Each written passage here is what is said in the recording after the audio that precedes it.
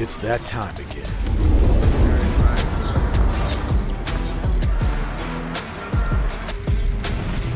Welcome to the stage. Oh yeah.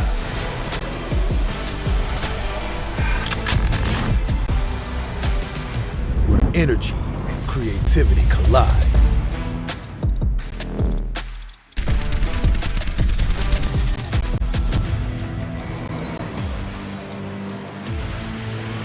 Here we go.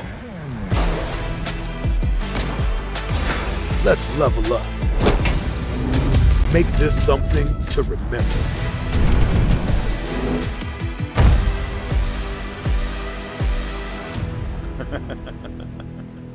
All right.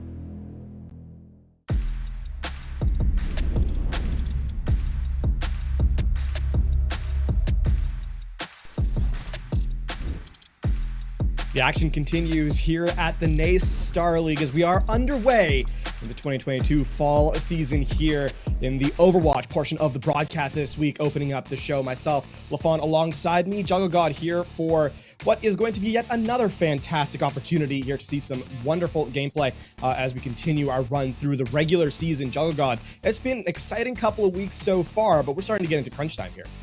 That we are, and it's surprising because it is only week 3 here for Overwatch, and we mentioned it on the last broadcast. Not a whole lot of room for error here, but let's talk again about how this is going to run. We've got the regular season, of course, followed by conference play-ins, then conference championships, of course, followed next by last chance qualifiers to get into the playoffs, and then eventually, of course, the grand finals.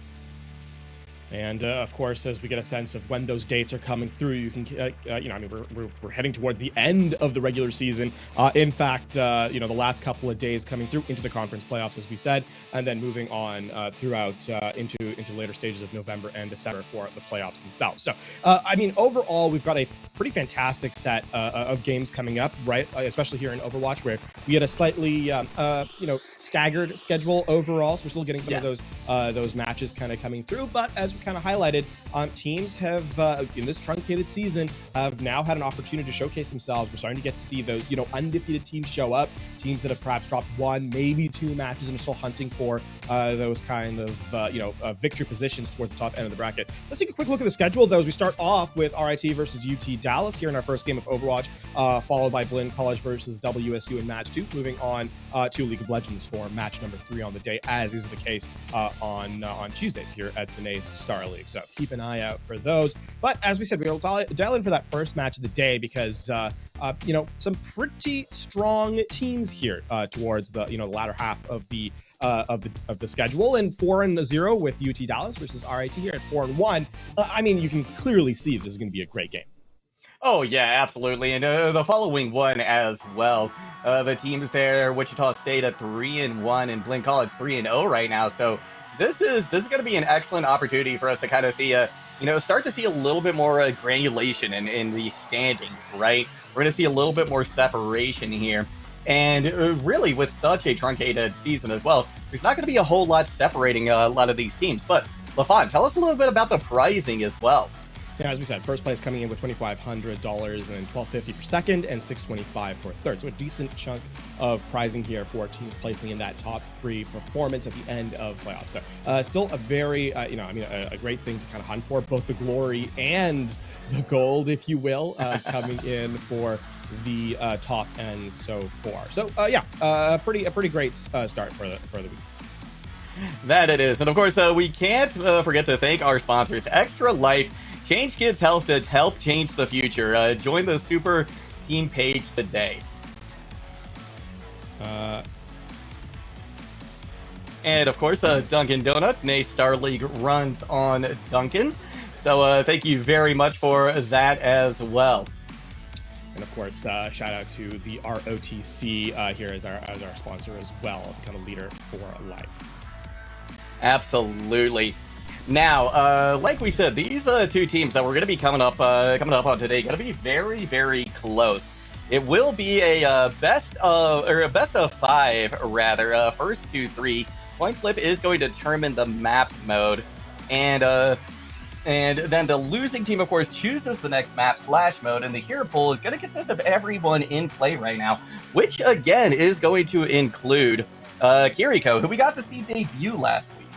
Yeah, and I mean, we got to see, kind of how she slots in as well, right? As that kind of almost drop-in replacement for Baptiste a lot of the time, right? High damage output, relatively high healing, very, very strong ultimate, and of course, the ability to cleanse and provide invulnerability. So overall, a very strong, addition to the roster.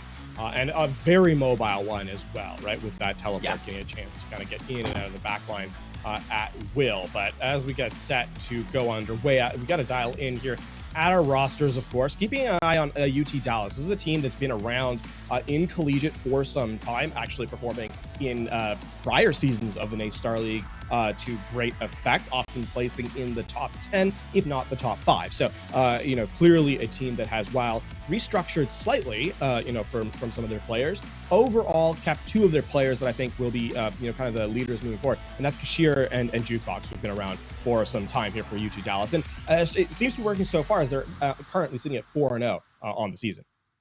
Yeah, absolutely. And then, of course, we take a look at RIT. They've got Adbon, Chaco Man, Essel, Liam, Helium, and Actual. Gonna be the starting 5 for RIT this time around. And again, they've done a phenomenal job so far this season in the NACE Star League, going 4-1 already. So slight misstep somewhere along the way, but they're hoping to make that up here, go to 5-1 on the season.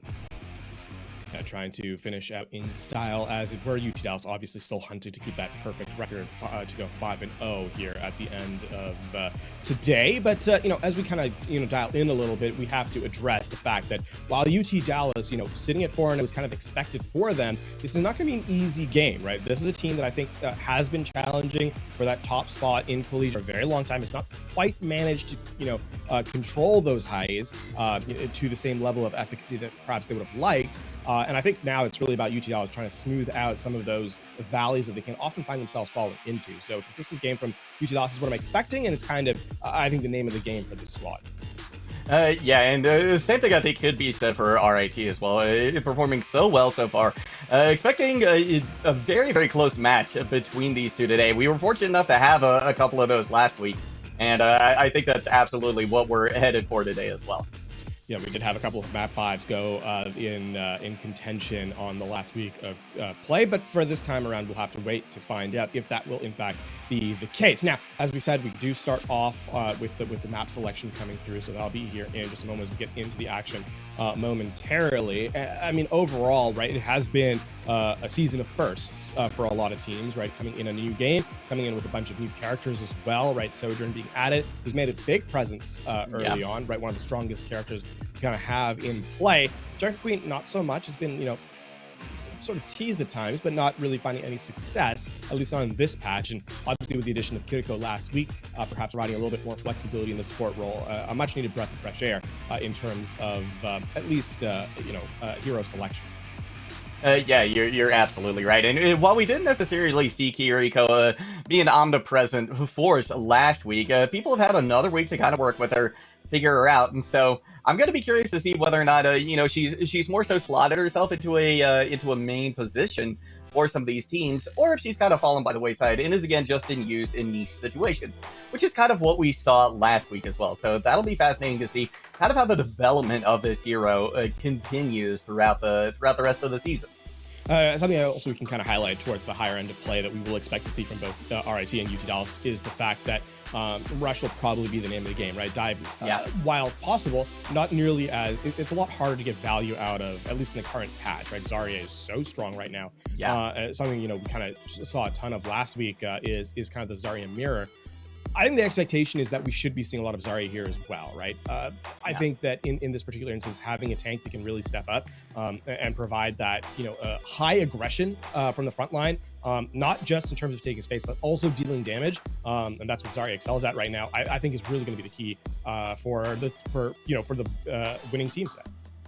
Yeah, you're absolutely right. I mean, we've seen just how devastating she can be. And in a lot of cases, what you're doing with Zarya, too, is just walking through the front line to get to the back line with that high charge team as well, right? And just find those squishy characters. So It's gonna be interesting to see how this plays out there, because we are headed first to Oasis, and a couple of high ground maps here that definitely do favor dive a little bit more. But of course, when we get to University, that's going to be a very brawl-centric map. So I'll be curious to see, how these teams adapt to the 3 different maps. Of course, we're looking at the one right now that really, I think, could go either way. You can play brawl, you can play dive. It's really up to what you prefer. And honestly, again, what is best in the meta at any given time. Yeah, I mean, when you get into sort of, city center and garden, a little bit more mobility is possible.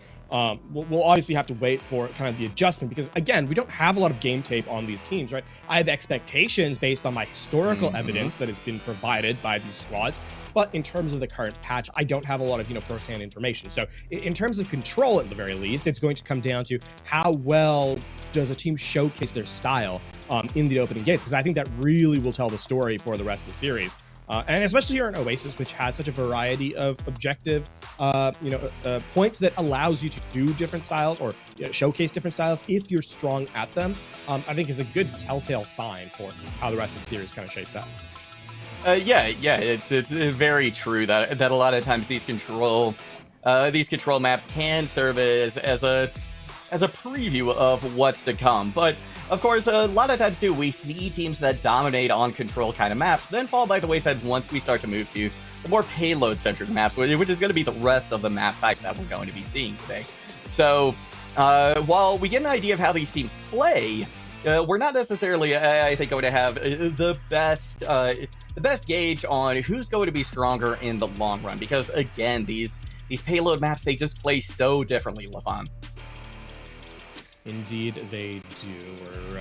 I mean, let's dial in on control specifically though for a second, because in sort of the grandstanding of sort of our series so far, the team that has won control has not often been the one, especially with our 5-map series, has not often been the one that kind of closes out the game either, right? This has been, at least this first game, it's kind of been a marker that if you dominate control and it's like 200-0, then yeah, that probably showcases you well for the rest of the series. But in terms of like actual victory conditions, if it's close map, control is not a great marker for success. In fact, I believe, with my notes, hold true, that we're sitting at around a 30% win rate. That if you win control, only 30% of the time you actually end up winning the entire series.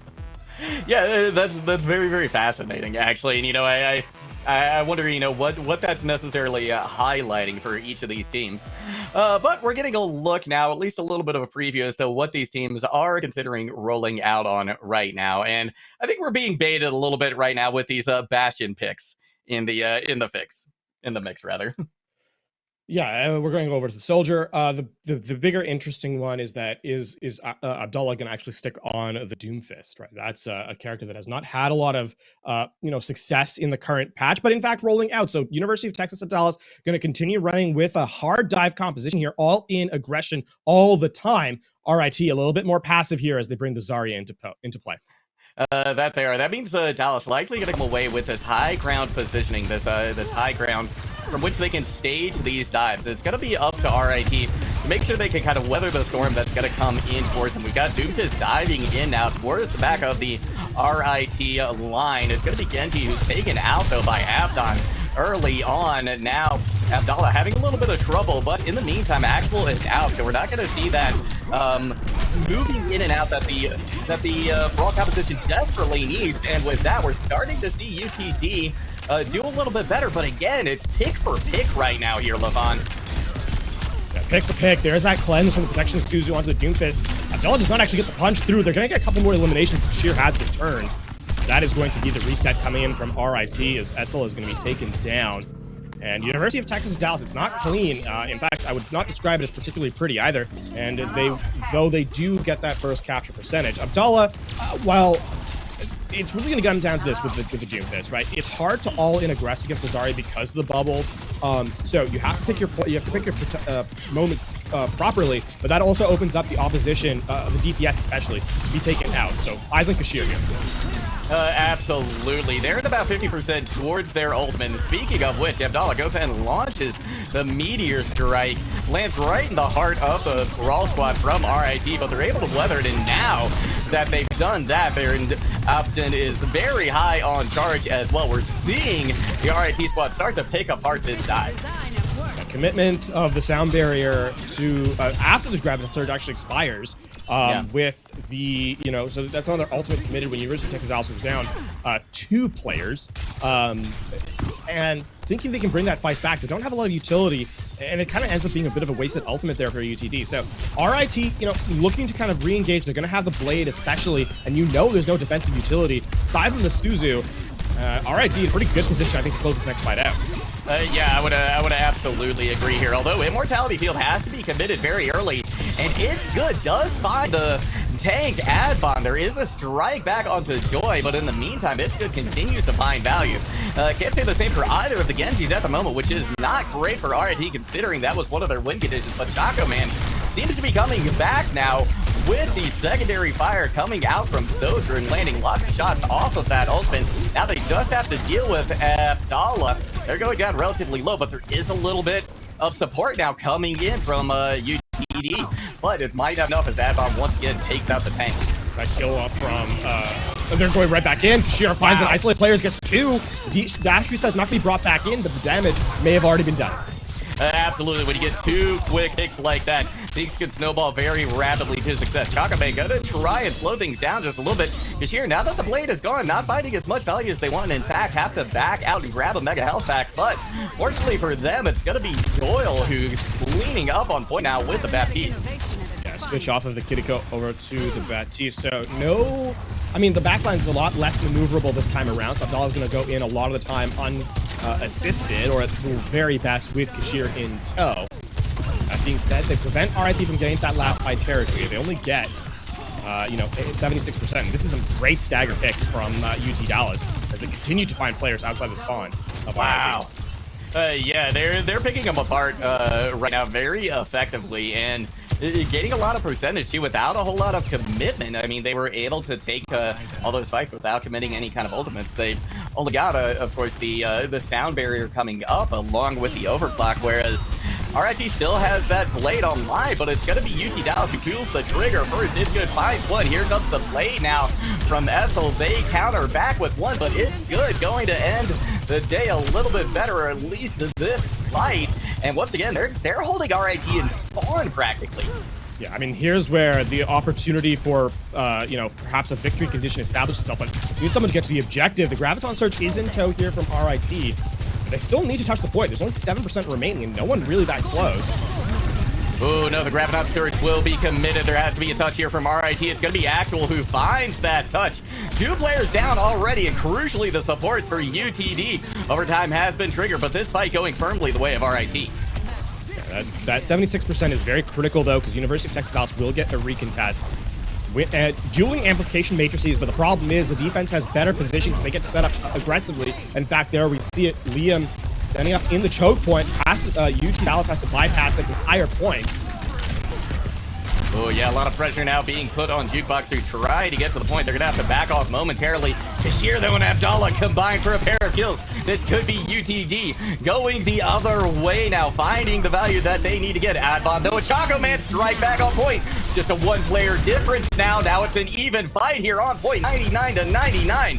Doomfist back now for UTD. Actual going down very low. The point is getting flipped. Somebody from RIT has to touch. Otherwise, this point is Dallas's. And they're waiting for the overtime to kind of tick away. The dash to the objective to get back in time. Extend the clock just a little bit longer. And RIT's back on, but the point is not in their favor any longer. No, it's not, and It's Good finds a very quick pick on a Liam Helium. Without that Moira in tow, it's going to be very hard for Adbon to stay alive. In fact, they are taken out almost immediately. Essel, though, still able to get a pick onto Abdallah. Now, a huge, furious brawl happening on point. The sound barrier committed from RIT. They may be coming away with this first map win here. Essel pops the Dragon Blade to try and finish off these last staggers. And with barely any time to touch, RIT takes the first sub map. That is some excellent presence under pressure there from RIT, recognizing exactly the correct timing to come back in, and some brilliant, mechanical play from the Rochester Institute of Technology allows them to bring that one back. The survivability, especially from Chaco Man, who opens that up with a double kill, before being taken down, then comes back in on the Tracer and denies Kashir's blade any further value. I mean, I got to give credit to that hit scan player for RIT for really stepping up, because they are a huge part as to why that round ends in RIT's favor. They absolutely are. Looking forward now into this next unmap, we've got Abdallah hovering over the Reinhardt, which is, of course, a classic pick back in Overwatch 1 here on this point, but the Zarya definitely favor a little bit more. And what's interesting is UTD not seeming to really abide by the meta right now. And I'm not sure if that's causing them problems at the moment. I mean, the last point did go 99 to 99, but alright, you're gonna take this high ground first, and see if they can kind of stage their approach from there. But it's going to give UTD a nice presence on point. Slowing down the action, you can see it's good looking for that headshot with a fully charged rail. It's going to go wide. Now we've got Abdallah once again taking a lot of damage from Choco Man. Immortality field has to be committed once again, but now Abdallah coming up to the high ground. They're going to try and charge through, but Adbon able to burst them down. However, it might not be enough as both supports are down for RIT at the moment. Essel, though, still going to be trying to find some value, trying to find some picks. Adbon finds Doyle as well, so points starting to tick over towards UTD, but a little bit of an advantage here for RIT. They should be able to clean this up and take the point. Still, with It's Good hanging around here alongside of Jukebox, there's still an opportunity for a quick recontest from University of Texas Dallas. Abdallah has actually switched over to Zarya now, going for the mirror, actually no, this ends the fight. With Kashir out, I don't know if there's any damage being able to be dealt, and they're going to hunt down Abdallah. Bubbles expired. This is a really rough place to be for University of Texas Dallas. Yeah, it absolutely is. Immortality field is out. Everybody is low on that side. Jukebox and Doyle once again dealt with quickly, and when the supports fall like that, so does the rest of the team. Abdallah a little bit of disadvantage coming in. Low energy, of course, has to reset the Zarya, kind of retake space, and it allows Abdon just kind of feast a little, Adbon rather, just kind of feast for the damage there. It means Graviton Surge is going to be online shortly here for RIT. It's good. Gonna have to come up big with an overclock. The only ultimate they really have right at the ready. Yeah, and that's going to be tough to do. Adbon now has that Graviton Surge online. We already see Helium has popped to the amplification matrix. Choco Man finding a pick through as well. That's going to even things up in this fight. Nice to boop. Here comes the Graviton Surge, though, but they've got Choco Man down below. They're still able to find some value from it, though. Disruptor shot causing a lot of damage, pushing several people away. Doyle gets caught in between that and a wall, so that was easy picking for Choco Man. See the amplification matrix committed this time by Doyle, but I'm not sure if that was the wisest thing considering this looks like a losing fight, but I say that, and then it looks like UTD is coming back with Kashir now having the blade as well. Slices through the bubble, is unable to find the picks though, and now sitting at just 31 health. Things are looking rough because Essel found a little more value on that blade. Still, I mean, here's the overclock from Choco Man. Has to have a lot of respect because It's Good. You can see him backing away as Adbon trying to find value, and since Jukebox gets eliminated, the overclock putting in work. It absolutely is, and now 97% on the board, and RIT still in a dominating position right here, but they don't have any ultimates commit, but then again, neither does UTD, so this final fight coming down to a dry fight here. Unless somebody's able to build something in these waning seconds. Abdallah getting so close to the Graviton Surge that could turn things around, but with a 3-player, I believe, advantage now for RIT, it's going to be a tough-ass overtime starting to tick over. It's going to be Abdallah touching point only barely. Is anybody else going to touch? That will not be the case. RIT takes the first map. Really strong showcase there from RIT. Dominant in the second round. A full shutout, in fact. I mean, the difference, of course, is the fact the last stand on the first objective on City Center. Tremendous stuff from RIT. I think a much more technical game from them there on the second objective of University. So overall, an opening gambit from RIT that really showcases the strength of the squad. Well practiced and clearly well disciplined in a lot of the later fights. Some very greedy plays from UT Dallas costs them as they now drop 0-1 on the series. And RIT with a brilliant opening map. It absolutely was, and I have to agree. I believe you said the word greedy for UTD. I feel like that last fight or two from them, had they just reset a little bit longer, had they taken their time, things could have looked a little bit different, but they didn't. They decided to push the issue a few times there, and I think ultimately that is what led them to their downfall. But we are headed into the payload maps, and if your statistics hold up, LaFon, might not be good news for RIT.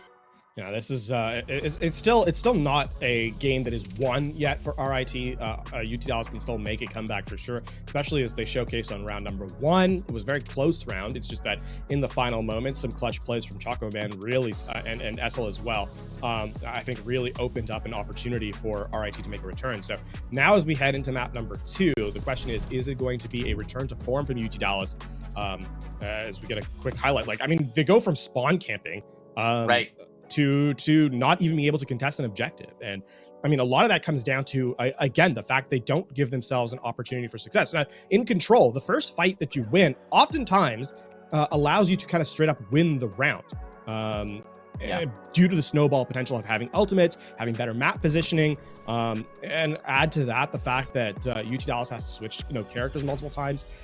It ends up costing them. They're just not able to grab Graviton Surge online early, and it just kind of compounds from there. So, I mean, UT Dallas, not to take anything away from RIT, who played phenomenally, but have also made things a little bit more difficult for themselves than perhaps it needed to be.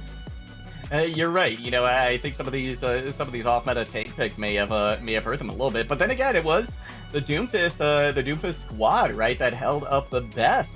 It was that more dive kind of composition that they seem to have a little bit more firmer grasp over. So maybe that's something they need to go back to. It would certainly be very interesting to see Doomfist being played so much, especially by a team like UTD. That's something really unique, I think. Unique, yes. Now, successful has not yet been proved, and I think that's the key point here.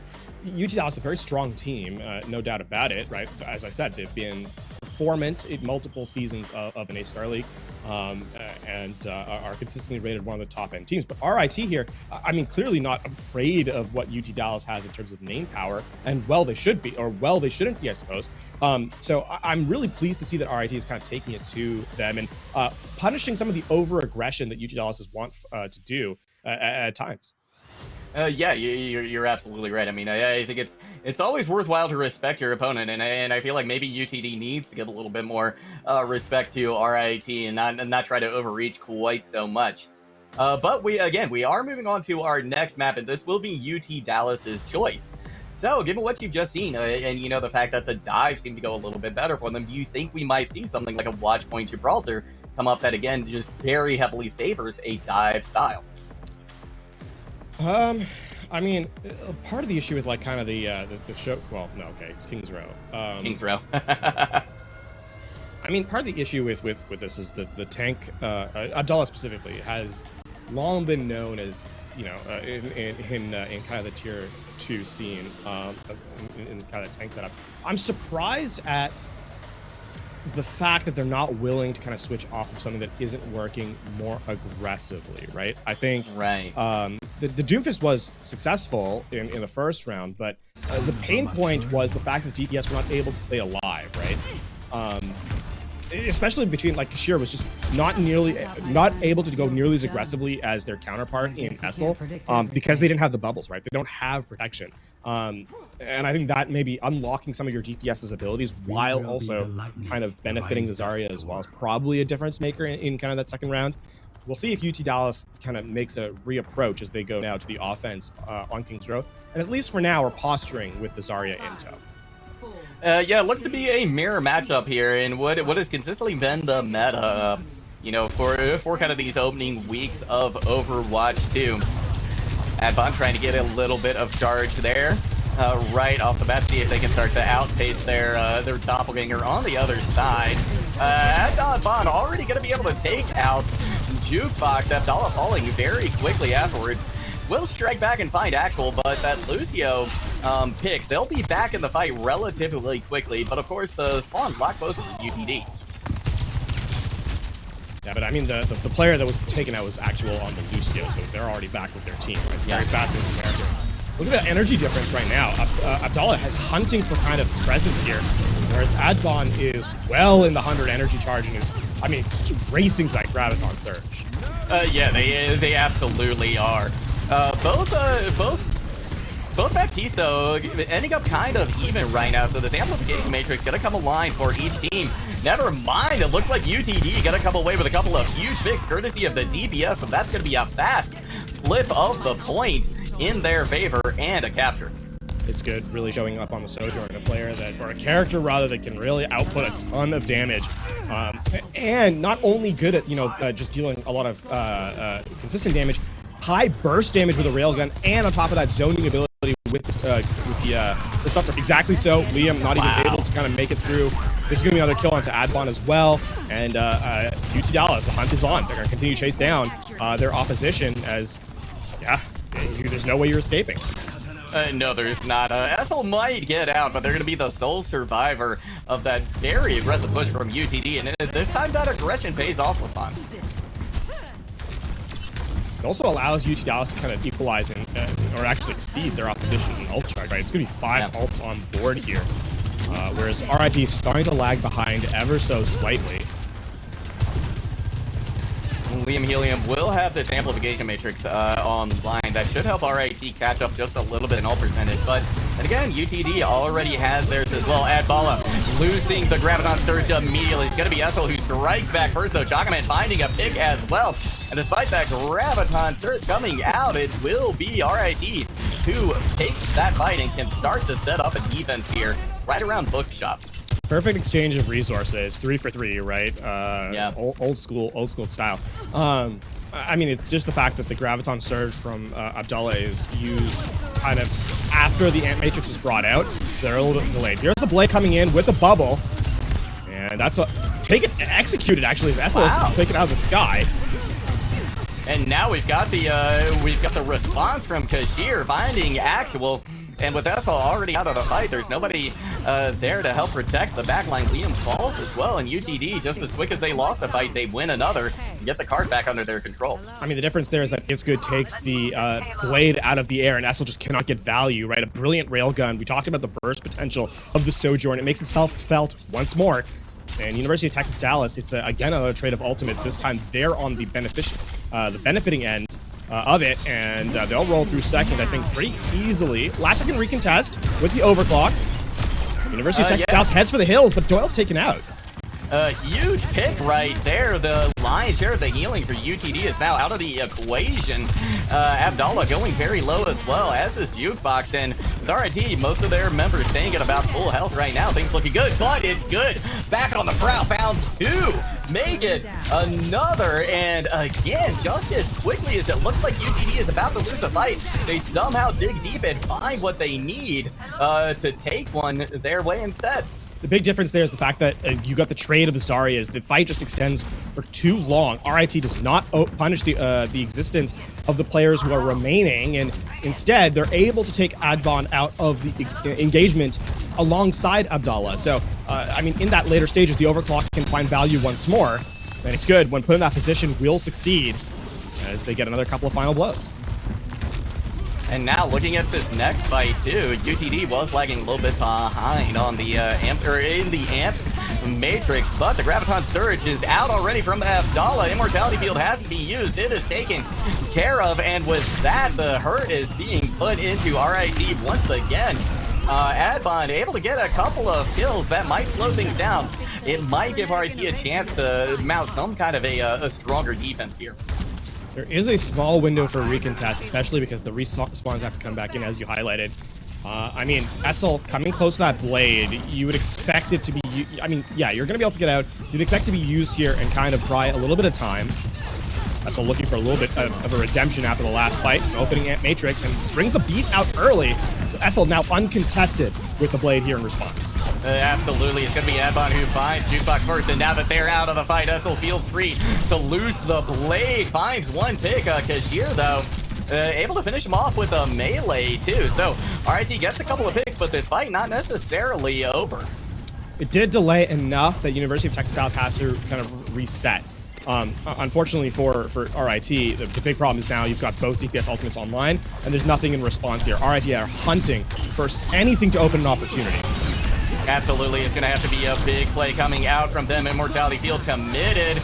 Abdallah taking it out, but Cashier is forced back. They don't find the value that they need. Now it's going to be up to this overclock from It's Good. They're firing, seeing if they can find one of the supports to take out. They will eventually see Chaco, man. And now things once again turning UTD's favor. A little under 2 minutes left on the clock, and they are primed to capture this point.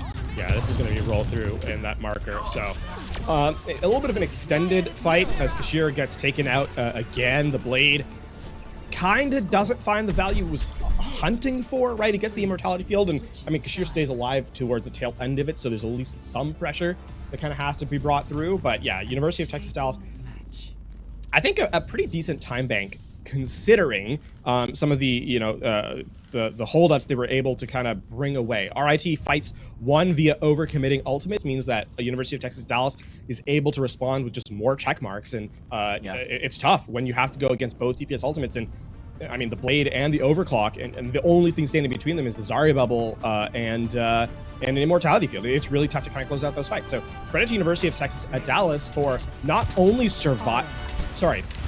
losing fights where they're dragging more resources out of RIT, but also are not spending in those fights. They're able to come back in with the resource advantage. Yeah, absolutely. We got to see some more patient play, I think, coming out of UT Dallas, and it served them well this time around. But now RIT has a chance to see what they can do on the attacking side. Are we going to see a continuation from what we saw on Oasis or not? Has UTD kind of stabilized at this point? Because to be perfectly honest, just about 2 minutes on the clock is a very, very good time for attack here on King's Row. 5, 4, 3, 2. It is indeed. So it's now going to come to this first point, really. Can University of Texas at Dallas win, 2 fights instead of just the one that RIT was able to kind of, muster? It'll take a ton of damage. You can see It's Good. A real early pick-off here would be tremendous. Oh, that's exactly what they were looking for. Liam Helium is down, and with that, RIT tries to back out as best they can, but still, Abdallah is there to find the picks that they need and build up more ult charge for them for this next fight. This is never where, this is where University of Texas Dallas doesn't struggle. It's in the fights where they kind of overcommit towards spawn where issues kind of arise. So far, they're doing all right. Abdallah up to that 100 energy with a defensive advantage. You have to walk into the bubbles. But yeah, they're putting a lot of pressure on, too. Of course, now the drop back is UTD, is Advon now getting back up to that 100% as well. Both of these Zaryas now firing on full cylinders, but Abdallah a little bit ahead in the ult percentage. They're going to get this Graviton Surge online first. Plus, Liam Helium's Immortality Field is down, so RIT backs out. They try to back out far enough. Grab committed. The Immortality Field has to be used by UTD, but they get a couple of picks, and crucially, now they've got that second fight win that they were really looking for. And I mean, here's where because you build the grabs so early, you actually outpace the sound barrier, and it means that Jukebox may be able to get up in time to the sound barrier to kind of defend against Adbon's grab here. Giving you a small window. See, Sheer kind of playing around the rosy as RIT kind of walks to Hotel. Oh, and it is going to be Adbon who gets the Graviton Surge out first, but It's Good finding a couple of picks again with this railgun. They have just done absolutely spectacularly with it and continue to do so. Kashir helping finish off these last few picks, and now UTD has mounted an incredible defense here on first point. This is absolutely what they were looking for. Surviving the Graviton Surge without using the sound barrier is tremendous, right? That is a big deal. It now means that you can duel against a Blade with a beat of your own, and Kashir is going to have at least a little bit more survivability if you choose to use it offensively instead. So options are available to University of Texas Dallas due to the fact they're able to survive the Graviton Surge, and this fight's over. Yeah, just a huge early pick again from It's Good, followed up by the rest of the cleanup that they need from UTD. And I mean, they've just had this point in lockdown here, Lopon. And that means there's now just under 90 seconds left on this attacking half for RIT. It's going to have to come down to an ult dump because they need this last fight. And Abdallah nearly a backup to another Graviton Surge. So it's looking really strong here for UT Dallas on the defense. Absolutely. Essel's going to need to commit this Dragon Blade before that grab gets online. Otherwise, they could just get caught in it and again have that have that very, very valuable just completely mitigated. Here it comes, but Abdallah just gets the Graviton Surge online. They commit it once again. Both Immortality heals out and gone. Jukebox uses the sound barrier, as does Actual. Neither team showing too many signs of being weak at the moment. It's going to be Choco Man trying to chase down some of these picks here. They eventually find one on Jukebox. Doyle, though, has the amplification matrix, and now things once again turning back in favor of UTD. They've got 2 picks, make it 3-4 now. This is going to be RIT's last chance here on King's Row. Yeah, the tail end of that fight extends because Adbon is taken out, right? And having your Zarya alive, the extended survivability and just the sheer damage you're able to bring to the table is tremendous. RIT, they have one opportunity here to make it count. They have a Graviton Surge. I mean, you're going to need to get a big one here, and you have excellent focus fire. Adbon already down to half HP with a well-placed rail. The grab misses again. Oh, it's going to be able to take out, but look at this. It's good, finding both supports again. Choco Man is well. This is going to be it. It's good show here on King's Row so far today, and with that, UTD evens up the series with a full hold on first. Tremendous stuff there, but UT Dallas, a bit of a beneficiary, is that is multiple Graviton Surges that just don't find value. Not only does it not get the immediate elimination, right, it is just on the Lucio, and the overclock is able to come through, and it's good. Given the opportunity for the railgun is going to make you pay. So time and time again, UT Dallas under pressure, able to respond. A much more commanding showcase here from UT Dallas as they'll equalize a series 1 apiece. And this has been a back and forth series after 2. I mean, just due to kind of the nature of the approach that UT Dallas has been taking. Absolutely. Now the ball is back in RIT's court to decide where they are going to go next. And again, any map type, any map is available for them to pick. So my question is, do they take us back to Control now, where they had success before, or do they have something else up their sleeve that they think is going to give them a bit of an advantage moving in? But let's take a look again. It's good. I mean, just the focus fire here, the awareness where both of the supports were absolutely tremendous play. Yeah, and a couple of fights were straight up just won via fantastic shots here on the railgun, right? By It's Good. And I mean, the Sojourn, we've talked about how strong she is right now, continues to make her presence felt as between the railguns, the disruptor shots, it has just been a show for Sojourn to kind of come through. And if UT Dallas can continue to have It's Good play, you know, to these heights, I mean, it's going to start to play more and more into the favor of UT Dallas. So It's Good, I think, really stepping up and providing a baseline performance here that RIT has to match or shut down if they want to kind of take the lead again in the series. Yeah, and I feel like those really are the only 2 options they have right now, because It's Good has just been so dominating. I mean, they've helped UTD win fights before they've even started, right? Getting off some of these very, very early picks that are just absolutely critical for RIT to not have come in, right? So kudos to them for winning a lot of fights, again, practically before they even start. So they're a threat during a fight, before a fight, after a fight. You've just got to always keep them on your radar. Yeah, and I mean, this has also been the case of UT Dallas cementing their tank line a little bit better, right? Having Abdallah and the Zarya, I think, brings a little bit more space for the rest of the team to work. And obviously, another threat in terms of energy that also keeps the back line alive, because that was something that we, you know, kind of struggled to see from UT Dallas in the first map, was that, you know, especially with Kiriko in play, from Doyle, you weren't really getting a lot of healing being brought forward onto Kashir, which, I mean, now your Genji's out, you know, you got that 1 pick down, and that really was kind of a problem. So for UT Dallas, they've had success in the Zarya, more so than I think any other composition will see if they return to, you know, the hybrid or the kind of mobility composition of the dive in later maps. At least for the moment, though, the Zarya is working a little bit better for them. It absolutely is. I mean, that was, you know, just as dominant, I think, as RIT looked on the second sub map of Oasis. You turn the tables, and that's how dominant UTD looked here on King's Row. So again, you know, if you're RIT, if you're the Tigers, where do you go now, right? Where can you hope to find an advantage and maybe move them off this Zarya pick or off of this Brawl? And they're going to take things to Circuit Royale. So this is an interesting pick, because especially here on this first point, and you know, at the beginning, and even when you kind of turn the corner and get over towards that giant hill, very, very advantageous positions for some of these long-range DPS, and I think that's just going to be prime playground here for It's Good. Yeah, that you can run snipers on Circuit Royale in the current patch. I will say though, there is still an opportunity to run the Zarya if you choose to play a little aggressive, right?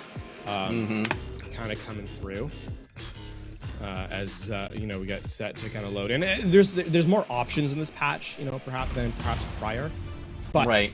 At least for the moment. Oh, double hit scan. Okay, I like this from UT Dallas, who are defending first. Having It's Good on the Widow, clearly a fantastic hit scan player, is going to be able to kind of take those opportunities.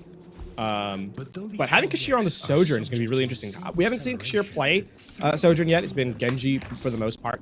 I think having the mid-fight potential of the Sojourn is going to be the difference maker here for UT Dallas, because surviving the dive really does come down to how well Kashir can activate and you know, kind of pop off here. It certainly does. Abdallah gonna be great as well, kind of keeping Advon in check as well. Winston pretty strong in this current patch. Maybe not the strongest tank pick, but then again, neither is Sigma, although very, very strong on this one in particular. Hack comes in onto It's Good. They are deleted almost immediately. A very well-coordinated dive from RIT, leading to a lot of success. They take out one of the supports. Kashir finds themselves off the map. And with that, RIT is able to just very quickly and efficiently pick apart this kind of long-range poke comp that UTD wanted to hopefully find some success with. Kashir off the Sojourn onto the Torbjorn now. Perhaps keep Choco Man in check. Something that happens there is that it's actually two players taking out of the fight, because the hack onto the dive target, which was It's Good, but also the fact that Abdallah was slept. So that's just a player that's completely out of things, you know, so you're gonna essentially ends up being a 5v3. The RIT turns in their favor. It's Good also off the Widow. And going over the Soldier. Yeah, Abdallah finds a great pick onto Ethel to start things off for UTD. Now RIT forced to back off just a little bit because there's a tremendous amount of damage now coming from Abdallah on the Sigma. Advon finds themselves on the ground because of the accretion once again. And not able to get a whole lot of poke damage in here, and now we see Abdallah's eclipsed Advon in the ult department as well. Essel doesn't try to deflect the accretion that time, unfortunately just dodges it for RIT. So keep an eye out on the nano boost here, because you'll apply it to Adbot early. I think you're going for a hard dive, try and build this Primal Rage out. Oh, absolutely. They are in as hard as they can, but It's Good already finds the pick onto Choco Man as well. Advon goes down very, very low, only gets up to about 90% to their ultimate, so still lagging behind, and a great defensive showcase here coming out of UTD at the end of point 1. A really strong immortality field keeps Abdallah alive long enough that the healing can come through, and then It's Good takes a duel with Choco Man and straight up wins it. So those two isolated engagements is what gives UT Dallas the objective hold. Now, I mean, in this instant, RIT are going to walk back in. They're going to have the nano boost. Sorry, they're going to have the Dragon Blade and the Primal Rage. So a lot of damage, a lot of survivability. The question though comes in: can they dodge this Gravitic Flux? Or shut it down? If you can get a hack off from Choco Man on the Gravitic Flux, then you can cancel it outright. That's also a win condition here for RIT. It absolutely is. Here comes the Primal Rage as well. It's going to disrupt that amplification matrix tremendously. Kashir commits the Molten Core onto the point as well, making it difficult for anybody to try and push that card forward. Now we've got Advon going down very, very low. They get some sleeve damage in, but no picks are coming in from the side of RIT. In fact, Jukebox finds Advon. Now we've got the Dragon Blade online though from RIT. They're able to get a pair of kills. That's both DPS down now. Jukebox doesn't quite have the stab barrier online. Are they going to use it to try and stagger things out here, as they have found a pick? Here comes the EMP, so no longer a chance for that, though. Choco Man is taken out immediately. There's the stab barrier to give UTD the lasting power that they need, because Advon has jumped back into the fray. Try to get a little things done here, but in the meantime, Doyle finds Axel, and RIT stymied once again. And that is actually forcing out the sound barrier actually from Jukebox, perfectly timed, because it also denies the Kitsune rush from Liam on the Kiriko. So RIT now with 30 seconds remaining, I mean, they have nothing. They're going to switch over to that rush composition that we've seen, the brawl with the Zarya, but they're starting from 0 in its totality. Meanwhile, the Tactical Advisory is here. You're going to have an Ant Matrix ahead of RIT as well if you're UT Dallas. This is looking like a very strong ending for UT Dallas, unless a railgun from Choco Man can come through. Absolutely, they find somebody on the high ground, able to chunk them down relatively low, but not all the way. Here comes the attack visor now from It's Good. Kazir finds Helium. Now Actual trying to stay alive. Chakaman picked off as well. It's going to be It's Good finding the value that they need. Abdallah finishes off with a Gravitic Flux, and what a hold coming out from UTD. What a start from RIT in that opening fight. It's so clean from them. But the swaps from UT Dallas and then the shutdown as they get moment-to-moment gameplay just eclipses RIT. UT Dallas are able to get the full hold. And, I mean, it all starts off with just It's Good getting a duel onto Choco Man, onto the Sombra, and taking them out, right? All of that starts the snowballing to a full hold because resources start taking over University of Texas Dallas, and RIT cannot turn a fight where they use Nano Boost, Primal Rage, and Blade because of UT Dallas winning those isolated 1v1s. Yeah, it's just a tremendous, I think, recognition of you know, how much they were getting UT Dallas, rather, how much they were getting diffed oppositionally by that dive, and just very early the swaps, I think, led to their success. Would have liked to have seen a little quicker adaptation for RIT over towards that brawl, because I think they could have found more success if they just had time to build up some of these ults. But they played the dive card too long and suffered for it, so now they're in a tough position. This is going to have to be an exceptional hold coming out from RIT. Close hold here from RIT is University of Texas Dallas. Postures on a Junker Queen. See how long that stays. That'll be interesting. It's Good getting dove immediately by Essel. Completely unawares, I think, that the Genji was out there just waiting for them. And now this close hold begins. It's exciting to see another map where this close hold can be pretty viable. It's going to be UTD trying to make it out of this side door here, which is typically what you do when this kind of close hold happens. But It's Good, able to find an angle onto Helium. Taco Man strikes back. In fact, Abdallah goes down as well. And despite that early pick from It's Good, things continue to go the way for RIT, at least at the moment. So the Disruptor Shot is what opens that up. But here's a switch over to Bastion, who's now back in play as of today. Not actually going to find a ton of value yet, as Advon's still very high energy and very much alive. Yeah. Still has the bubble as well in tow, but It's Good finds a pick. Is it going to be enough? They have started to turn the tables a little bit here. Now just Helium left, and UTD will get this card underway, but RT did a great job burning about a minute off the clock here. Still, they need to win the next 2 fights. I mean, they need to prevent UT Dallas from winning 2 fights, right? That's kind of the win condition here for UT Dallas. Abdallah switch over to a Diva now. So I suppose the win condition for RIT is the Graviton Surge coming through in a moment. If it doesn't get denied by a Diva. The Matrix lasts so long now. Yeah, it really does. It makes it that much more difficult to get that out. We're going to see an aggressive move by It's Good. Amplification Matrix there as well, and that just allows them to delete the RIT squad, and now they're in a very difficult position. Somebody's going to have to get back to point really quick. We've already got the ult committed by It's Good as well. Try to keep them from coming out of spawn. I don't think anybody's got a chance of touching, and UTD quickly makes it a 2-1 series. Much more dominant, continue the dominant performance here on map number 2 as we complete Circuit Royale. And hey, what turns from one fight into RIT's favor? It's a little shaky on their offense at first, and at first only as they make a quick reply. And once you get rid of the Zarya, you have to start from 0 and just run out of time. So a great showcase there from UT Dallas to kind of jump on the opposition, jump on the opportunity where they know they have advantage and kind of win out the fight. The Amplification Matrix into the transformation configuration tank. Yeah, we're getting a replay of it right here. There's no way to kind of reply, and the players just kind of fall over. Yeah.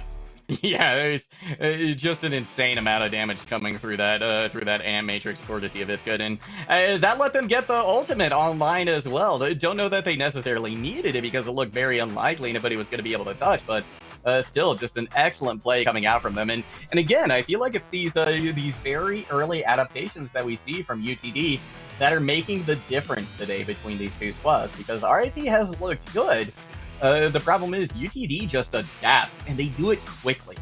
Yeah, I will also say that, you know, no shade to RIT, who I think performed tremendously in the first map. There is an element of University of Texas at Dallas overplaying their hand, right? They just try and overcommit to fights, over rotate, overthink their selections, try and go for cheeky plays, all of which just did not work, because RIT had presence and confidence to kind of respond to it.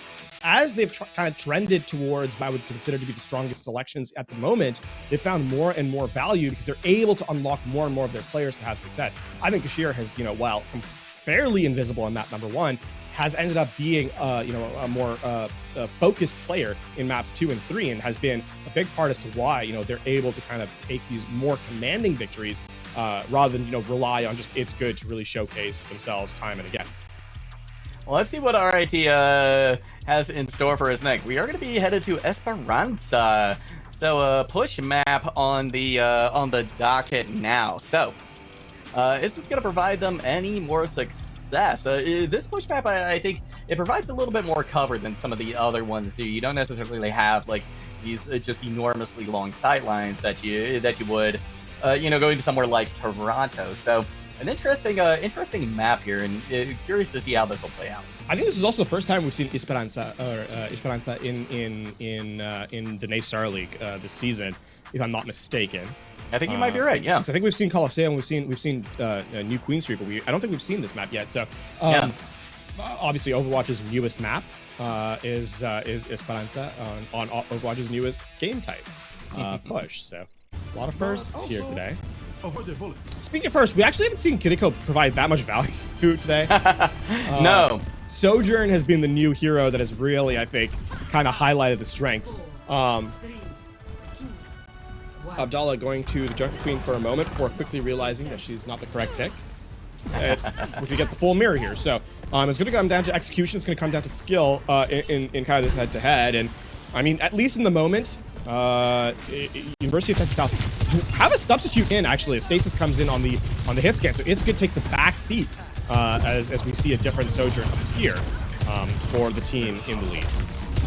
Yeah, it'll be interesting to see how this swap locks in. Chaga Man, though, able to remove them pretty quickly with a nice headshot from that secondary fire of the railgun. Now we're seeing a lot of aggression come out from RIT. Immortality Field has to be committed as Kashir dives into the back line, but unable to find anything, and with that, RIT takes first control of the bot. Something that's interesting about Esperanza compared to some of the other push maps is that if you push up aggressively, there is an opportunity to actually straight up capture this first checkpoint before a recontest is available. It's a very small window, but it's possible. Doyle actually uses the Immortality Field, so that's not going to be available here in this fight. First contest comes through. Yeah, that could absolutely be a difference maker here. Stasis trying to build up some of that charge on the railgun. Lets one loose, but doesn't find it smart necessarily. Adbon, though, getting pushed back very aggressively. Immortality Field has to come out from Liam. Adbon back up to about half health, but that's the case for several of the members of the RIT squad at the moment. So UTD doing a great job pushing forward. Kashir with a triple blade dash finish right there. 3 players go down. It gets the 5K as well, and you are absolutely right. They are showing up now. That is a very strong fight, and I mean, look at the difference in all charge between Kashir and their counterpart. That is a 40% difference, as the Dragon Blade will be online here. And now, I mean, University of Texas at Dallas, they have options. Despite losing that first fight, they have options for this next engagement. We're going to start things off with a Graviton Surge and the Amplification Matrix, and that should be a quick fight win for UTD. They will be able to get close to the same, maybe even eclipse RIT in the capture percentage here. With a very delayed pick onto SL, I think they might actually turn that one into that, capture. As Kashir's going to be able to set up. And I mean, use just the grab. Well, use the grab in the Amp Matrix, right? So you expect to kind of open up here with a blade. Stasis kind of hunts for the high ground. They expect a recontest to be available. That's a grab onto... Oh, wow. It was deflected. I think it was deflected. I think it was actually in a huge turnaround there for UTD. They will, in fact, eclipse RIT now. In the distance, the bot has pushed. So, huge play coming out there from the UTD squad. They use just about everything, though. It's just going to be the Soundberry online for the next fight. I mean, the difference is they took the Graviton Surge away. They literally took their opponent's win condition. So you're looking at perhaps punching power of the DPS ultimates, and UT Dallas has been very good at kiting the damage away. Adbon gonna be able to pick up a pair of kills right off the bat, though. Off of that amplification matrix, UTD just didn't look like they were ready for it, and with that, bot switch hands once again. Yeah, that's the fight you kind of needed if you're RIT in response, right? Just the Ant Matrix, the cheapest ultimate that you have available to you, and University of Texas Dallas are forced to kind of reset, as they now try and contest the high ground. Adbon personal retreat. Wow. We see the sound barriers come out for both squads. Immortality field out as well. Choco Man, though, able to take Jukebox out. That's going to leave Essel free to dive on the rest of the squad. And RIT able to continue their momentum here and finally start to gain a little bit more on this distance push. There is going to be a recontest available, and I believe it will be ahead of where UT Dallas is going to be contested, especially because I think they're waiting for players to respawn. Yeah, player spot very far back. That is disastrous for RIT because they're not going to equalize in percentage. They do get the checkpoint at the very least, which is good because that allows you don't have to worry about that animation to play a second time. But they used everything that last fight, and only the beat was used in response. So University of Texas Dallas should have the advantage here as they kind of race towards, the Dragon Blade and the Graviton Surge. Yeah, both are very, very close or online. Here comes the Graviton Surge. Stasis and Kashir combined for a pair of kills. Now we've got one in response. Going to see if they can turn things around. Choco Man able to find one, but just them and, well, not even Adbon alive anymore. That might have been an overcommit there from RIT. That, kind of shot themselves in the foot, I think, with the Graviton commitment. That was, unfortunately, a bad grab that ends up baiting RIT more than it probably should have. Abdallah uses the Graviton Surge far away from their team. They're not able, no one else is able to kind of respond to it, right? But what that means is that they survive long enough that RIT thinks they have a chance in the fight. The Graviton Surge is used, but by then, the UT Dallas has been able to return and respond. And that really is the difference maker in the fight. So it's a grab that's wasted. And now the blade from Sheer is going to be unlocked as it goes in for the blade for a couple of kills. Essel down now. Yeah, and with Essel down, there's not much more counterplay that RIT is going to have in this next fight. Liam Helium, I think, wisely going to save that amplification matrix as even more percentage now, even more distance, rather, put on the push pod. With 4 minutes left to go, UTD might even be able to finish this map if RIT isn't careful. And right now, their backs are against the wall. The series is at 2-0 in favor of Dallas. Actual with a clutch play there, gets rid of Essel, gets rid of Kashir rather, and also knocks Jukebox off the map. So that means that UT Dallas has to reset as they try and spring a trap, but Adbon too wary of it. Still gonna get the kills, and Stasis with the overclock gonna force everyone to back up a little bit. Yeah, Essel eventually dropped as well, and again, just as quick as UTD lost control of the push bot, they've gained it again. And we'll be able to continue pushing here. Liam getting caught out is very, very unfortunate as well. And it looks like Adbon might even get chased down. Now, to stem the bleeding here for RIT, you need to kind of make a full fight win here as you take out everyone on University of Texas Dallas. You have to survive this Graviton Surge. Play spread, make sure that not many players get caught because you need to keep players alive out of it. Here That's a good start. That was a fantastic immortality field. That Bala didn't quite change targets fast enough to be able to finish off Adbon. And with that, Essel finds the pick. Liam Helium commits the amplification matrix, but they're removed shortly thereafter. Now Abdallah able to find Adbon as well. They're starting to get a hunt down the rest of RIT. And with that, this push bot is getting dangerously close to completion. RIT is going to have to mount a Herculean effort here in order to retake this point. I mean, they're going to have to spend both the blade and the overclock. And it goes into an Ant Matrix. Essel, you have to dash through, get the blade out in time. Oh, is able to predict just how far Stasis is going to go back. Choco Man able to finish off that kill right there. Essel takes down one of the players. I believe that was Doyle, very, very low, but they're unable to finish them off. And now that's going to give an opportunity for UTD to perhaps try and flip this back around as Abdallah has found Liam Helium. This could spell disaster here for RIT. Oh, but look at this. They've still got somebody on the push bot. They pushed it so far. I mean, this is going to allow RIT out of spawn, but look how much it costs them just to get out of spawn. And Actual is going to be taken out here. Yeah.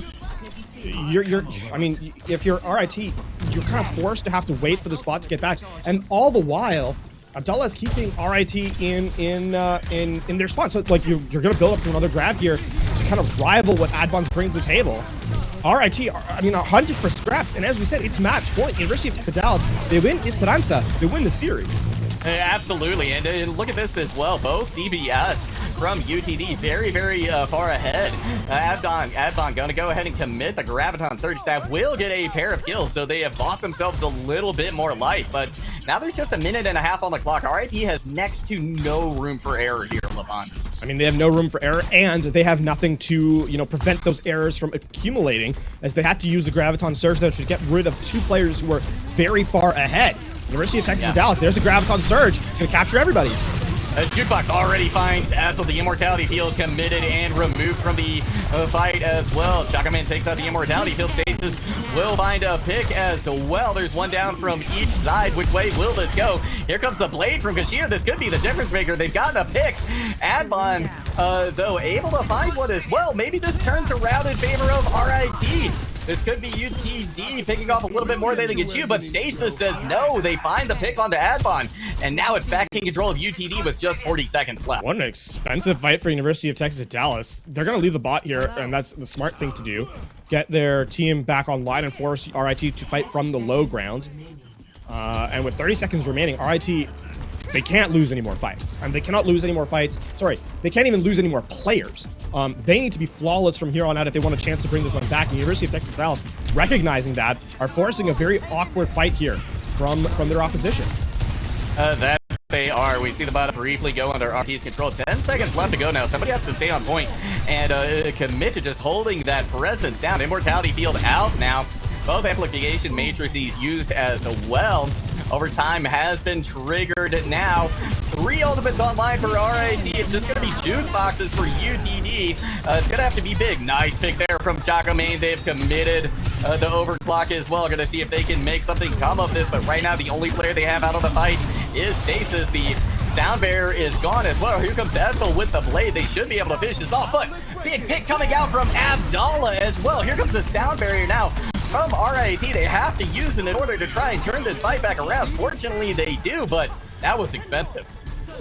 RIT still need to win 3 fights to kind of to take the series away, or to take this map away, and they were forced to use everything. So this is going to be a neutral fight for the opening, few seconds before University of Texas Dallas continue to take the lead with the resources.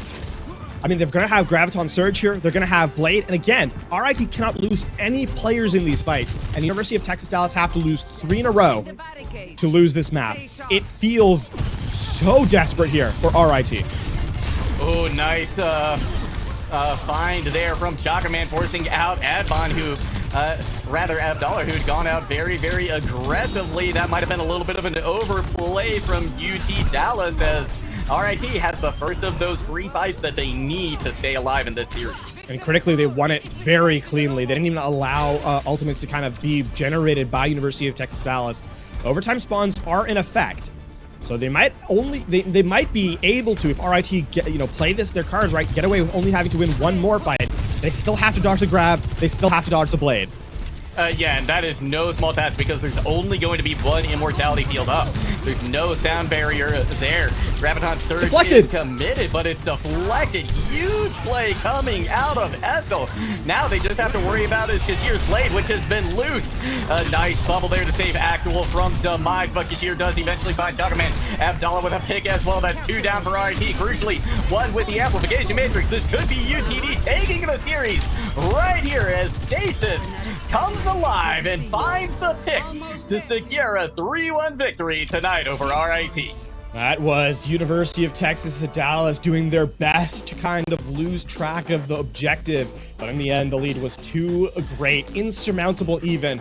As University of Texas Dallas, they'll take the 3-1 victory here. RIT drops to 4-2 as the flawless season continues for University of Texas Dallas, as they are your victors here tonight. And I mean, man, what an exciting Esperanza map, because it really should not have been that close. No, RIT definitely made a game of it there right at the end. But let's take a moment to just appreciate this play here from Kashir. Doesn't even need to pop the blade right there. Just able to find the picks simply off the Graviton surge of Abdallah. And yeah, like you said, despite I think a couple of greedy plays, maybe some overreaches from UT Dallas, still able to come away with the victory. So kudos to them, and kudos to RIT as well for putting up a great fight tonight.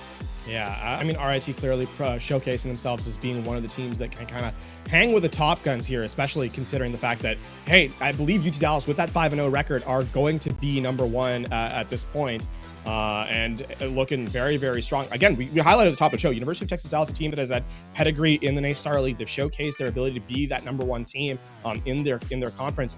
Can they continue that showcase? At least so far, it seems to be yes, as they walk away with a 3-1 victory.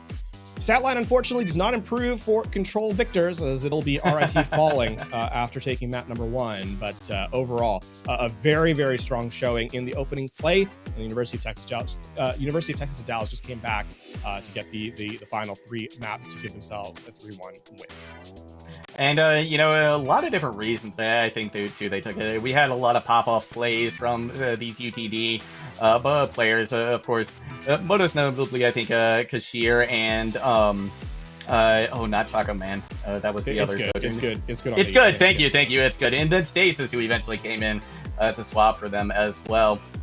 So huge plays, I think, coming out from them. But again, just this kind of aggressive swapping that we saw as well, I think contributed to a lot of the success, just reading the lay of the land and preparing for it. Well, with that being said, we'll get an insight from the team themselves as we move to an interview here with the victors of University of Texas at Dallas. Stepping in, first of all, congratulations, Abdallah, on your 3-1 showcase here over your opposition to RIT. Listen, I'm gonna give you a hard time right off the top for a little bit. 99 to 99, and then you guys got 100. Oh, what happened there in that first map? I didn't have my monitor on. There is the Abdallah I know. There he is. To dial back into to the actual series itself. Obviously, we're in a new game in Overwatch here. What has been kind of the transition for University of Texas Dallas to go from from the 6v6 into the 5v5, especially with kind of all the new heroes and new maps that have kind of been brought in? Well, because it's like we have like 5 tank players, but there's only 1 tank role, so it's been kind of hard to like find out who's gonna play tank and like who's gonna play everything. So we had to move Garrett, Jukebox, Porter over to Lucio, and then I'm playing the Zarya. And I mean, at one point I was playing damage, so like it's been kind of there's been some growing pains. Gotcha. Now, in particular, I want to talk about some of the tank choices that you had, because we saw you lock in the Doomfist, we saw you lock in the Reinhardt, and even the Diva as well. So you showed quite the breadth of competency, I think, in the tank role. So, but tell me, what were some of your ideas, bringing out the Doomfist and the Reinhardt in particular? Is this a comp that you had practiced, or was this you more kind of flexing, trying to see what you could do here today? I was just having a laugh. There was no thought behind it. I just wanted to play Doom. It didn't work. I swapped. Well, there you go. For University of Texas Dallas, I mean, this is a team that's been towards the top end of collegiate for some time now, actually, like more on a year. What's kind of the next step for you guys? Because, are you still hunting for that first place victory? Well, I think we lost for a LAN qualifier last weekend. I'm not sure, I wasn't there, but I think our goal is to qualify for LAN for the wait, what tournament is this? NACE? Okay. To qualify for the CECC LAN. Yeah, obviously we want to be the best we can be. Best in Texas, that's a given, but gotta push past that. Excellent. Now, before we let you go, final questions from me. Any shout-outs that you would like to give tonight to teammates, friends, family, whoever? Shout out to my mom. Shout out to my second mom, Noreen. And shout out to the UTD Esports family. One thing about us is that we're a family and not just a team. Go Comets. Well, there you go. Congratulations on the victory. Thank you for joining us, Abdallah, and we'll let you go. Alrighty, that's going to be it for our first match of the day. Don't go anywhere, though, because Jungle God, as we said, there is so much more action yet to cover as we get into match number 2 of the day. When we return, it's going to be Blinn College versus WSU for our game 2. No, don't go anywhere. We'll be right back.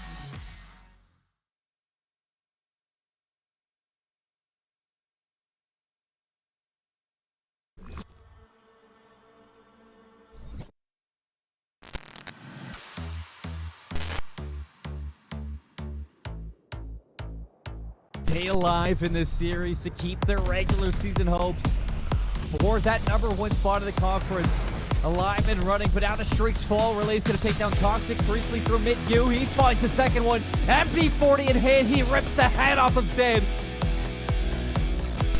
They need this Graviton Surge. They need this protection against what Blinn College is bringing to bear. Be Cool is gonna, his blade is great to have, but how'd you get through? Yeah, we're gonna see the blade come out immediately. Vader finds 4 immediately. Only alive here on a... But they are not alone. Maybe it's solo. That doesn't mean they aren't going to defend this spot. Help is coming. The walls are closing. Ali! Ali with 3! Tries to go up. Oh, this is going to be so this will lands into the grab. I don't think this will kill it. It won't. No. But it's Augment. How are they going to get back onto stage here? It's hit by both arrows. That could be enough. If they land a portal, no, goes away instead with the bomb. Giving Augment away back on stage. Gonna be it. That's enough. The Buster Wolf kills. Mizzou does not hesitate. Knocking it home, gets the game tied up. Good clear, though, from Kansas State off the kickoff. Maybe something to be found. Yeti on the fake. Crims does not play back the other way again. And Mizzou, a 3-on-1 up the field. Dishes it around 1. Disrespecting Kansas State to gain the lead. No kill. Deep dive coming out from Ethos. Tower's going to go down. Ghost Toasties hopping in with the rocket jump. Glacial Fisher goes down. And so does Cheha. Big pickup coming out from Arrogant. The shutdown foul. Knocks in Guillotine. Taking heads. Arrogant will claim 1 more with the triple. Oh my goodness.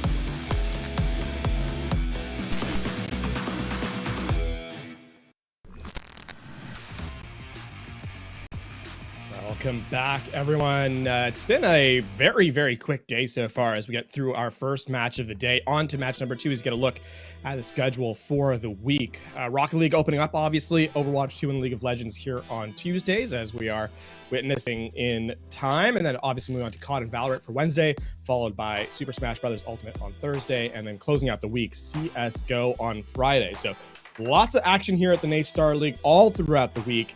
As we kind of wind down the regular season here, Jungle God, as we get set to kind of figure out who is going to be challenging for those playoff positions and the hunt for that, for the grand prize, obviously, of being the grand finals victor and the prizing that comes along with it. Absolutely. We've certainly got 2 contenders coming up here in our next match as well. Wichita State University and Blinn College, both sporting impressive records right now. Wichita State has played 1 more game. Their record stands at 3-1. Blinn College still with a perfect record, so looking to extend that as we move on. Getting a look at the roster here. Blinn College, you know, we talked to them after the show or after their game last week as they were on broadcast, and I mean, they were the first to tell us that Jinja is kind of the leader of this team, both in game in terms of like the mechanics and kind of the damage and the fights, but also in kind of the comms, so forth. They kind of revolve around the tank player. So showcased a very good Zarya last week, and we expect to see the continuation of that from Blinn here today as they try and defend their flawless record. Absolutely. Well, on Wichita State, we've got a couple names I recognize: Fluffy But Deadly, Wish, Pride, Hanbei, and Damply coming up for them on the starting roster. So a very impressive squad as well. And I'm really going to be looking, again, at Fluffy But Deadly and Damply, especially. 2 names that I've seen before and recognized from this Tier 3, Tier 2, and collegiate play. So they're going to be forced to be reckoned with here, and excited to see, again, how these 2 teams match up today. Yeah, I mean, as we said, we've already gotten to see Blinn College on broadcast this season, so we kind of know what they like to run. We saw a lot of the Zarya from them, into the, the composition that we saw, or it has been most frequent right now in this patch. That being the Sojourn Genji, alongside the Baptiste and Lucio as kind of the last 2 round support players. So at times, Blinn, kind of flex towards the Kiriko, towards the tail end of the series, but clearly willing to flex between the 2 to a certain extent. And for WSU, we're a little bit more in the dark. They are 3-1, so they do have, quite a decent performance in this conference. The question is, can they keep it up? You don't really want to drop that second match because that will put you in a pretty awkward position, heading towards the final couple games. It sure will, because again, you know, there's not a whole lot of room for error for any of these teams in this whole stretch for Overwatch 2, leading up to the grand finals. So, yeah, it's going to be an interesting matchup for sure. And like you said, Jinja has just been an absolutely dominant force for Blinn College. So, I think a lot of what Wichita State is going to have to do is just to try and figure out how they're going to shut them down and their effectiveness. How are they going to keep them at bay tonight? One of the things that we do know about Blinn is that they are a very aggressive team. Off the back of Jinja, as we kind of highlighted time and again, you know, he's very much in your face, likes to try and take the aggression to the opponent, and at times can be overextend and get punished for it. So for WSU, you know how your opposition likes to play. The question is, can you deny it? Because that really, I think, is going to be the difference here. The game tape for Blinn is pretty apparent, and has been for a very long time. And that being said, it's easier to say how do you block it before actually doing so. For WSU, that's what I'm looking for. Can you deny the level of aggression that Blinn is known for? Right, and that's a pretty tall order. Right, nobody has been able to do it yet so far this season. So maybe it's time though for them to take an L. WSU is certainly a very strong squad. So. I think if anybody's got a shot at it, they certainly do. Indeed. Now, as we said, we haven't really seen WSU on broadcast yet, so it's tough to get a sense of exactly how they like to approach fights, and if they're a more temperate team, or if they like to go aggressive as well. These are kind of things that we'll see in the first map once we load into it in just a moment. But I mean, our expectations at least are: can you deny what your opposition is going to bring? Right. This is. At least with a known quantity in Blinn, WSU's kind of has to react to that aggression, which is going to be very critical here in map number 1 as we head to Control and Lijiang Tower. Absolutely. Lijiang Tower, of course, one of the most classic maps. We got to start today on Oasis, which was a little bit of a change up, but not surprised that we find ourselves back here at Lijiang. Brawl, of course, very, very powerful on most of these maps, but you can absolutely get away with some dive as well. So, again, gonna be curious to see what they end up picking, what they decide to run with here in game number 1 for both of these squads. You asked to change? I learned too young that my body couldn't always keep up with me. Besides, it's hard to turn down rocket legs. It is hard to turn down rocket legs.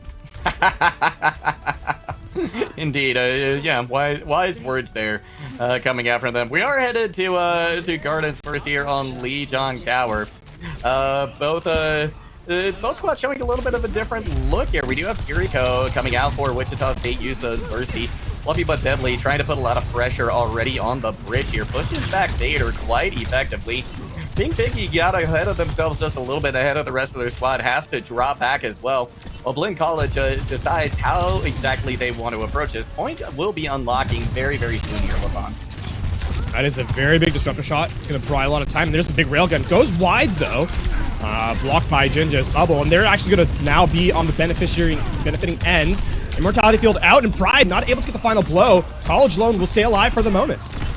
Ooh, Fluffy but Deadly does find Vader. Jinja striking back, though, already 60% to their Graviton search as well. Guts goes down low briefly, but is able to get healed up, and with that, Damply falls. It's going to be a last-moment contest here by Fluffy but Deadly, but not going to lead too much. However, Wichita State does start out with 17% on the board. Yeah, that's, in the grand scheme of things, not a whole lot, though, and Blinn College are going to be able to, benefit by getting the Graviton Surge early. I mean, there is going to be a Primal Rage online by Fluffy but Deadly, but it's significantly hard to find value out of. Grav, all it has to really do is, land on 3, and again, Wichita only has the Protection Suzu, which does not last for nearly as long as the Immortality Field, less than the Grav's lifespan. Nope, caught together, you can easily get burnt through. It's gonna be Wish trying to take out Pink Piggy. They are able to get away from that damage.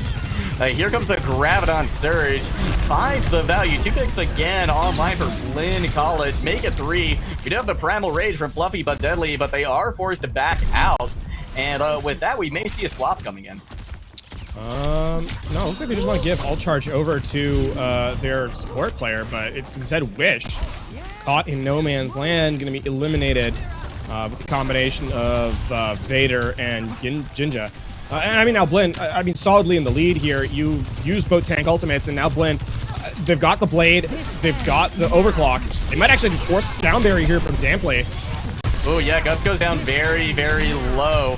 Hanbei uses the Kitsune Rush. That's going to allow Wichita State to gain a lot of traction, a lot of distance. But with Dampley out of the fight, there's no sound barrier left. And now we see Pride pushing forward very hard against Blinn College. But Blinn College strikes back harder. Wish comes out with a Blade, finds two. But eventually, Jinja going to be able to pick them off. And despite some great heroics there from Wichita State, Blinn holds on.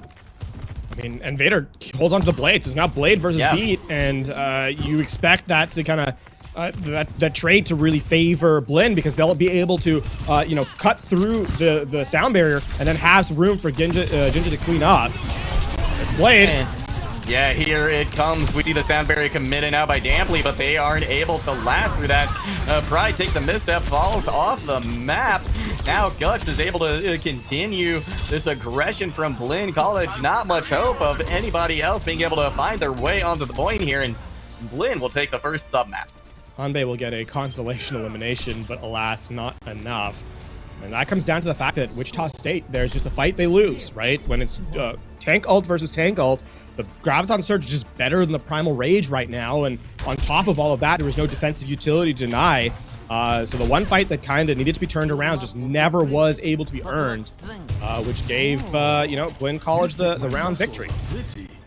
Absolutely. Yeah, I'm sure Wichita State, you wish they had an extra life in that last map. But remember Extra Life, one of our sponsors. Change Kids help to change the future. Very, very thankful to them for being one of our sponsors here today. As we head into round two, Wichita State University are not going to use the experiment of the Winston, will instead full mirror. Again, behind the 8-ball, though, as they're already, you know, losing control of the objective. Yeah, Blinn College gonna start out with control over College. Lone gets a quick pick onto Dampley. That Wichita State unable to really back out, and that allows Blinn College to just roll over them, take the first fight win, and this time the first point possession as well. They're not even going to allow Wish to escape. Only Vader gets eliminated, which is a small consolation because the Blade will not be generated that far ahead. But I mean, even then, Blinn College's win condition has never really been around their DPS. It's been around Jinja and the Graviton Surge, the tank player really stepping up. So you can see trying to take a ton of space here in the front line. And, I mean, Fluffy but Deadly. Being forced to kind of try to take a little bit of space here, but taking a lot of damage the way through. They really are. Wish now they're receiving a lot of that damage. Vader going down low as well. Pride able to find them with the Disruptor shot. So big pick there for Wichita State, but they need to transition that into more picks now. Wish is able to take out College Lone as well. So it looks like 30% on the board. Team Picky does find them, though. Hanbei getting ready to get this amplification matrix. I imagine they are hoping they can win it without that, and in fact are able to. Ooh. No, it's just it's last in contest here from Vader. All that happens because opens up because Vader dashes back into the objective, but rather than dashing into safety, actually ends up dashing into the disruptor shot that was laid down on the point. So losing a player that early is not ideal. Wichita State University will equalize in terms of ult resources actually, as Jin just only a slight lead in this grab. They are going to go ahead and use it, but I think that was a deflect right there. Blinn College looks to be caught in it. Hanbei commits the amplification matrix. Here comes the sound barrier now from Pink Biggie. It's going to be Blinn College doing everything they can to hold on here, but Wichita State able to find at least one pick. Here comes Wish, though. Pops the Blade. Now finding a good amount of value as well. 37% on the board. Wish is trying to chase down this last player, but it's going to be Pink Biggie who saves them and in fact starts to turn things the other way. But too many respawns, I think, for Blinn. Yeah, can't overcommit here. You do get the Blade. You get all the resources out of Wichita State, actually, as they're forced to kind of commit everything in response. So Guts with the overclock walking back in, the only player with an ultimate in this next fight. And I mean, now you're looking at perhaps a reflect, railgun from Pride, but yeah, the advantage definitely in Blinn College if they walk to the point here. Oh, that's going to be about half of Fluffy but Deadly's health taken away from one shot from that railgun. Vader going down low as well. Will try to push in. Wichita State doing a great job of kind of controlling the space out in front of the point and not allowing Blinn to really put any pressure on it. And in fact, they're getting pushed back relatively hard here. It's going to be Blinn College just backing up to try and regain some of the resources here before they go back in. Great kiting from the overclock there from Wichita State University. They're now close to, they're now in that final fight territory here, and the Graviton Surge going to be online very shortly, and they may not even need it. As with Jinja down, there's no players left to really contest. No, there's not. 96% on the board. That amplification matrix doing a lot of work. College Zone throws theirs out as well. Now we've got a little bit of a contest happening. Guts does find one before being taken out. Pink Piggy tries to get something going. Just dance around the point. We have the Wrecking Ball swap to try and contest, but it's not going to be for anything this time around. Vader with a last moment attempt here gets the deflect and a little bit of damage, but again, these are just staggers at this point. Wichita State evens up at 1 apiece. Really good showing there from Wichita State. As I mean, they gained the advantage in the resource department, and they don't let that one escape. I mean, there was one fight where Blinn College just had the overclock, right? The only real punching utility they kind of had. Wichita State allows Blinn to overcommit their hand, overplay their hand. So excited. And when the fight actually happens, it's a neutral fight, right? And obviously, Blinn College, they don't have the advantage of the Zarya being high energy early. They keep Fluffy but Deadly up pretty handily, and all of that plays into Wichita State University able to turn round number 2 in their favor. So in the head-to-head mirror, Blinn College has been behind at a deficit as we try to see round 3 back to the mirror again. And I mean, the advantage now in Wichita State's court. Absolutely, they've got the momentum they built off of that last sub-map win. So looks like they made a, some kind of some play style adjustments, I think, really to be able to take that one. In addition, of course, to the composition swap. Vader going to be able to strike first, though, with Hanbei out of the field. There's not going to be an immortality field left for Wichita State. So this might be just a slow grind towards a victory here for Blinn College, at least on this first fight. Yeah, I mean, having high energy here, you need to get these eliminations. Jinja needs to stay alive too, though. It's a bit of a non-fight from Blinn because that kickoff was so early on such a key target. Now Wichita State University are walking back in. They're about equal in resources as well. You're still hunting for that pickoff here from either team to really open up this engagement. Oh, and there it is. Guts will find Pride. Immortality field committed as well. Briefly off, taken out very, very quickly. Fluffy but Deadly caught in a corner over on that Mega Alpha, trying to survive, stay alive, but unable to. And a nice fight win there from Blinn College. I mean, the opening fight there, it's Guts taking out their opposition, their mirror. And that leads Blinn College now into this next fight. This is where you can start to snowball into that final fight territory. You just need to clean up this Graviton Surge from Jinja. And I mean, Blinn College will be cruising through the final moments. The grab. Yeah, it's got a couple of players. Guts is able to continue their just domination right now. Hanbei will find one, but it's not going to be enough.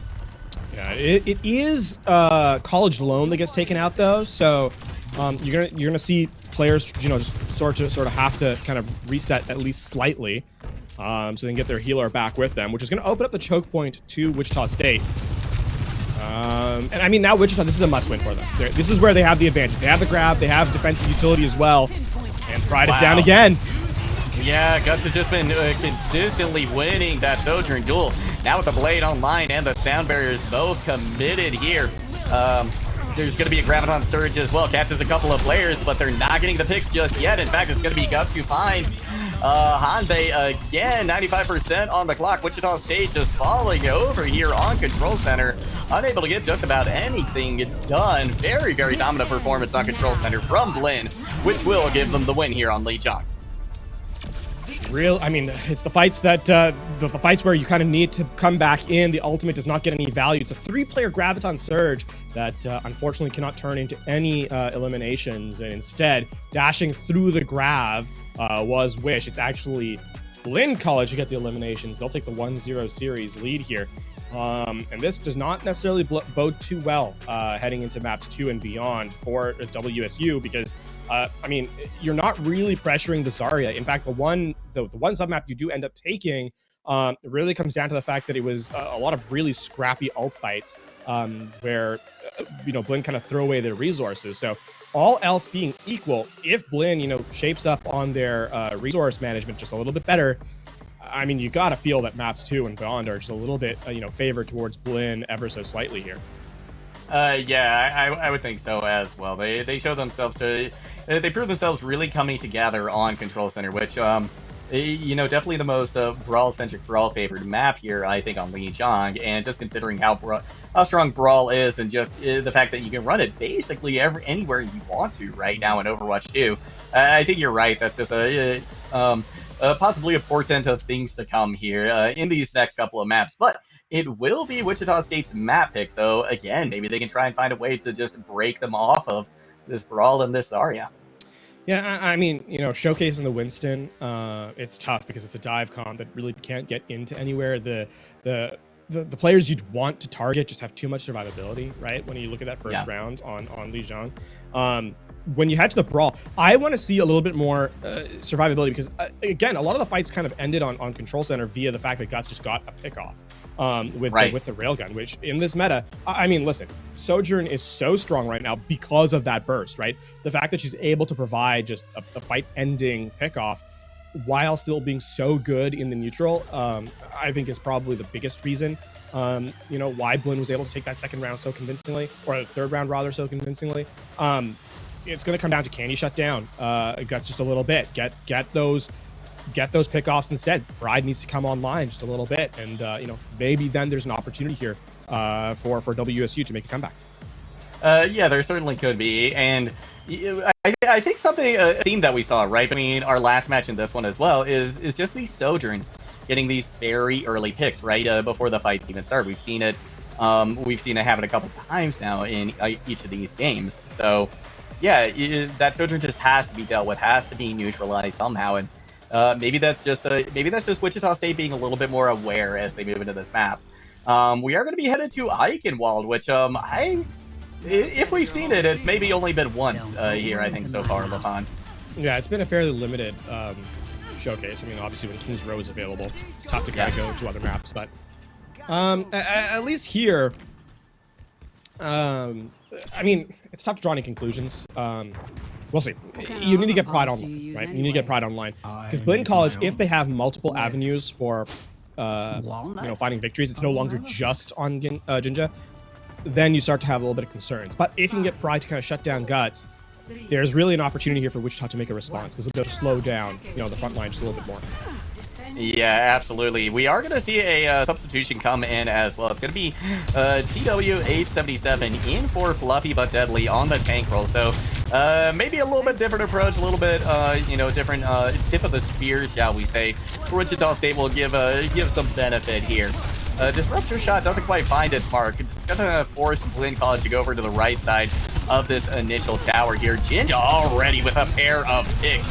This is Blinn College coming in very aggressive. They commit the immortality just to ensure that everybody stays alive for this, but just a tremendous showing early on from Blinn here. They don't even let Hanbei escape. Good chase down there as Pink Piggy will assist Vader. So, Jinja, I mean, listen, the game plan for this team has been the same for a while. The team recognizes it. It lives and dies by your tank player here. And yet again, that's how the fight ends. Jinja just walks forward, has the resources of their team, and they make full use of it. Pride again picked off first here for Wichita State, just having a terrible time staying alive right now. And again, kudos to Blinn for, I think, really realizing, who has the biggest swing potential, on the squad. That absolutely being the Sojourn. Graviton Surge online now for Jinja. By the way, ahead of everybody else casually in the lobby. Don't necessarily expect tank players, or at least a Zarya, to have grab before anybody else, even has ultimate, but here we are. Yeah, and I mean, over twice the percentage of TW877. I don't think Wichita State's going to be ready for this. I doubt they imagine this is even close to coming. Immortality Field tries to be committed, but here, Wichita State actually turning things on its head. They had the firepower to be able to survive that Graviton Surge. Turn things on its head. Hanbei with the amplification matrix as well. That's just going to be the rest of Blinn College taking a quick fight reset so they can get back to this as fast as they can. A really smart play from Hanbei there. Actually, nullify such an early play, ultimate. A delayed immortality field that Jinja has to turn away from the grav to eliminate. and then uses the amplification matrix once the grab kind of, you know, is towards the tail end. So as it expires, you have that extra damage coming through, coupled with the bubbles from TW877, and all of a sudden you have so much survivability, so much damage. So great heads up play by the Baptiste there to destroy the lead that Blinn College had. They have their ultimates online though here first. They're gonna need to use them though because Wichita State catching up very quickly. Gus has committed now the overclock. Here comes the blade as well, and Blinn College very quickly taking control of the cart once again. It's a good thing Blinn won that one because they absolutely needed to. That's 3 ultimates used. Solid work. Listen, if you're not winning that fight, then you know the bigger problems are happening. So for Wichita State moving forward, they're going to get a recontest. Actually, they're going to have Grav. The only thing Blinn College has is a sound barrier, and that's going to have to work overtime because there's everything at play here for Wichita State University. Oh, absolutely. In fact, the it's going to be the sound barrier popped very early. TBA catches a couple in that Graviton surge. Damply coming alive on the support role here. The Lucio finding a tremendous amount of picks. Almost has the back cap come in, but everybody from Wichita State drops back in time. Tried to mirror the sound barrier there, did Piggy, but alas, it expires once the Grav comes through, and that is going to be, you know, clean up. The Immortality Field cannot keep Piggy alive, and Wichita State University focused on the Graviton surge tremendously, so that is going to be a hold here. Blinn College working from 0 again. Ooh. Pink Piggy goes down very low. Pride almost caught them on that rotation with the railgun. Now it's going to be a fight happening right here on these stairs in the Castle Hyundai again with the amplification matrix. This is going to be what turns the fight around once again, which has taken out the Immortality Field of College Lone, now climbing back up to see if they can do more damage. Pride in the meantime taking things in their own hands, finds one. Vader able to get a pick. In fact, that's going to start to turn things around. What was initially a 2-player advantage for Wichita turned into an advantage for Blinn, and now I don't think anybody's going to have the touch. Hyundai gets eliminated. That's a good heads-up play by Jinja. Recognize the resources have expired from Wichita State University, and the fight is turning on ahead. You get the Graviton Surge out online, commit to the fight, and it's you know, moments like that that you know, turn lost fights into won ones. And Blinn College will unlock the 3rd objective. Stymied slightly though they were on 2nd. Time bank looking a little worse for wear here. They're only in the 3-minute mark. Yeah, that's still quite a bit of time for Wichita State to try and burn off here. Guts opens things up with a pick on the TW877. Damply follows shortly thereafter. And now there's just nobody really to stop this push coming out from Blinn College. They've got 3 ultimates too to commit to this next fight. Yeah, and I mean, you look at this, getting Wish so late means the Blade is not going to be available to open up this engagement. And there's the Overclock and the Dragon Blade. Yeah, they're trying to hold them in spawn. A couple of people sneak out, but it's going to be Pride again who falls first. Wish pops Blade, finds Vader. It's going to be just about everybody, though, gone from Wichita State. Damply does use the sound barrier to try and keep Wish alive.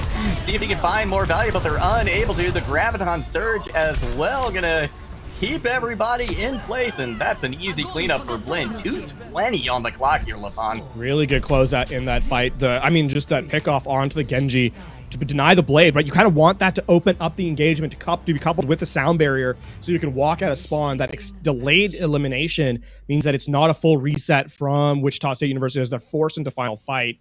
And Blinn College continues to showcase why they're such an aggressive team as they're able to kind of close out this attacking half with aggression that Wichita State in 2 key fights just cannot respond to. And that proactivity is the difference maker right now. Yeah, it certainly is. Blinn College, I think they recognized when they had momentum and when they didn't, right? And they were able to just very intelligently, I think, ride those waves. Especially the times that they had momentum. They, you know, like in that very first fight, right? They were able to clean up, I think it was, let's see, who was it? Yeah, it was Hyundai, I think, who was trying desperately to get away on the Baptiste, but just unable to. So great awareness, great follow through, just a stellar play coming out from Blinn all the way around. I can almost hear the voices of those. I mean, now it's now it's an awkward position here for Wichita State University because they have to equalize. They have to complete the map with time in the bank, right? They just get a chance at attacking again. I mean, that's not a foregone conclusion. They need to kind of have an excellent performance here, and a lot of that's going to come down to, you know, continue to put pressure on the tank line, because Jinja has been kept alive pretty remarkably. Yeah, we're going to see an early dive in from Wish. They don't take much damage at all. Or rather, an early dive in from Vader who doesn't take much damage at all. Immortality Field has to be committed by College Blend, so they're not going to have that to try and sustain on point. In fact, Jinja follows very quickly. They were able to stay in pace with TWA. Guts does find a pick, but they will be chased down. Once again, Prime having a hard time staying alive. But look at this, Vader actually going off pretty hard right now. Wish does find a pair of kills. Eventually, the point should go in favor of Wichita, but an excellent showing. They didn't get it as cleanly as Blinn did. This is going to be a staggered pickoff. Excuse me. It's going to be a staggered pickoff for, I was going to say Jinja, but he's able to escape, so that's actually pretty big. Yeah. No, I think the respawns are here. TW877 has to be careful not to overcommit. They're walking through a disruptor shot. That is a lot of damage. Zarya has to be very careful. That's going to be Jinja now. Pretty high energy already coming back into this fight. Wish is able to get a pick, though. TWA bites off a little bit more than they can chew, though, and Guts punishes them for it, and now we're continuing to see this punishment come out. Wish trying to turn things back in favor, though, of Wichita State, unable to, despite the blade and the amplification matrix. That was a hero blade. It was so close to finding value, but alas chooses the wrong target to dash to, and a great bubble from Jinja keeps the Sojourn alive. And I mean, you speak well of Jinja, and then he falls over. So that's going to be a reset coming in. As the, you know, I mean, the carry for Blinn is to take him out, so you have to kind of give a lot of space. And, you know, not to oversell Jinja. I mean, if you lose your tank player in Overwatch 2, that is a tremendous amount of, you know, HP and just space creation removed. So yeah, if you're a Blinn, you kind of have to walk back here. Yeah, you certainly do, and good job, you know, respecting your opponents again. Here comes the Graviton Surge, though, from Jinja. They got a couple people caught in it. Hanbei will fall. A couple other members, they escape, but only with a sliver of health. Right now, TBW8 trying to escape as hard as they can, but still finding a lot of problems. Blinn College coming away with a couple of key picks onto Namply and Pride. TBW8 again, barely any health left, and with that, Blinn College finds a nice defensive hold. Yeah, good reset there.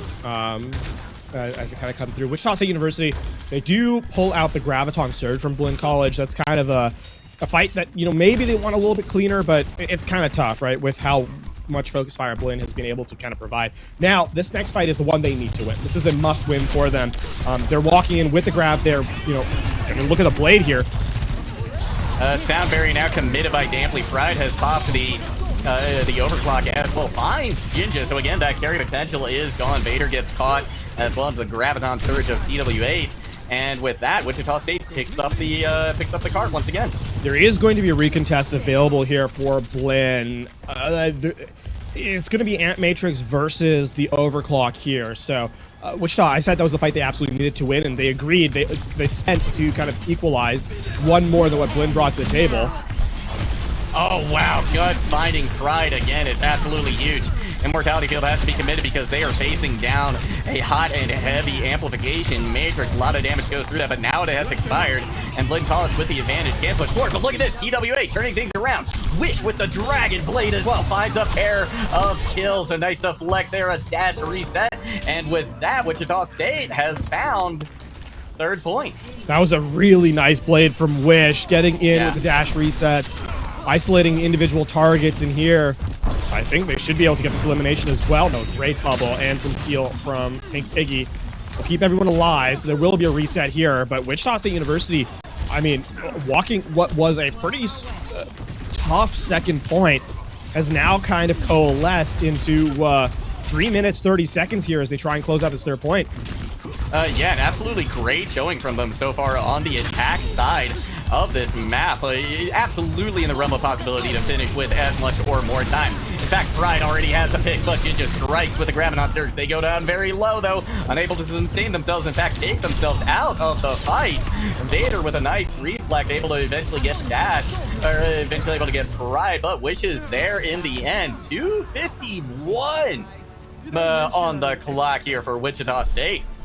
The difference maker there is that for the first time, a Graviton Surge just has no follow-up.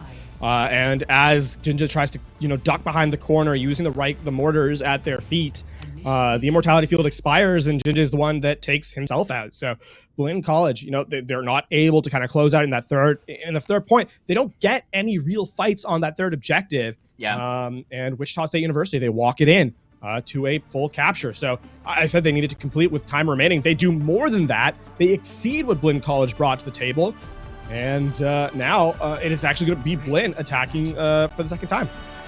Yeah, huge showing coming out from Wichita State there, especially, really, they only got tripped up once on that attack.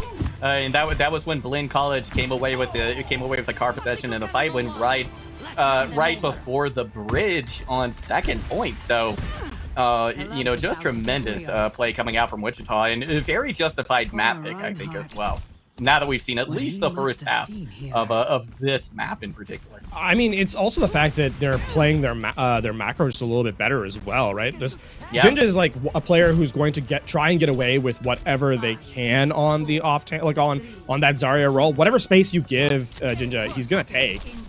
Now, I mean, Wichita State University, it's a couple of things that they've really changed up. One, the disruptor shot has been used almost exclusively on the tank player, forcing Jinja to take inopportune angles, but also they're putting a lot more pressure on the backline and force Jinja to use bubbles on the squishies rather than try to play selfishly for energy. Right, and that just leaves TWA to start to exceed them in ult charge, in damage as well. But an early pick again from Pride, going to make things difficult for Blinn to push in on.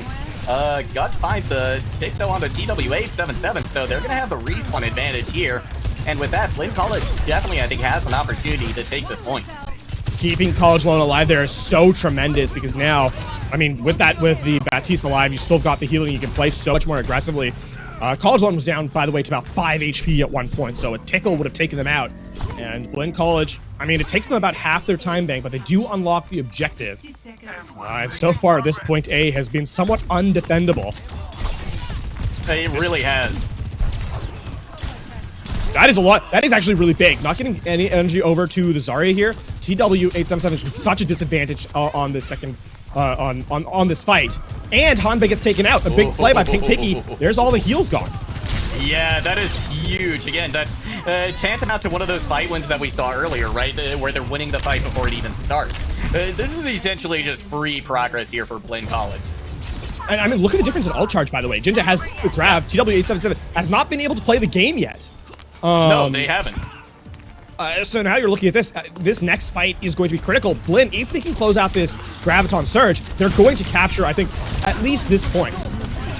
Yeah, this is going to be absolutely huge. Nice Graviton Surge, but I don't think there was anybody really there to follow up on it for Blinn College. So Wichita State, they've done the first thing they needed to do. Now, Amplification Matrix on point. Wish finds College Lone. Huge first pick. They just got the Am Matrix out. We see a sound very committed by both sides, but Wish is going absolutely off on this squad. That is a 5K again. Never mind. 4K for the Genji player. The hold comes in. Blinn College, I mean, in that particular instance, overstepping their progress just a little bit. Graviton Surge, no one can follow through. It's just Vader, and they're forced to get a dodge, so it's going to have to be a reset coming in. And now, I mean, a point that's been very difficult to defend has to be defended once more, because we now see point A for Blinn, and to prevent Wichita from equalizing the series, it's going to have to be a hold here. It is, and Pride, I think, has really been showing up in a big way recently for Wichita State. You know, we've talked about these initial picks, right, that just make the fight a 5v4. And Pride has been making that happen for Wichita State. So if they can do that again, then especially on this first point, they're going to be looking really, really good, because they've got practically a minute more in the time bank than Blinn College, which is hard to believe considering how fast Blinn capped it the first time around.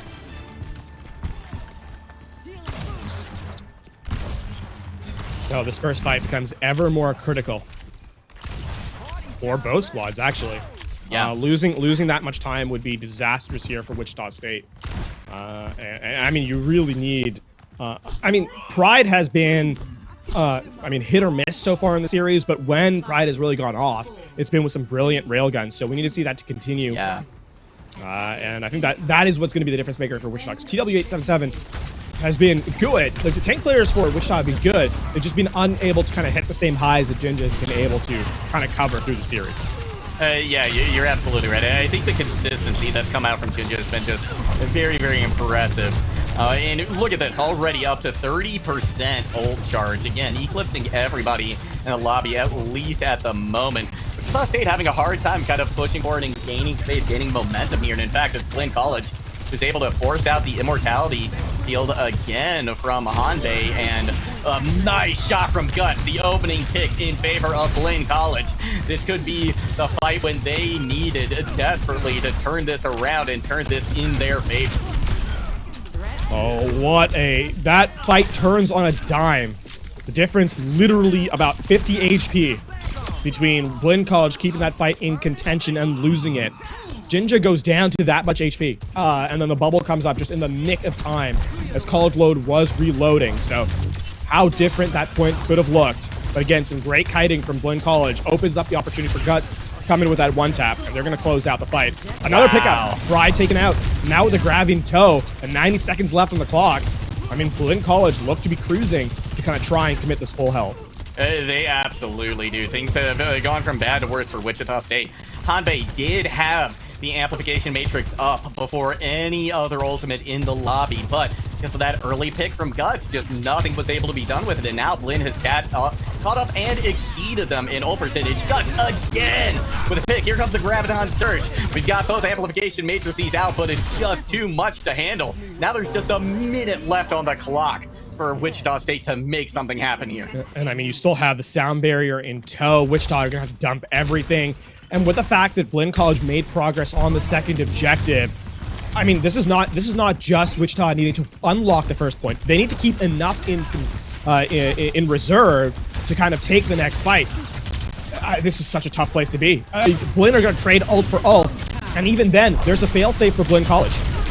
Yeah, absolutely. We see an off-angle overclock come out. It's not going to find anything. Here comes Graviton Surge, the blade as well. Wish finds one kill, but they're going to need more. There it is.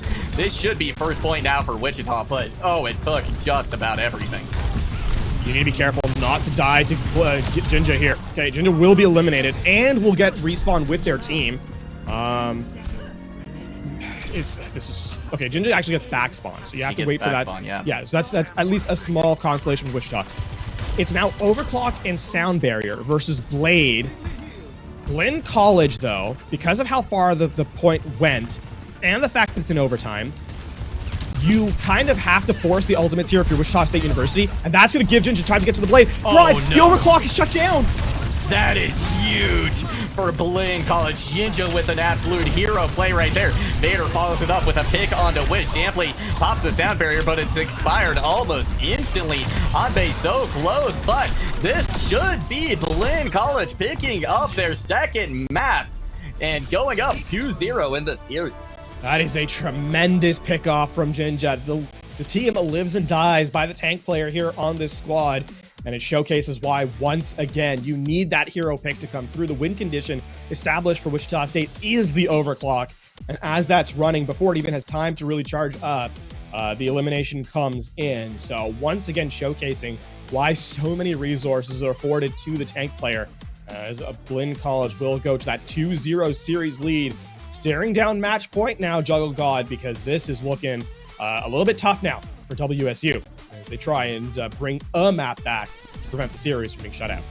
It certainly is, but this one was close. This was very close. At least until this last attack coming from Wichita State. So it's definitely not over yet, despite it being 2-0 in the score line. So, you know, if they have just as strong of a map pick, I think, in their pocket, we could see this one, we could see a very, very close third map here. It's going to have to be, right? The mistakes cannot be made. Again, a reminder, Blinn are still hunting for that undefeated kind of score line, right? They're sitting at 3-0 right now, whereas Wichita has already dropped a map, sitting at 3-1 on the season. So coming into this, right, the win conditions that we established for Blinn have kind of come to fruit. how do you shut that down now has to be a question that Wichita State has to have an answer to, and they've run out of time to make the make adaptations. It is, if they don't fix it here, the series is over. This is a must-win map now for Wichita State. Excuse me there for just a moment. It absolutely is a must-win here for Wichita State, but they've shown a great performance under pressure tonight already. So as long as they can do that again and maybe just close out the series, not fold there at the very end, then we could see this go further. But Blinn is still just looking absolutely phenomenal. And again, it's Jinja, right? I mean, we saw in that very last fight just how quickly Jinja was able to build their Graviton Surge, build their ultimate, and with such a powerhouse player like that, your focus really has to be on them, I think, moving forward. I will also say, though, that for Wichita State, something that's been a little bit of an awkward position is that as you try and force, the pressure onto Jinja, who, I mean, fair enough, deserves it, that's opened up Guts just a little bit more to kind of bring themselves into the conversation, right? We've talked about how good the Sojourn is as a hero, what it brings to the table, and when you are forced to kind of use so many resources to take down a single player, it opens up avenues for for other players to take sort of an entrance. And for Wichita State, I mean, Wish has been good. Wish has had some fantastic moments, no doubt about it. But you kind of need a player to do that every fight because your opposition has done so time and time again. And instead of Jinja now being the one where like having to be every fight, Guts has shown up every once in a while as well to kind of pop off and pick up those big kills. You need Wichita State. They need someone to step up and be the player that fight to fight is able to make those impact plays, because that's how you kind of have to kind of resolve a series at this point. You're right, and I think Pride could be a big part of that, right? We saw them with a couple of very crucial plays, very crucial early picks, I think, in favor of Wichita State. But again, we just need to see more of that, right? We've seen flashes of brilliance come out from Pride, but it's going to need to be that consistency, I think. And I'm going to be curious to see which tank we're going to see in the lineup as well for Wichita State as we go to Route 66. Another map we haven't had a ton showcase a ton yet, but I think it's shown up once, if I remember correctly. This map, I think, you're still going back to that rush composition. You're still going back to the Zarya mirror. Yeah. I would certainly expect to. The element comes down to now, how do you isolate individual plays to put pressure on the front line. And I think something that can kind of be done here is that because of how much aggression Jinja kind of showcases, you kind of have to expect College Lone to be a vulnerable member. That being said, energy is required. Nace Star League runs on Duncan. Click on the Twitch panel below to find a Duncan near you. Absolutely. Wichita State flirting now with a dive composition. So gonna be TW8 back in the mix. This time we'll get to see their Winston, and Blinn College going for this early hold here. You can contest the card pretty aggressively here, actually going for an even earlier hold than I thought they were. This is them practically spawn camping. Looking for that first pick off here. I mean, Vader's so weak. That's a good isolation. This opens things up a little bit. Wichita State University are going to turn that into a fight win. They absolutely are. I think a big, too much aggression coming out from Blinn College. And I don't think they were quite ready for the dive to come out either. I think that surprised them, and again, kind of left their backline vulnerable. We're going to see Jinja swap over to the Diva now.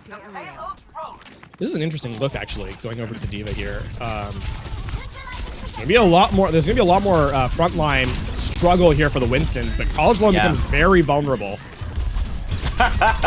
Speaking of which, taken out almost immediately. Guts will find their doppelganger on the other side, but Vader going to continue to do some work. Wichita State strikes back with a pair of kills of their own. Guts down very, very low, desperately trying to find some help somewhere, but Hanbei able to take them out as well. Now, Jinja down to about half health. Wish seeing if they can continue to put the pressure on. Hanbei again finds College Lone. College Lone back into the fight and out of it just about as quickly. Wichita State doing a phenomenal job just keeping the pressure on Blinn and moving to potentially a very quick first point cap. Self-destruct has to be used just for the remake. Yeah.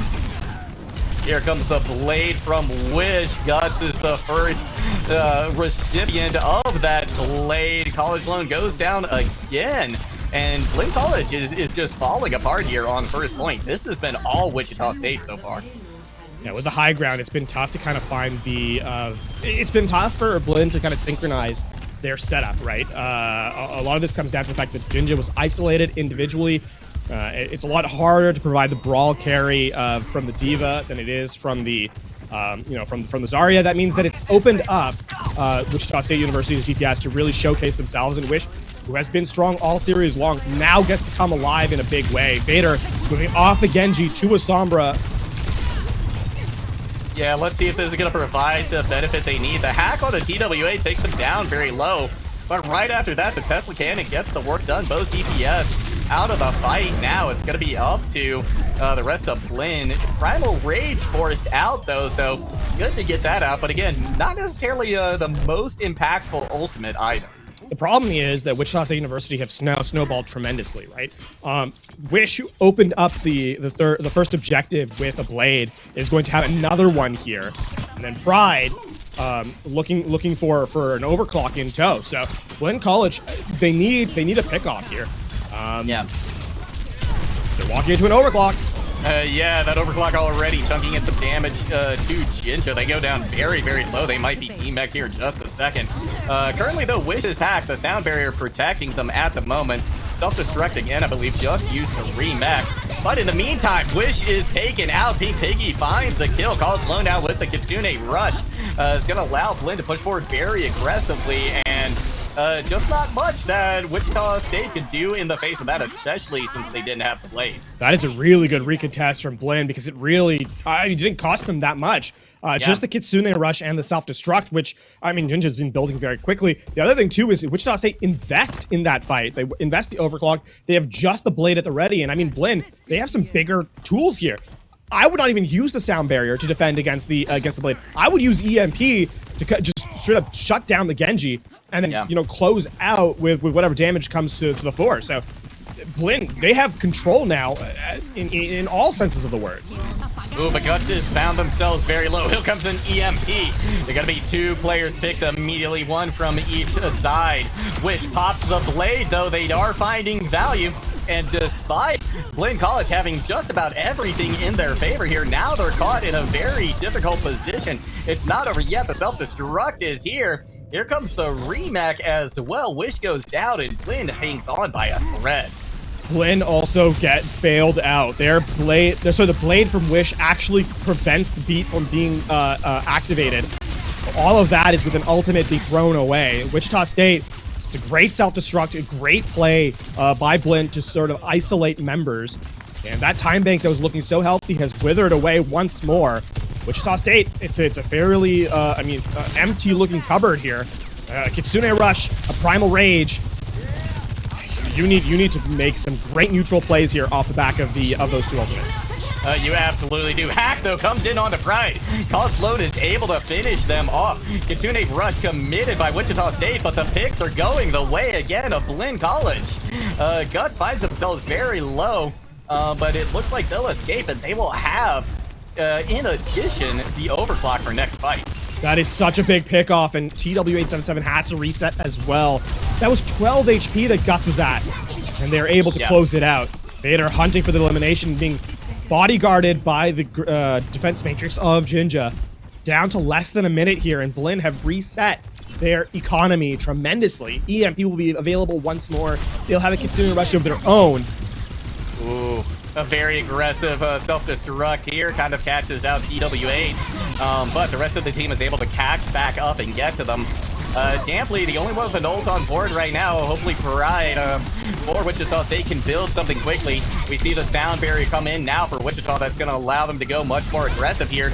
And in fact, DMEC Jinja, who does not have the self-destruct ready anymore. Pride now with the overclock, but the EMP lands from Vader as well. And now with the Kitsune Rush behind them, they're able to just demolish what is left of Wichita State. Only 2 players remaining, 10 seconds left to go. And this might be as far as Wichita State gets on Route 66. No one will even contest the objective, I do not believe. Yeah, that'll be the hack to deny the leap. That'll be the hold here. Blinn College. That was a hefty time bank that they wore away. The changes, it all comes down to the fact they were able to shut down the ult advantage, that one fight where Wichita State University, they had Blade, they had, they had the Primal Rage, they had the Kitsune Rush, all of these things in tow. And a well-placed self-destruct, a well-placed Kitsune Rush, those two turn things around. And Blinn will get the hold. They now only have to complete just shy of 2 points to close the series away. And this first objective is going to be a tremendous play because Wichita State essentially need a full hold here on first. They really, really do. Hopefully, for them at least, they can channel some of that success that they had on first point attack into a very, very prominent defense as well. Wichita State opting again for the meta composition. They're not going to stray from it right now, I don't think, in such a crucial moment. The problem is that everything Wichita State University has brought in terms of a shift, Blinn has been able to respond to in map. Right? It has taken a second. It hasn't been taken like a break to kind of reset them. And that does not bode well here, especially when you go in that head-to-head matchup, because this activates Blinn College. Also, don't expect the Reinhardt to stick around. You're just spinning around in circles with like a million DPI. Yeah, exactly. Of course, we do see them swapping back over to the Zarya. Not expecting them to change anytime soon. Again, unless Wichita forces them off it, which they've been able to do at least once here tonight to at least some success. But immediately, Pink Piggy finds a Pride out. A nice hack on the DWA takes them down very low. They're trying to recover their health. The hack is back again. They're just being relentless with it. Finally, Vader has to teleport away, but a lot of card progress already been gained by Blinn College. That being said, you haven't really won the fight here. College Low so weak. Yeah, great play. Heads up play by Witch. Gets the elimination, then dash into the melee. Yeah, that's big. And now with the Sombra out of the fight as well, having to TP back, not putting that pressure onto the back line, able to take out Jinja as well as Guts. Nice follow-up as well to get Vader. So a pretty big fight win there for Wichita State. One that they definitely needed. Yeah, they do. The one thing that Blinn College is not doing here is they don't have that mid-fight damage. Wichita State, with the back of Wish, the Genji's able to kind of brawl in close. Sombra just cannot do that. The same efficacy, right? So it's all on Jinja to kind of be high energy, and Wichita State, I mean, smartly, not really giving the Zarya a ton of space to work. So understanding where their composition excels and, denying space here. And Wichita, they've expired about 2 minutes now. That they have a great showing from them right now. Ooh, Vader getting potentially caught out by this Genji. They're going to be able to get that hack onto Wish, but are forced to back out once again. But look at this, because of this amplification matrix from Hanbei as well, no real card progress has been gained still by Blinn College. Once it expires, this is the fight. This is where kind of things open up, and that's a big grab. No immortality field. Yeah, Wichita State just falling by the wayside there, off the back of a great grab from Jinja, just barely eclipsing TW in the ult percentage. But now, Wichita will have a chance to contest. Yeah, literally a hair's breadth. The difference, of course, is that Vader uses the hack and forces the immortality field out early, so the grab is entirely uncontested. And I mean, now you're looking at EMP to kind of close this first point out. It's going to have to be a grab here from TW877. There's a big opportunity for it. There it is. We see a committed. Pride, though, goes down early on. Damnly getting hacked. The EMP comes in from Vader. And despite the grab landing, we've got the sound barrier out as well. This fight going in favor of Blinn College, at least at the moment. But Wichita State actually doing a tremendous job of maintaining point presence right here. Damnly does eventually fall, but they're having a hard time getting these last few picks here. A great amount of time burned off by Wichita State, despite them still losing this fight. That is a lot of commitment from Wichita State University, though. That's Blade, that's Beat, that they use at the end of things. And I mean, Blinn College are forced to respond with EMP, but it's not ideal because with 320, look where the golden box of victories. You just have to push through this phase, this second phase of Route 66. And I mean, Wichita, they only have Amp Matrix and Overclock. It's a good combo, or like, they're good ultimates, but you kind of have to win this fight as cheaply as possible. That is a big overclock. Yeah, Guts is gonna strike first, but that disruptor shot forcing them down onto the low ground now. That's gonna give a lot of prime position here for Wichita State. Neither overclock really finds the value that it needs, but Wichita State does come out with a little bit better positioning. Immortality Field has to be committed as well, so Blinn College a little bit vulnerable at the moment, and Hanbei uses this opportunity to pop the amplification matrix. Pride lands a shot on the college loan. That is big. You're gonna be able to find Guts as well to hack on the TW8. Going to slow them down for only a moment. That's it. I mean, still, it's not. It's good that Wichita State University win a fight. Don't get me wrong. The problem is it cost Wichita State, 2 ultimates, whereas Blinn only took 1. And now Jinja's back up to a Graviton Surge ahead of TW877. You expect this to be one fight that Blinn really need to win. Yep. And get your Zarya to high energy, capture 2 in a grab, get 2 eliminations, turn it on its head. And all of a sudden, Wichita are, staring down a last-second contest. Pride needs to stay alive here. Oh, yeah, Pride going down very low. A great heads-up play by Hanbei to keep them alive as they drop back. TW8 desperately trying to catch up to Jinja right now. You're at 93%, but Jinja moving forward very aggressively. Expect a Graviton Surge coming imminently, especially with Vader in the back line right now. Both Immortality Fields are gone, so each of these teams in a very, very tough position. Here's the Graviton Surge from TW8. College Lone has already found a Wish. Hanbei falls by the wayside as well. Sound Barrier committed too, and with that, Blinn College is standing on the cusp of victory here, but Dantley comes in with a Sound Barrier. EMP has to be used to secure this fight for Blinn College, so they won't have that for the next one, but they still win the fight, and this is going to be a tough recontest. It's going to have to be a Hero Blade from Wish. They're going to have to pull magic out of this blade. This is final fight. They need someone to contest. It's just the Dragon Blade in tow. Oh, and here it comes. There's a pick onto Vader, but somebody needs to be on point. Wish is found 2. 3 now down in favor of Wichita State. Jinja and Guts not going to go quietly into the night. They found 1. There's only a 1-player advantage now here for Blinn College, and the respawn should be coming back in. Now Wichita has evened things up. That should be at least a moment for them to catch their breath. That is the play that Wichita State University needed, and now it is down to final fight. It's going to be dueling overclocks and the amp matrix here from Hanbei. Wichita State University, technically the advantage. They switch over to D.Va though, and I mean, you'll expect this to kind of put pressure onto the overclock. Last 30 seconds, it's final fight here. Here it comes, though. It's going to be tough for TW8 to stay alive, though, in the face of Jinja. If they can get that energy up. Here comes the first overclock. Both of them have been used now, but it's going to be Guts who attacks first. Pride is out of the fight. Hanbei has the Matrix up, but it might not do any good. 2 members down now for Wichita State. See the Immortality Field committed as well, so maybe there's a chance for them to strike back. But Jinja finds another pick. TW8 has been demech. There's no chance of them getting back into their mech either. And that will be Blinn College continuing with a perfect record here in NACE Star League. They continue their flawless run through their conference here as they complete a 3-0 victory. No shenanigans, no theatrics this time around, as they'll be flawless in this one. And a big team effort in that final fight. Wish, I mean, they showcased some excellent mechanics all the way through, but at the end, it just was not enough. And Guts, who, quietly came alive throughout the series, is the biggest part of why that final fight goes in their favor. The overclock dueling away at each other. It's a headshot from Guts on Pride. And that's the way it goes sometimes, is the cart will roll through. So an exciting victory despite the 3-0 scoreline. And I mean, for Blinn College, the expectations were set and have been met. That they have. Let's take a quick peek again at one of these fights. So one of the waning fights here on, I believe this was Blinn's defense.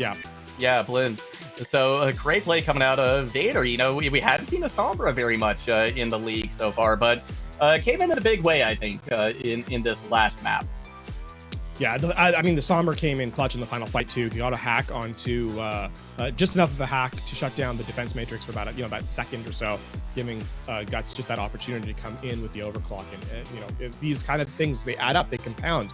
And a huge part as to why Blinn were able to close out. So, I mean, we've given a ton of praise over to Jinja, and rightly so. He's kind of the leader of this team, and it is well deserved. But the rest of the squad came up, and I think performed better today than they did last week when we saw them on screen. So, clearly improving as time goes on, which is what you need from a team that is going to try and contend to be from the part of the top in their conference, but also in the playoffs itself.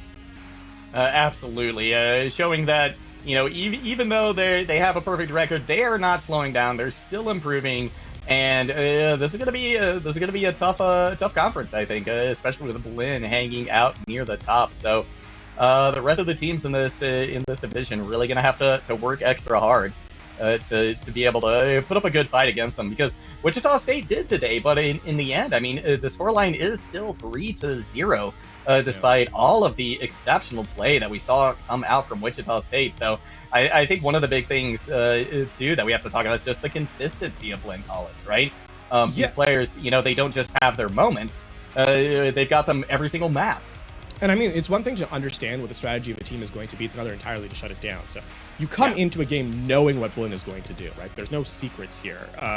They play a certain way, they play a certain style, but they do it well. The question is, can you deny that, in the moment to moment? And so far, no one has been able to do so, which is, I think, speaks volumes to the competency of the practice that Blinn is able to kind of provide. Now, that being said, right, we have highlight the fact that this is a meta that also plays very strongly to what Blinn are able kind of to bring to the table, with Zarya being so strong. So we'll have to see if that continues moving forward. That being said, though, Jolly God, we aren't quite done yet. We get an interview with the victors here. Blinn College stepping in. It's Guts from Blinn College, as well as returning the coach for the team, Kyle. So congratulations, both of you, on your victory here today. Thank you. Thank you so much. Let's take a look. I mean, this is now your second week back-to-back where you guys have been on broadcast. A much more dominant performance this time around than last week. What's kind of the difference between the showcase here today with a 3-0 versus the 3-2 from last week? I think the main difference was being last week we came in unprepared, but sloppy. Players were a little lax, too much of an ego. I think last week really set them straight, made them realize that, hey, even though these teams on paper aren't technically as good as us, they can still take us if we choose to play like this. And then also this weekend, we got to play in CEC South Regional, and so playing against UTD and the other top teams in the nation. That gave us a lot of practice coming into this week's games. Yeah, no, I think we were just a lot more dialed in. Oh, yeah. I think this week we were just a lot more dialed in general. Excellent. Now, Guts, you really came alive towards the later half of the series, winning out a couple of crucial duels with Pride as well. Great Sojourn play coming out from you today. What did generally looking for as you're playing Sojourn, right? How is it that you're able to provide such consistent value to the team? I mean, her charged railgun's just so amazing. Getting those picks on those early engages, I know it just gives the entire team a huge boost, because you are going back and forth. You have the spam going back, and then if you see a pick in the top right, everyone's like, oh, we can actually do something with this fight. This fight's we already start off with an advantage. So getting those charged railgun shots off and hitting those, especially for me, it gets my, ego going up a little bit. But I mean, it just gets our team going as a whole. Now, I want to get some insight into your team perspective here, actually, because we talked to you last week. We kind of went over who you guys consider the leader in server. This time around, the game plan of your opponent changed. Moment to moment in gameplay. How do you make the adaptation to kind of change at least the approach to your guys' game plan? I mean, that comes strictly through our one-on-one sessions. My players, oftentimes outside of scrims, stuff like that, they get one-on-ones with high elo players, high elo coaches on their own separate time to develop their game knowledge. And then also working with our, I shouted them out last week, our team manager, Crazy Hobo. He gives us a lot of insight whenever we are in scrims, and we are facing teams in scrims who are constantly changing their comp, stuff like that. He'll be the first person to chime in. All right, this is where we're going to swap to. This is why we do it. So then once we get into these games, our players are very well prepared to basically counter any team comp that gets thrown at us. Even if it's something we haven't seen before, we're generally pretty quick to adapt. A quick follow-up question on that. Quick follow-up question on that, actually, though, is Blinn is an aggressive team, right? I don't think there's any real... you can't really deny that, considering how you guys kind of come into the server. Is there a time where that kind of comes back to bite you if a team is able to shut down that aggression? Yes, very much so. Now, we are capable of playing a slower game. We just haven't showcased that yet. We did showcase that a little bit in CCC, but the aggressive playstyle just kind of fits more with our player one, our main tank's playstyle. It also goes with our Lucio player, Aaron, Pink Piggy. They are both very aggressive players. They always want to get in there. And so that's just kind of the playstyle that fits the majority of our team. So we don't really want to play a slower playstyle because then we're just inherently handicapping ourselves. Excellent. Well, before we let you two go, just one quick question from me. Anybody you'd like to shout out this week? Friends, family, whoever you'd like. Jeez.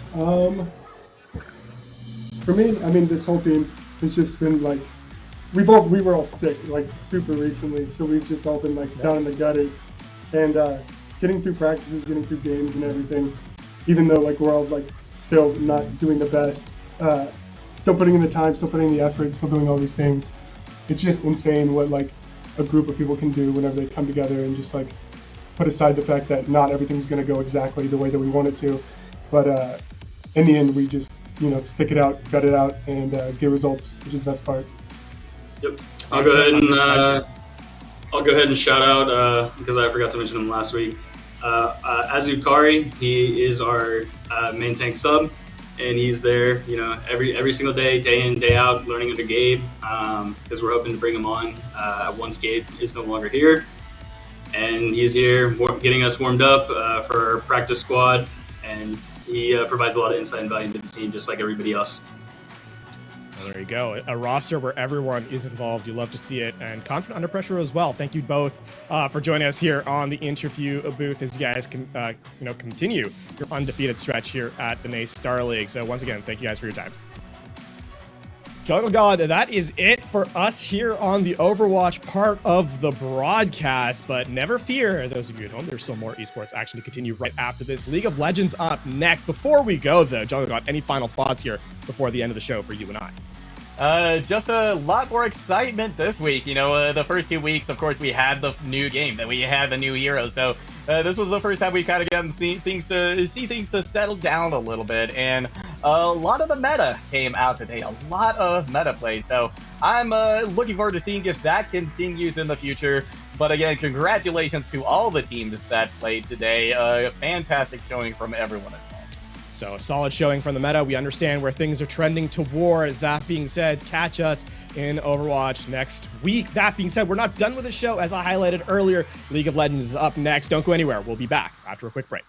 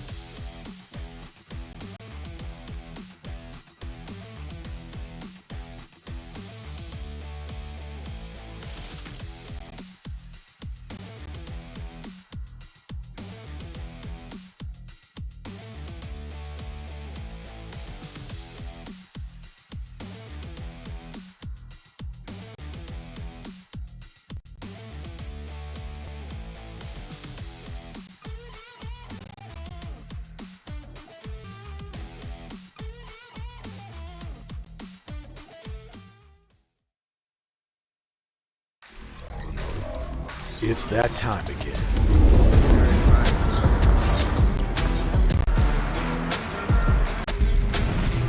Welcome to the stage. Oh yeah.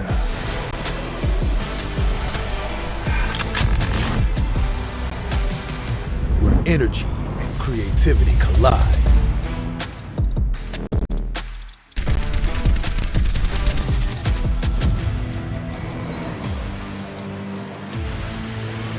Here we go.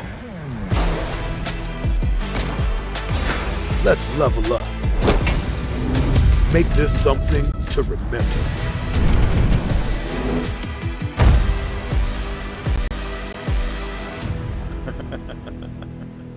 All right.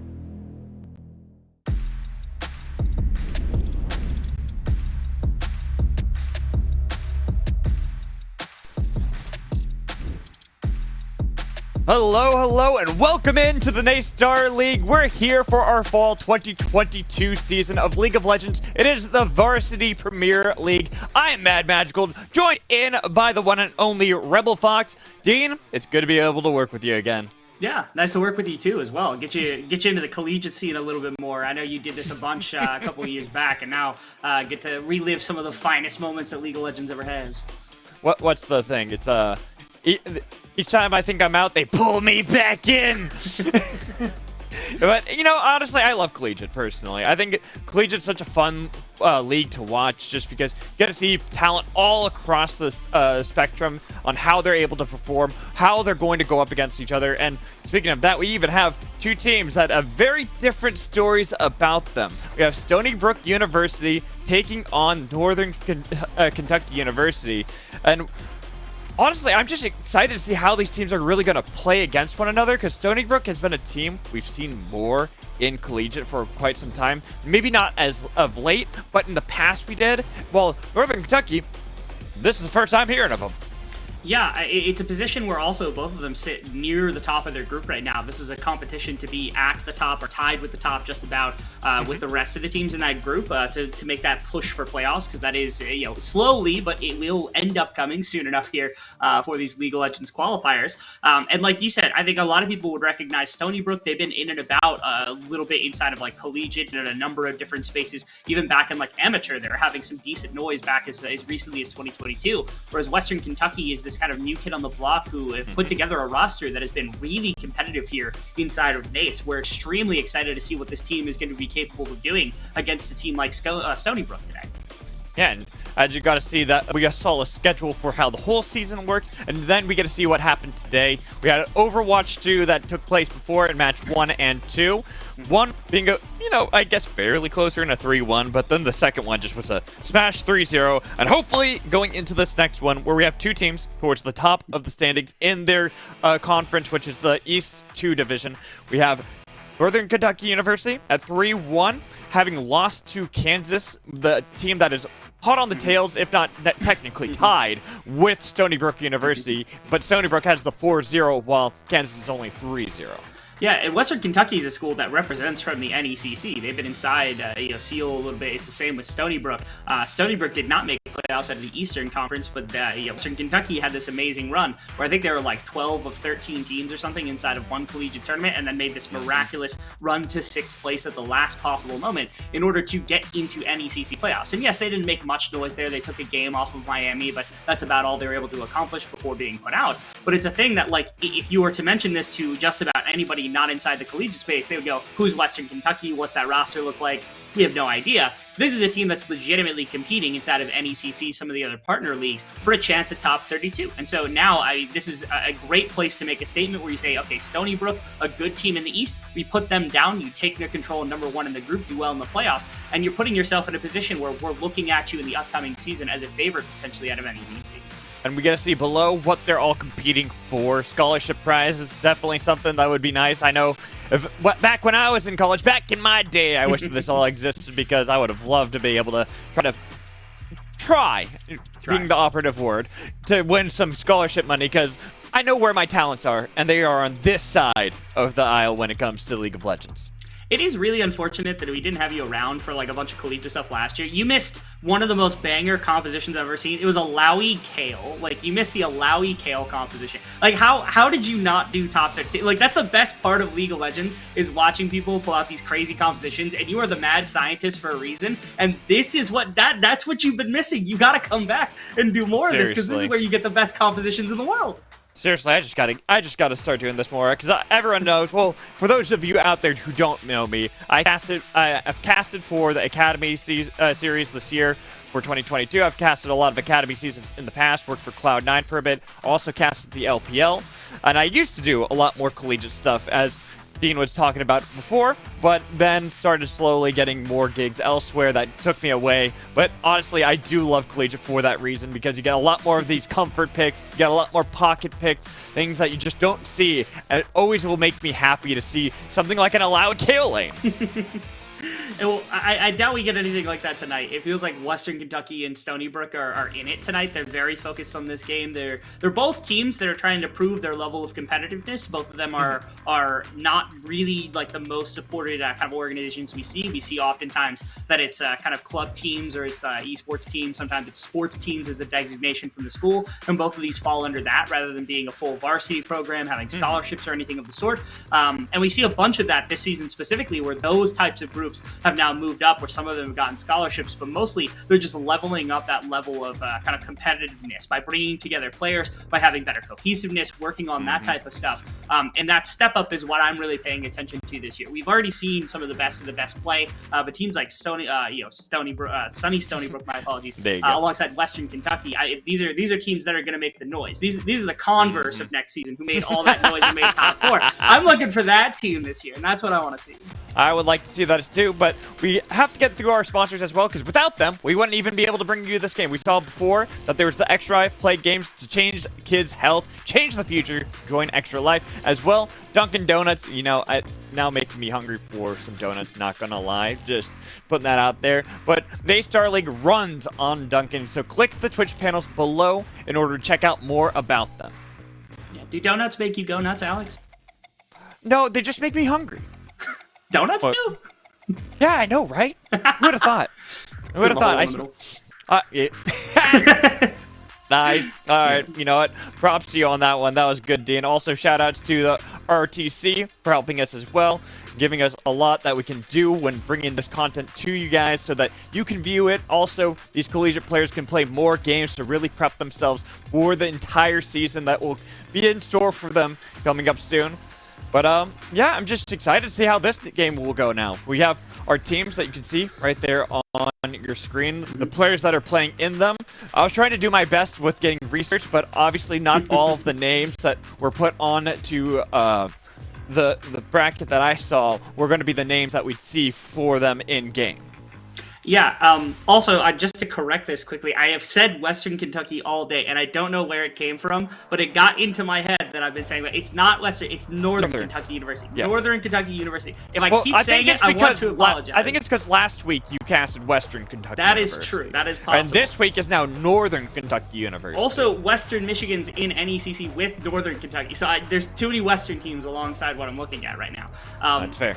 We get a chance to look at the draft, though, before anything else pops up, because we've had a chance to actually, take a look at the grand scheme of things, and this is how things played out. And unfortunately, Mr. Magical, your introduction or reintroduction to some of the collegiate stuff is not the most exciting of the champions here. At least I get effects. I'll take the effects. So that makes me a bit excited, but everything else, I'm just looking at it like, oh, that's boring. Again, for those that don't know out there, I am the crazy guy. I like things like if you play Nasus in the games I cast, if you play things like Alawi, you play Kled, you're gonna win me over. Syndra support. Syndra support. The whole bit on it, man. Hey, Syndra support and Syndra got buffed. Just saying. Banger. Yeah, it's a banger. Just putting that out there. It's up okay. There, man. Now we get to see our predictions. Both you and I agreed that we believe Stony Brook are going to be the team that comes out on top over that of Northern Kentucky University. But I'll give you a chance to kind of say why before I say why my thought process goes here, as well as how we differ.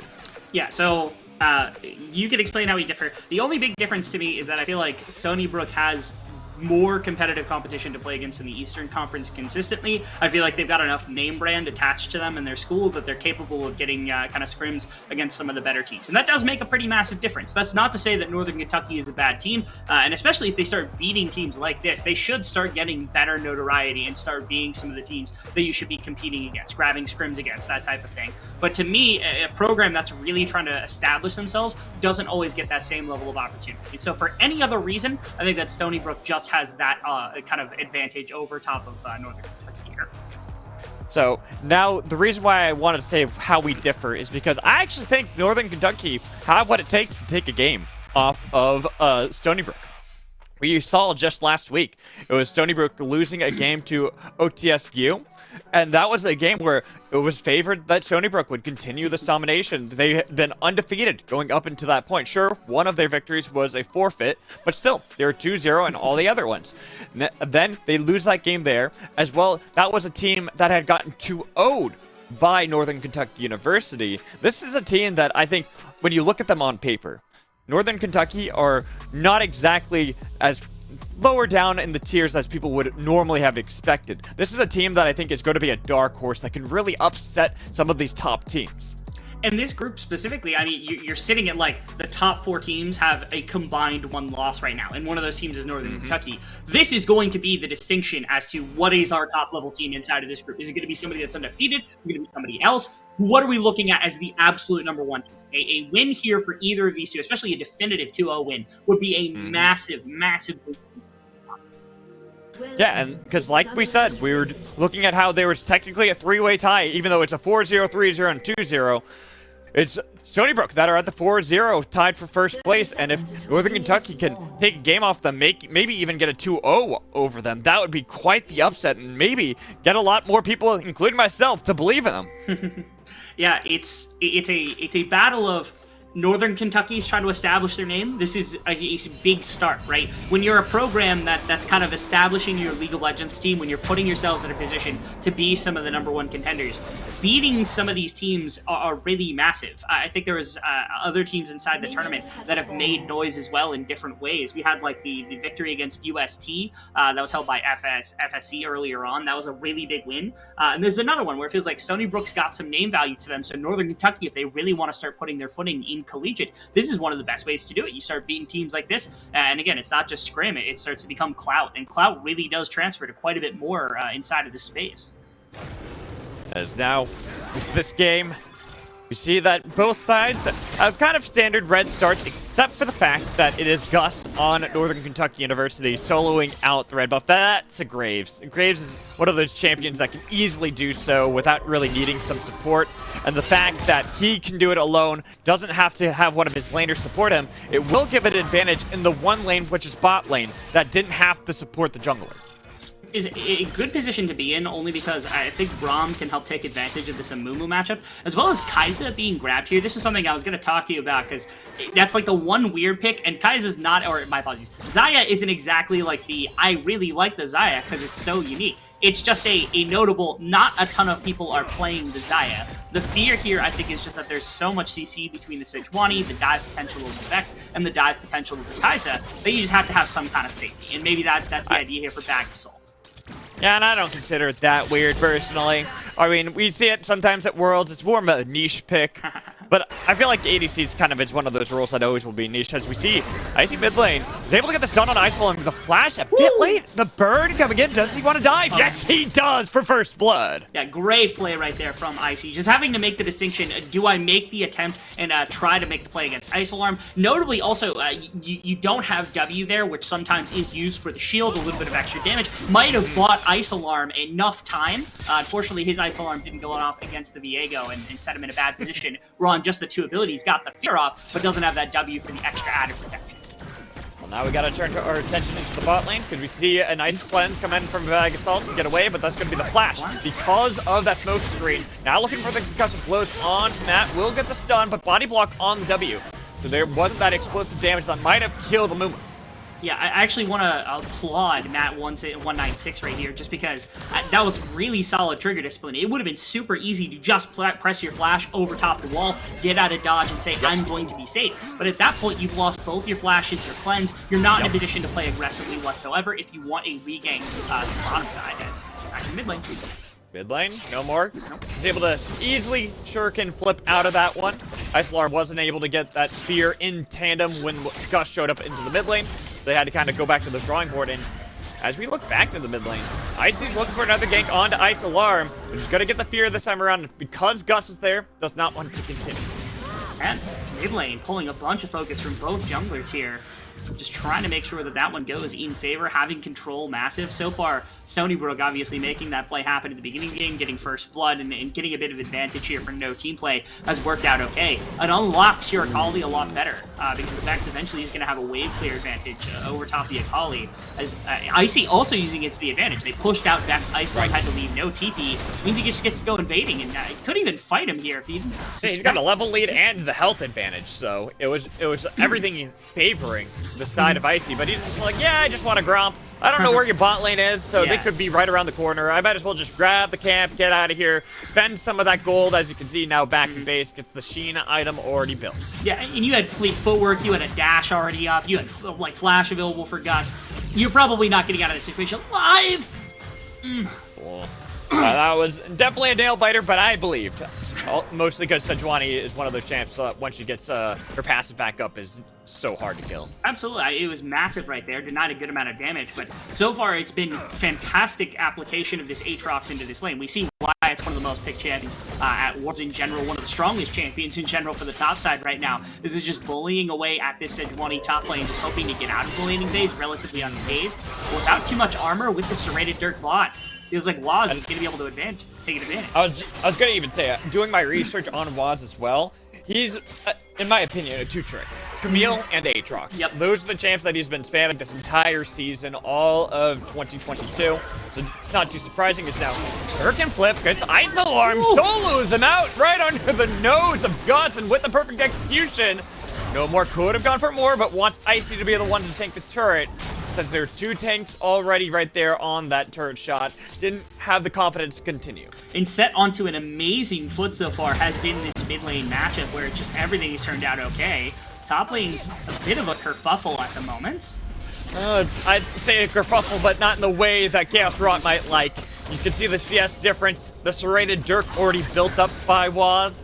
This is a rough lane for Chaos Rot, and I don't see it getting any easier until you get more armor if you want to contest what I'm imagining is going to be an Eclipse build out of this Aatrox. Almost certainly. Level 6 now achieved, which means like the ultimate is available. I don't think you can all in. You have no ultimate, you have your ignite. You're actually without a TP as well. This is a really rough situation. I thought that Waz was just going to back and then immediately come back to lane with the TP and just ruin this, because that would have forced Chaos Rot basically out of the lane, where they would have gone in the middle, and then Aatrox would have held complete control of this laning phase with his jungler pathing up to potentially go for a dive. Doesn't fancy that, instead just stays around, maybe trying to bait the Sejuani into sticking around or pushing a little bit past her means right here as the Diego comes to top lane, but I don't think that Chaos is falling for that one. So I will say, it's unfortunate for Chaos Rot, because speaking of players that love to play that Aatrox, granted, I'm pretty sure every top laner this season loves to play Aatrox with how overpowered he has been. But that's a champion that he's played recently. I think in his recent games in the last 7 days is 11-1 on Aatrox when it comes to solo queue. So he knows how to play the champion just as well as Waz does, but wasn't able to get it away since it was first picked by Waz. Had to go with the Sejuani. I personally always think that if you see an Aatrox, you pick Fled, but that's also just me. Now Ice Alarm. Ooh, flash away, doesn't get the Shadow Surge, but the turret will make sure it's a 1-for-1. Massive props, actually, once again, to No More team play, making this kind of individual plays happen up against the side of Ice Alarm. That right there, I think you're perfectly fine with that. Look at the wave that got crashed into the mid lane. That's all going to the absolute dumpster. Gus isn't going to be able to get there and pick it up. The bot lane, they had just taken the dragon, so it was a perfect opportunity for No More team play to find an individual outplay here in the mid lane, which continues to go in the Akali's favor. Now, look at these solo lane disadvantages. 20 CS right now for Sunnyburst. Top lane, mid lane's the same position. Jungle position's up a couple of camps right now. Bottom lane's completely even. They're feeling great about the position they've got for Rift Herald when the time comes. And it's really rough when you look at how this might play out for the side of Northern Kentucky, because usually Chaos Rot, Ice Alarm are some of their stronger members. Sure, Steph Top as well, but this is usually where they try to pour a lot of their potential into, try to get a lot of their leads out of. And now they've got to go back to the drawing board, maybe get a pick on the Waz as he flashed away. Oh, the Glacial Prison misses, but it still doesn't matter because Chaos Rot was able to pick up that kill. Really, really rough position now to be in is you don't have a top laner. They did burn a couple of summoner spells, it's one at a time. I see. Gotta be cautious. Yeah, you don't want to go one at a time. And now that they have a Mumu there, it's a 3 against 3. Unless, of course, we see Vex rotate around to try to help out. We haven't seen that just yet. It's going to be the TP top lane for Waz, while all that Steph Top is doing is hanging out in the bot lane. It looks like both teams actually completely peeling off it. Neither team fully committing. Maybe going back to it by Icy, but it's still something that I believe that Northern Kentucky could contest. They are down their Flash and their Ignite and their Sejuani ultimate. The Graves ultimate should be back up here any second now. But the big thing was, my apologies. The big thing was that Matt196 came up as he had ultimate on the Amumu, which is this massive game-changing ultimate that would have allowed probably no more team play to go crazy in that fight. Yeah, you get Akali with that shredded magic or this, and things start to go very badly. Then you lose the Rift Trail, you lose the team fight, and the game kind of snowballs out of control. They'll take their one kill, they'll walk away. There's still a disadvantage, and they have to give up the Rift Trail. For Waz again. Waz, no flash, no world ender. They're chasing him down, slowing him down, poking at him little by little. Give the kill to Gus, but Chaos Rod takes that second kill over his opponent. Little bit, I think that's fine. I think just making sure, like, if a Bramble Vest gets purchased here from Chaos Rot, feels like the lane is basically dead. Yes, you have, like, the Eclipse coming for the Aatrox. Yes, you're still up, like, 30 CS. But with the 2 kills and with a Bramble Vest as well as a Bomby Cinder, like, you got wave control, you got healing reduction, you've got armor, you got everything that you want. Now you can start putting that advantage elsewhere on the map, right? Team fights, now you can be this big front line, but more importantly, Gus can start to look elsewhere as the weight's been lifted off of Chaos Rot's shoulders. This is where, you know, can you salvage Vex Lane? Can you salvage Ice Alarm? I don't know, but maybe you could start getting your Kai'Sa further ahead, start making sure that that dive threat can get out of the way of the Akali and start putting damage on the backline. I will also say, we were just talking about the solo lanes, right? How I'm like, okay, I'm looking at Chaos Rod, I'm looking at Ice Alarm, how they're going to play, because usually these are some of their points of strength as well as step top. Well, there they go. They visit top lane twice, kill Waz twice. Sure, he's ahead in CS, but as you talked about, once we start seeing that Bramble Vest completed by Chaos Rod, you're not really going to expect, you're not really going to expect this matchup to be as difficult for Chaos to play into. And now, again, I think it actually makes this bottom side of the map a lot more interesting because I feel like both sides are okay leaving top lane on a bit of an island. Like, the Aatrox is going to get a couple plates in recompense. But again, the Sejuani's not feeling bad in the pure one-on-one anymore. In fact, Chaos Rod might be feeling confident down right to play up into the Aatrox, which means bottom side's more likely to receive a bunch of attention from both Lucy and Gus. And you can see, Lucy goes in for a bit of invade. You get both of them kind of surrounding the area, Dragon coming up as well. Could see some earlier kind of 5-on-5s. Might be a fun start to the day here for you, Alex. So is it Icy or Lucy? That's a great question. Okay, all right. I don't know. Somebody clarify it for us. Yeah, please. Someone in chat. I want to make sure I get it right. No, yeah, I As think it's very now important looking for to the make 1v1 duel against Chaos, but you can see the difficulty now that you face with Chaos having that Bramble Vest that we were talking about. Wash doesn't have that easy of a time soloing out Sejuani at the moment. But again, I think the kill threat is for the most part gone, as long as Chaos Rot is going to be okay. And you can see there's a lot of surrounding members on the bottom side. There's a lot trickling towards this bottom tower. You can see Gus is going to be there. I want to see if Ice Alarm ends up TP. Oh, no. I wish they had gone for it. There's only 2 on bot side. Gus hasn't been there. He's on a ward. On a ward, Shuriken flip, tries to dash away. Was able to get out a bit of distance, but now Matt hanging around, and because the TP was mid lane, they're split up. Northern Kentucky are going to have a difficult time contesting this, and that's why they don't even bother. They're just peeling back because they know with them being split up and having such a large amount of CC on the side of Stony Brook, there's not really a way for them to group up. Yeah, I'm actually a little upset. I think Stony Brook easily could have gone for a 4-man dive bot lane once they see Ice Alarm's TP in the mid lane, because they have the Rift Herald too. Worst case scenario, the Rift Herald just cracks bottom tower. These two have to burn summoners getting away, and if they do that, you probably just get Dragon in, right? Like, that's the case. Yeah. Worst case scenario, you end up in a 4v3 situation under the tower. Tower's gonna break under the Rift Herald weight anyway, and you end up trading maybe like 2 for 2, no one gets the Dragon. So maybe a little less aggressive, but I can appreciate at least that they try to equalize the Dragon count. I will say, granted, it is a Braum bot lane. That's still not the easiest lane to gank. You're right. When you're trying to dive, so maybe that was their reservation about it, being like, yo, we can get locked down really well. We don't want to risk this when we can just get the Dragon. Plus, they had the Richter already picked up from earlier, so they can pop that into the bot lane and get the Crash, which should net them a lot of plays. But now, nice tag on that Shadow Surge onto Lucy, who was flashed away. But they got the damage, the flash in from Ice Alarm, but it's Irish. That takes the kill. Perfect execution, takes down Step, but they got the double up, the repeat. No more dive back in. No way! No way is he gonna survive! Irish was able to at least pick up 1 kill and flashing out of that. So, all in all, that is a 2-for-2 fight. What an exciting kind of course of events right there. It was every member of Northern Kentucky on the bottom side of the map just go for the one play. His top side, we're not even done yet. Law's getting ganked again. Nice. And guess who doesn't have World Ender? He has Flash this time, but flashed by Guts to follow him up, trying to get as much damage before he can taken down. Nearly was with the help of that Eclipse, but there's just enough damage from Gus to take him down. They have me stressing right now across the board. These fights are just so good. We're not done. Man. Yeah, we're not done. Look, Matt's here. Uchi's here. Nice dodge. Nice dodge out of Gus. Yeah, good play from Gus right there, just to make sure. It would have been hard, I think, for the Amumu to kill anyway, because there's no ultimate, so you would have just been walking at him with like another bandage toss. That's true, too. Yeah, the Viego might have had closing speed, but he's also down ultimate and flash, so maybe they wouldn't have been able to catch it. Maybe we overhyped it, but you know what? We'll call it a good dodge and let Gus get away with it. That's perfectly fine. I'm not going to be a down. You know me. I like my meme builds, I like my meme champs, and I like my team fights. That's fair. I'm a simple man. A simple man. And you're getting some of that right now. I'm hoping for the larger scale type team fights, because we've seen more so like continued skirmishes that end up being like additional members get thrown in, but they've been really fun to watch so far. You've got to really appreciate the way that team play played that last little engagement. Had he lived and the Braum didn't end up getting the kill on the back end, that would have been an astronomical play coming through from the Akali.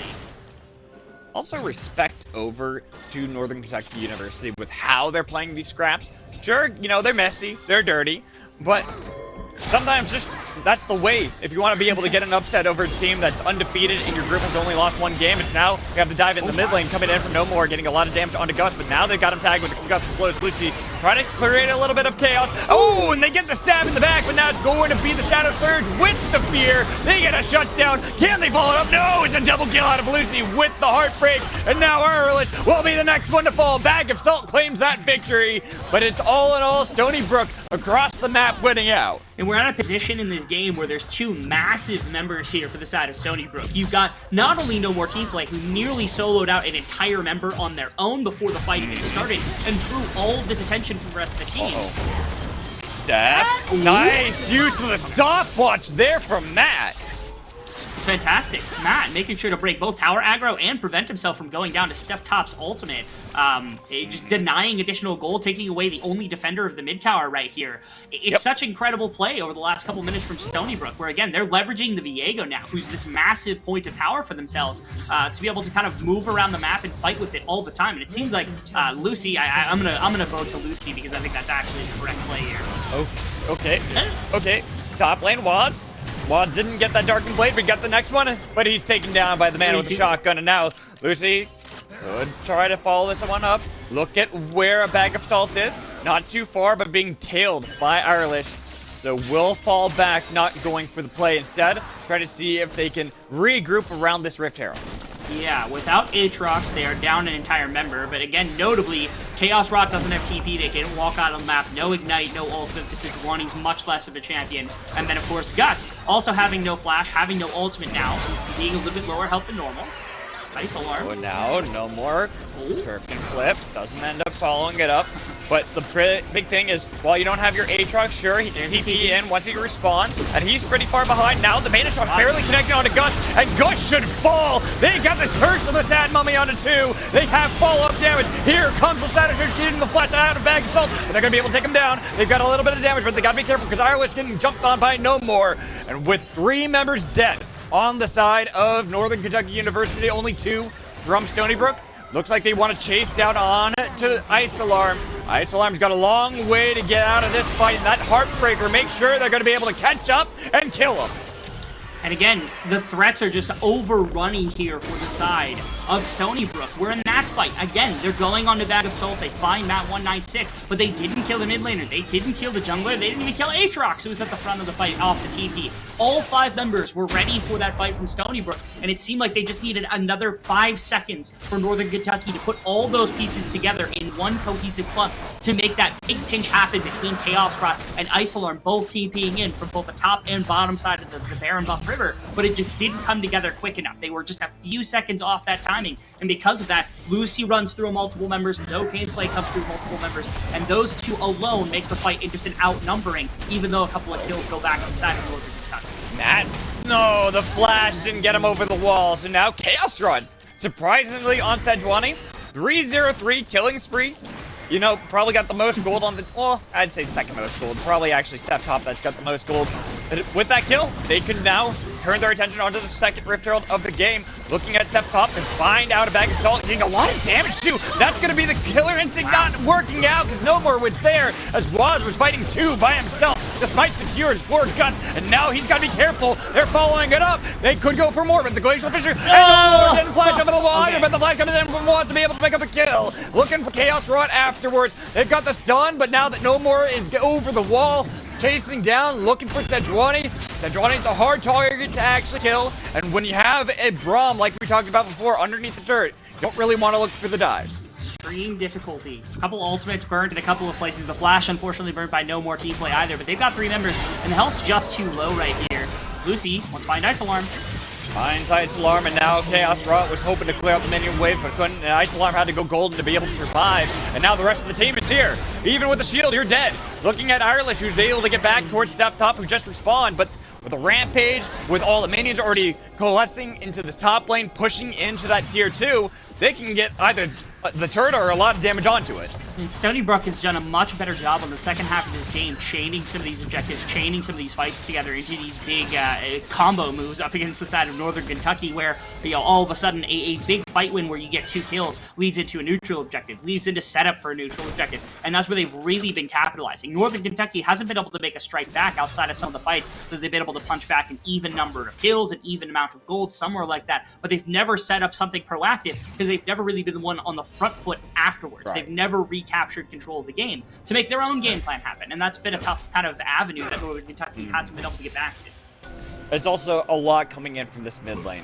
I talked about how it's usually the solo laners that Northern Kentucky kind of rely on, and Ice Alarm has been having one difficult time against No More team play. This Akali is out of control. 8 kills in this game. We're only 21 minutes into the game, and you have 8 kills on your Akali. You're going to be really happy as a team. Yeah, Ice Alarm is saying no more for a very different reason. He just wants no more of this. He can't handle it. Side laning, team fighting. The Akali is just accomplishing, I think, more than what the Vex has been able to inside of this game. A lot of it off that early pressure. We talked about the breaking that Gus and Lucy both put on that mid lane to kick things off, and that made such a difference. We were talking about the solo lanes and the mid laners specifically having all this kind of agency for both these 2 teams.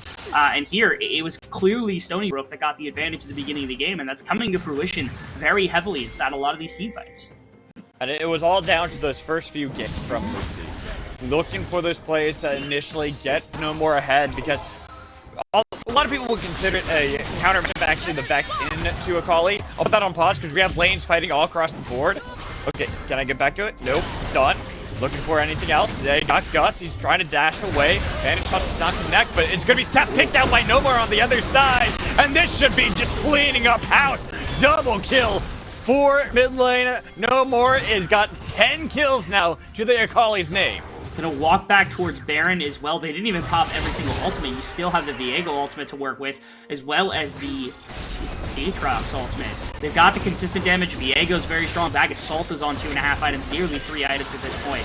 So the Baron can go down without much problem. It's going to be Ice Alarm, maybe trying to make a hero play, hero steal, something like that, buy space for Dust to get in, maybe do something, but I don't think it's going to be fast enough. It's hard when Waz is making sure there's no way to get in it, so the Baron secured, giving up his own life. And with this Aatrox, how he's been playing right now, that's probably the best play you can ask for, but the double kill there for Gus might actually be a little bit devastating, because here's coming in the dive. They got the Shadow Surge, they got the Fear on a No More, shut down by Ice Alarm. Looking for the follow-up, did not connect it. So even though Baron was lost by Northern Kentucky, they do take down the raid boss. That was a very strange set of events right there. It felt like the Aatrox was almost necessary. It's like, okay, we give Aatrox, we walk away with 4, right. We give up the map, we walk back out on the map, we set up mid lane, we set up bot lane, we go to Dragon, and we set up Infernal Soul, we get extra gold from probably mid inner, bot inner, all of that going through. And that just goes tumbling down the second that you start this, because for some reason, Waz goes down, then Matt runs back in on the Amumu, then No More tries to get more as well, trying to make another hero play off the back of a Baron push when they didn't need to do any of it. So now they got 2 Baron buffs. They kind of lost posturing for the Dragon. They're going to have to fight for it almost certainly. And they've given at least something back to Northern Kentucky, who hold their stance in the river, might just tie up the Dragons and force this game to go a little longer. I don't know if you necessarily want to go for a full-on fight if you're Stony Brook. Not over this. They got huge curse for that Mummy, though. The Mummy will be bursting down as Irish might be the next casualty in the fight, with Ice Alarm falling to the blade of the Dark and Blade King. Vice Rot against 2 cannot do anything. He was kited up forever, and guess who's the real big boy in this one? There's No More and Waz chasing down Gus and saying, that's a double kill. There's no tying up of these dragons for you. No, yeah, perfect fight setup here coming through from the side of Stony Brook. I thought that Northern Kentucky was going to have the control necessary to just walk at the Dragon, have forward stance in the positioning of the river, just to make sure that they could control any inlet, make sure that there was no immediate play for the Amumu. But Matt just kind of walks at them, presses ultimate, and hits 5 people all at once out of absolutely thin air. He just pulls one of the best Amumu engages I've seen in the last couple of months. And off the back of that, that means that your 2 divers get into perfect position. Aatrox wrap around, Akali just goes right through the fight, and your front line is busy kind of fighting a Viego and a Xayah who are not going to go down anytime soon. Because of that, I think Stony Brook now has the perfect position to win the game. They've got 3 dragons, they're up 10,000 gold, 11,000 gold. All they have to do is not make any more of those kind of boneheaded plays like they made around the Baron buff, and they are A-okay. I think they could have made like 2 or 3 more of those boneheaded plays before this game would actually be more contestable. The early game, Northern Kentucky University, we're finding ways to make this even. And we're finding ways to actually fight back valiantly against Stony Brook. But as you talked about before, it's just been the second half of this game that we're still seeing, where it's been Stony Brook winning pretty heavily. They now have an 11,500 gold lead over NKU. This is one of those gold leads. Once you crest the 10K gold lead, usually it's near insurmountable. And it's a position that I think has just been very hard to leverage from Northern Kentucky into anything advantageous. They're the ones that actually put a bunch of the gold and a bunch of the cross map play into Sejuani when the mid lane wasn't going great, the bottom lane was getting pushed out, and they didn't put the gold into any of the carries that could have maybe swapped this game back into their favor. The closest they had was Gus, who was doing pretty well for a while, but again, Lucy picked up so much early game gold that 1v1 also wasn't really necessarily very good for them. And now we've arrived at a point where again, that traded gold didn't end up needing much, and now it's starting to become unresponded gold, where it's okay, 2 kills, that's it. 2 kills, now a tower, now a dragon, now a Baron, all of this kind of dominoing effect. Next game, Northern Kentucky, I want to see them make something proactive happen. I want to see them have an attacking angle on the map, rather than just kind of catching what's thrown to them by Stony. As now, looks like they're just getting dove underneath their inhibitor turrets pretty easily by Stony Brook. Just want to end this game. They're like, yeah, we want this nice, clean victory. Game 1, give us that so that we're 1 step away from really showing everyone why we are the top dogs in the Eastern 2 division. Position to do so very effectively. Looking, again, clean is one word to try to use for it. I don't think it's the perfect word here, but at minimum, they seem decisive, which is nice. They put together their pieces as a team, and they make calls regularly that I think are the proper right kind of move to make across the map to leverage what strength that they have in a number of circumstances. So I'll give them that. I will say the triple push here, I don't think they're that threatened by the Sejuani engage, because if they were, it would be difficult, I think, to manage this 1-3-1 type situation where, like, you end up getting split off and you're not able to put all of your power together. Usually we'd be doing like a 4-1 with the Akali, because you can't run down the Akali, and the other 4 are such mean team fighters that it just doesn't matter. Playing the 1-3-1 just to make sure that they have full control of the Baron and Dragon when those objectives come back. And now a little bit of a skirmish between Gus and Waz. Will get away, so Gus taking a beating from the Darkened Blade. Was barely able to survive all that one. Even using Gore Drinker was not able to heal up that much health back. Not able to get through all the damage that's now been packed into Waz, who, again, was focused for the entirety of the beginning of the game. He was 0-4. He was 0-4 at one point, yeah. Now 3-5-3. Now up almost 100 CS. He's only, what is that, like 4 or 13 shy of being like a Flame Horizon in the top lane matchup up against the Sejuani. Again, the Sejuani is this pick that's meant to neutralize and make sure the Aatrox doesn't destroy the top lane matchup. Not something that you're able to full use unless you're team fighting, you're using the ultimate, and you're using her as a frontliner, which they weren't quite able to set up ever, except around that one Rift Herald, but it didn't end up being anything more than just a one-off play that led to a kill and not even a Rift Herald, because they were able to stick around. So, again, if they're going to do stuff like that and make the cross-map play happen, they have to put the gold in the right place. And that's what I'm hoping for Game 2 from Northern Kentucky, is even if they come back in this one somehow, that's still a mistake that needs to be addressed. Well, it's one of those games where it feels like there's not really much that Northern Kentucky can do themselves. As you can see right there, diving into the backline, being able to get the cleanse early on. No more team play. Diving in, and he doesn't need the damn team because he's looking to pop on the backline. Sure, the team will eventually show up to help him out. He will die, but everyone falls on the side of Northern Kentucky University. Wave's not in the perfect position to immediately punish, but bot and top are both getting ready to collapse with multiple waves. Mid lane's getting set up right now. I do think they made the wrong call. I think they should have just run at the top wave right here, but outside of that, I mean, the only other thing is, like, they're going to leave Waz, they're going to go to Baron, they'll probably take the Baron, and that's going to solidify the game.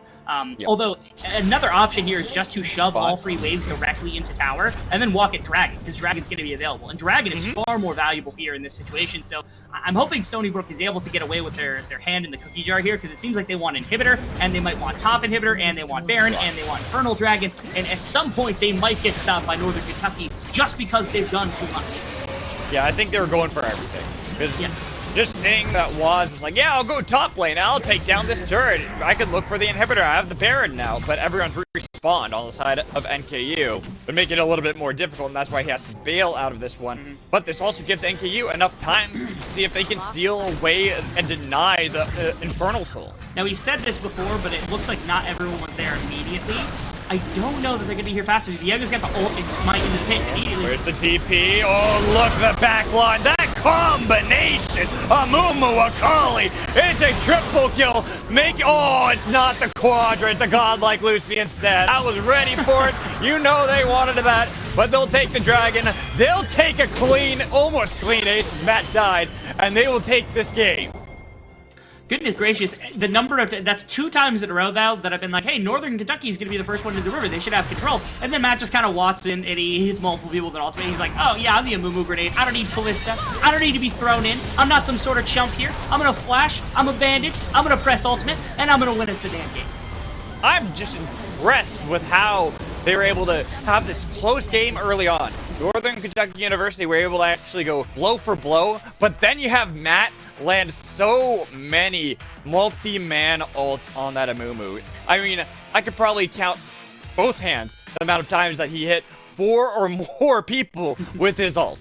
It was really astonishing the way that Matt was able to set that up. And it's even better because it bodes so well for allowing Akali to work their way through a fight, Aatrox to work their way through the fight, and Viego even to work their way through a fight. Whoever wanted to go diving had plenty of space to do that just because of Matt's and Mumu ultimates. And there was no threat of losing their ADC. Like, the Sejuani doesn't do a ton of damage. You try to lock her down, but she's going to press ultimate. She's going to walk away from you. And then you're just getting dove by the 3 massive members that have the most gold on the map compared to anybody else. It was a perfectly executed fight for exactly that reason. And once again, Northern Kentucky, they put up a fight at the beginning of the game. I want to see them be the ones kind of making the aggressive first step towards some of these neutral objectives, towards some of these plays. A little bit more kind of coal in the hearth, I think, is necessary. Look at that, man. He comes from the top. He was the first one in the river. I think they saw him before anybody else, and he still gets a top rope from out of nowhere to hit this team with a big bomb. It was impressive to see how Matt was able to play this champion and pilot Amumu. Honestly, I like seeing Amumu support because I also get to then make fun of Ender, who always told me that Amumu support would never be a good thing, and I always told him it would, so I get that. I always love being able to hold things like that over him. But it's also just good to see because when I was researching Matt was probably the lowest ranked member on this Stony Brook team, but he was D2. But how he played that Amumu made me think that he was challenger at least. That was incredible. But you know what, Dean? We're going to toss to a break. When we come back, we'll get ready for our second game, see if Northern Kentucky University can bounce back or if Stony Brook will continue their dominance in this second Eastern Conference. Stick around, we'll find out.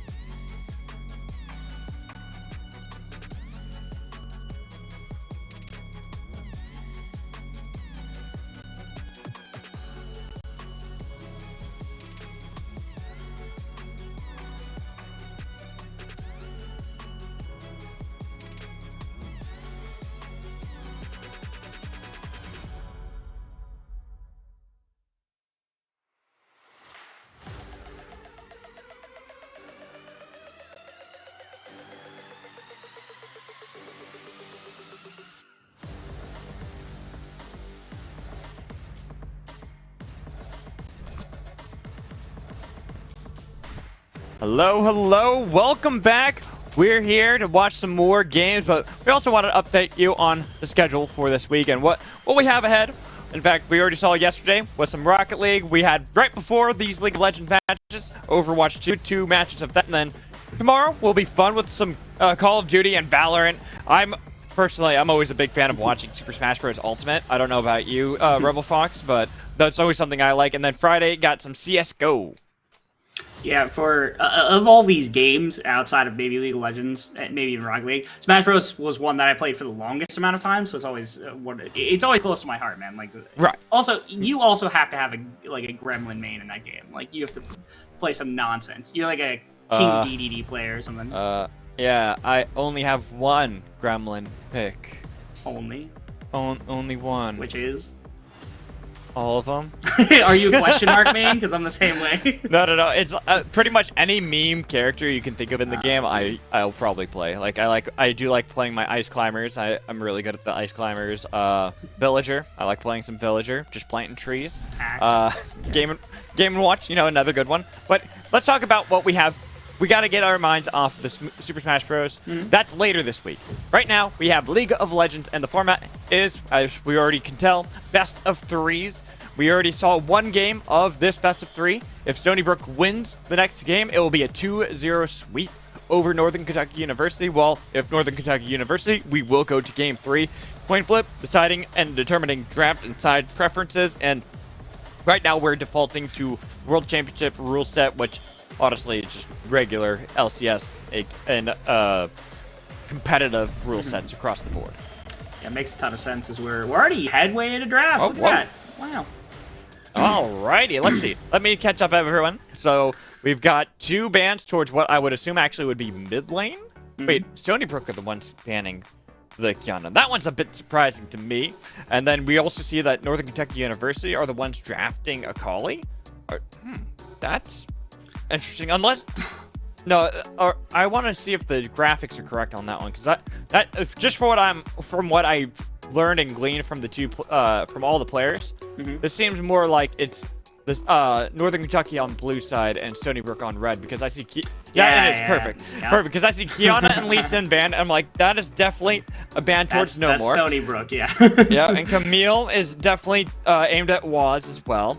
Misfortune pickup is very much a Steph top pick, and then we get the Amumu back for Matt. He dominated last time, especially with a Misfortune on the other side. You don't want to give up that Misfortune Amumu lane, because that is a very powerful and really dangerous lane to just gift over when you don't really have things that you yourselves would like to play.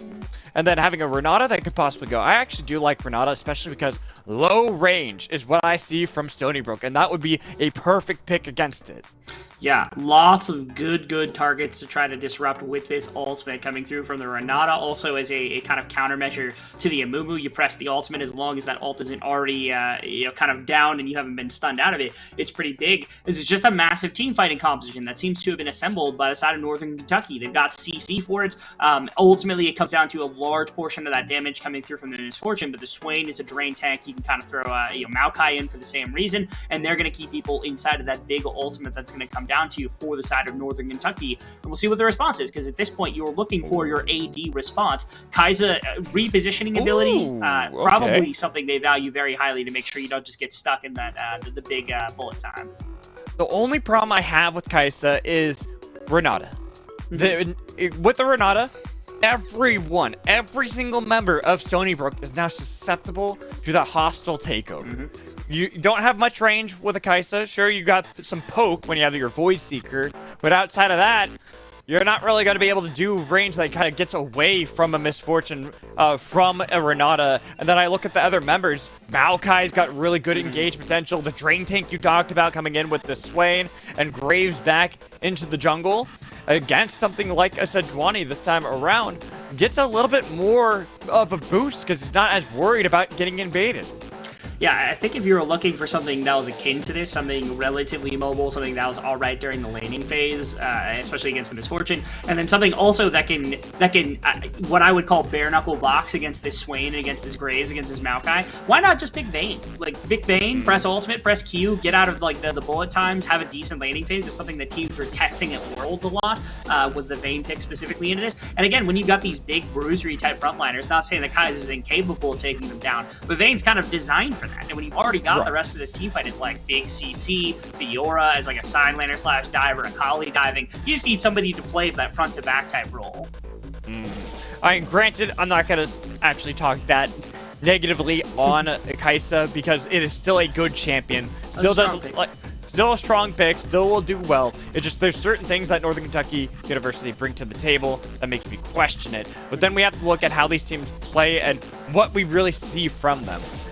SBU, they love playing a lot of these melees, these assassins. We get Akali again mid lane for no more team play. And this is something that he popped off on last time, and this time is going up against Swain, which is even more of just a skill matchup than the Vex was.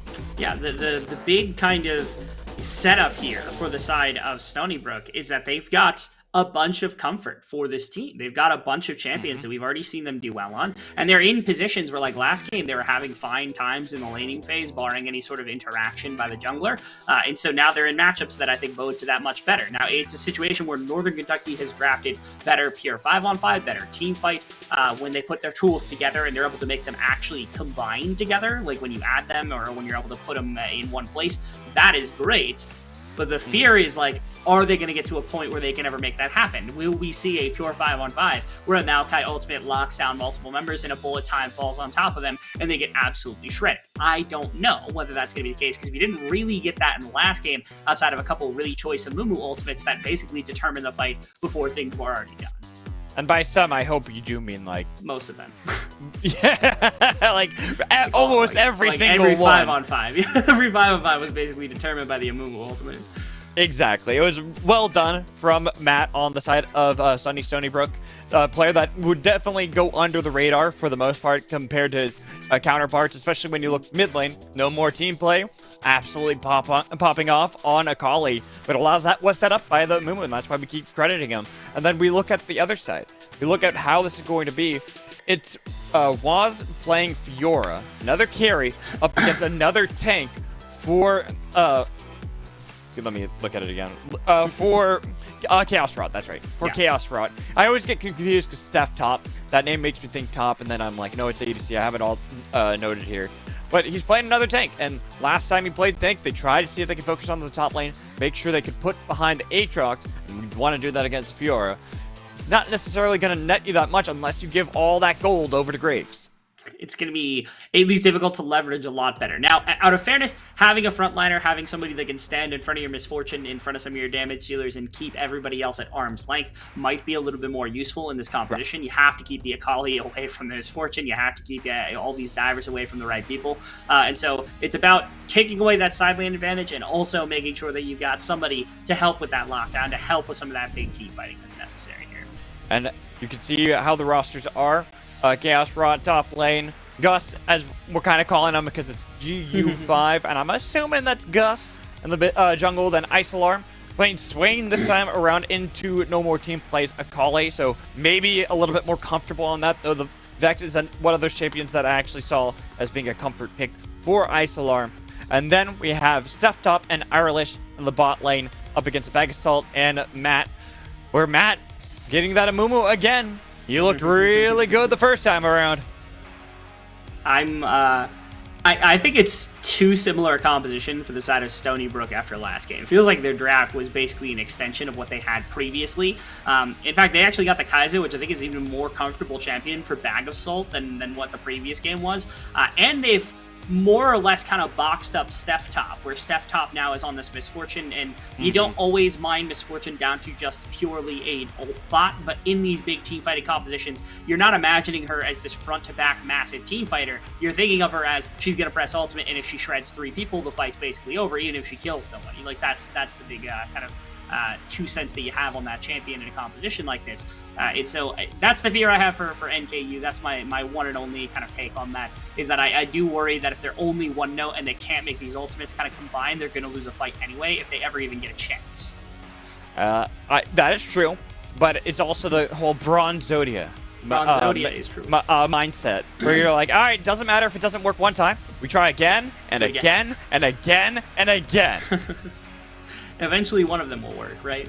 Exactly. At least that's what I always tell my team whenever I'm playing with them. I'm like, and we got the late game, so you just.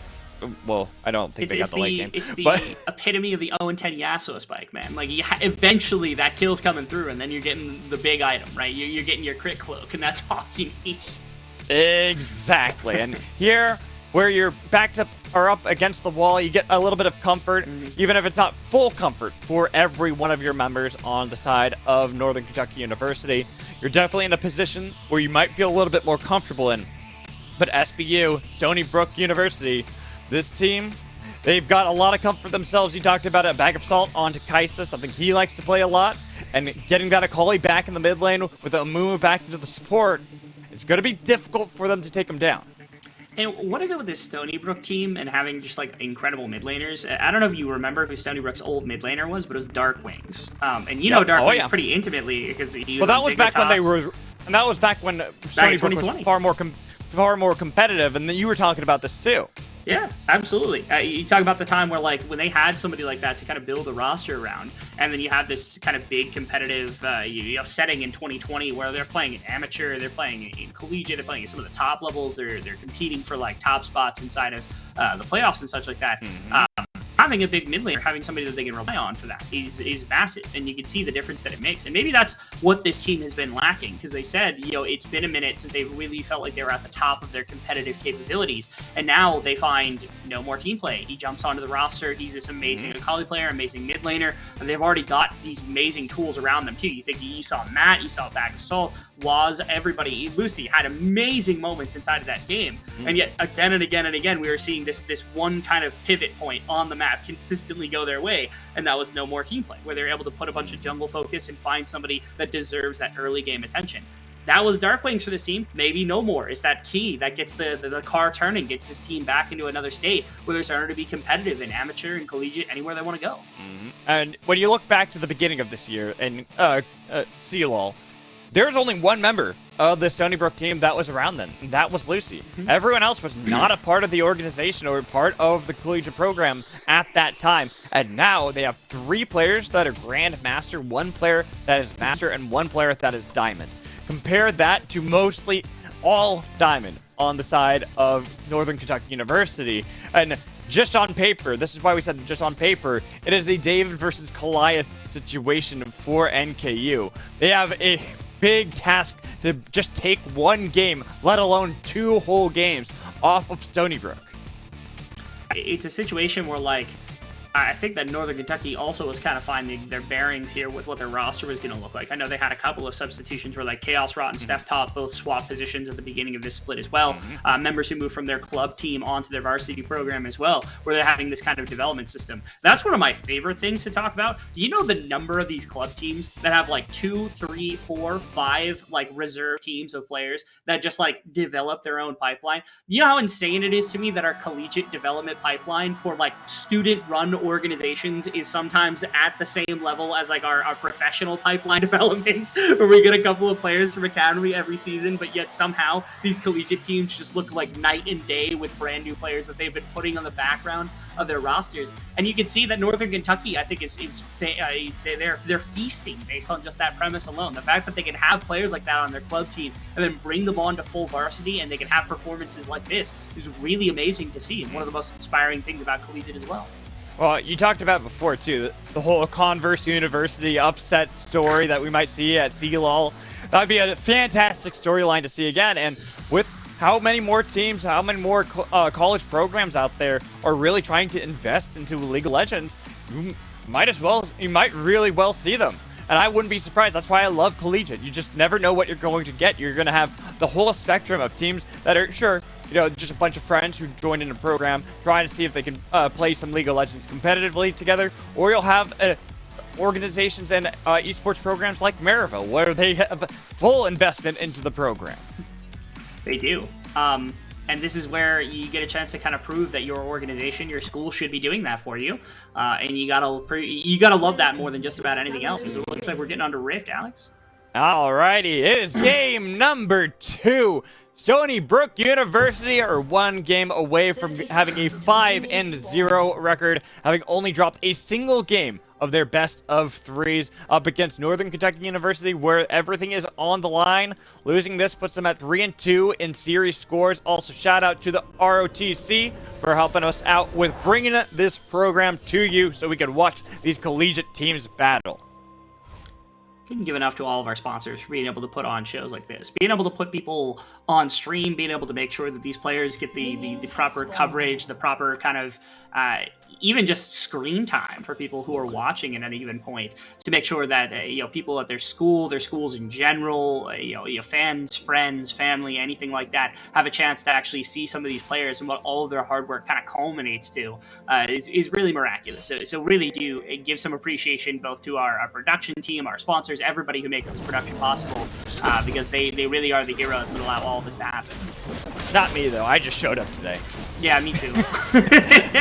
Yeah, it is what it is, but now we get to watch some League of Legends. We get to cast and do what we love. This mid lane, I just learned where it's at.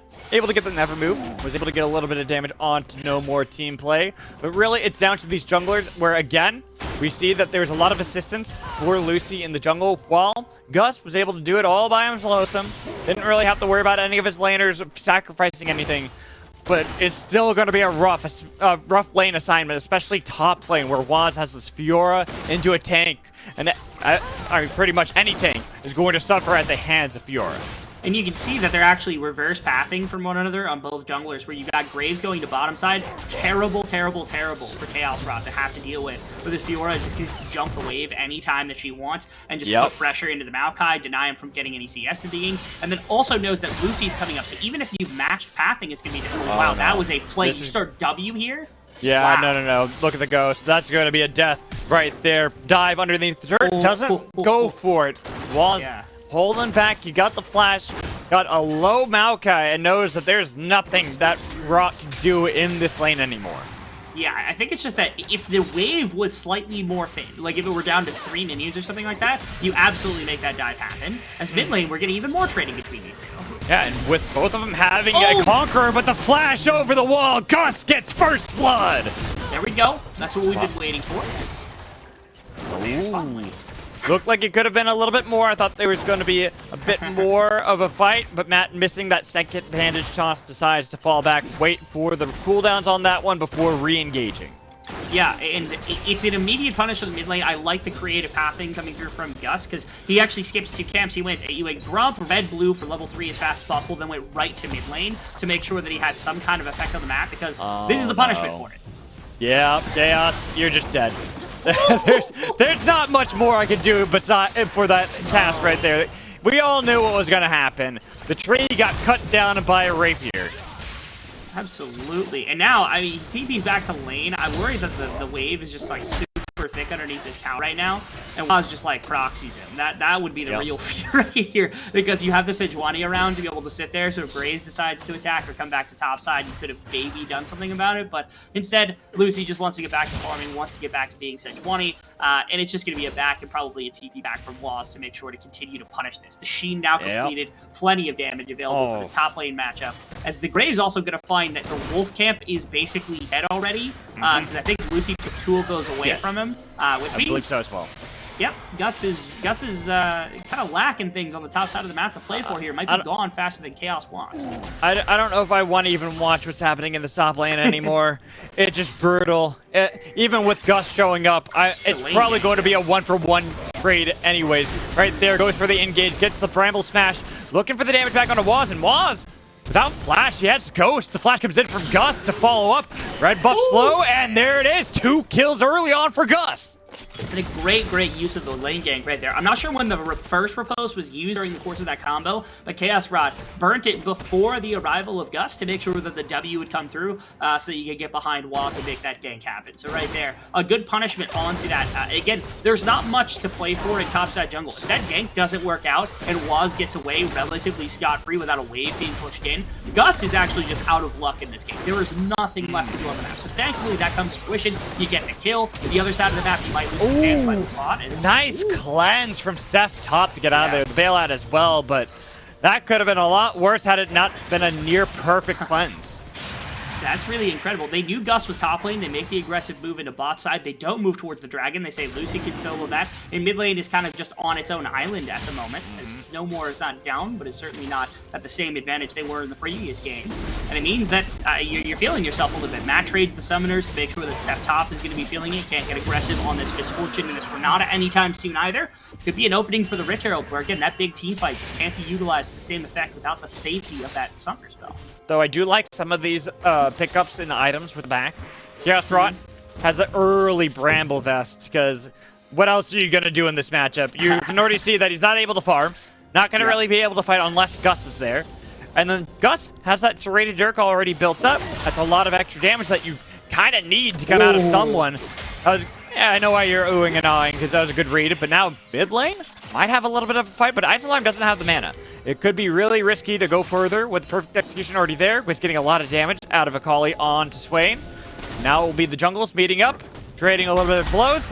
We're just having a lot of things where it's like, it's close. It looks like things are about to start here, Rebel Fox, but maybe not so much, unless, of course, Gus gets picked off like this. Nice wraparound Matt! I'm telling you, his Amumu is on point.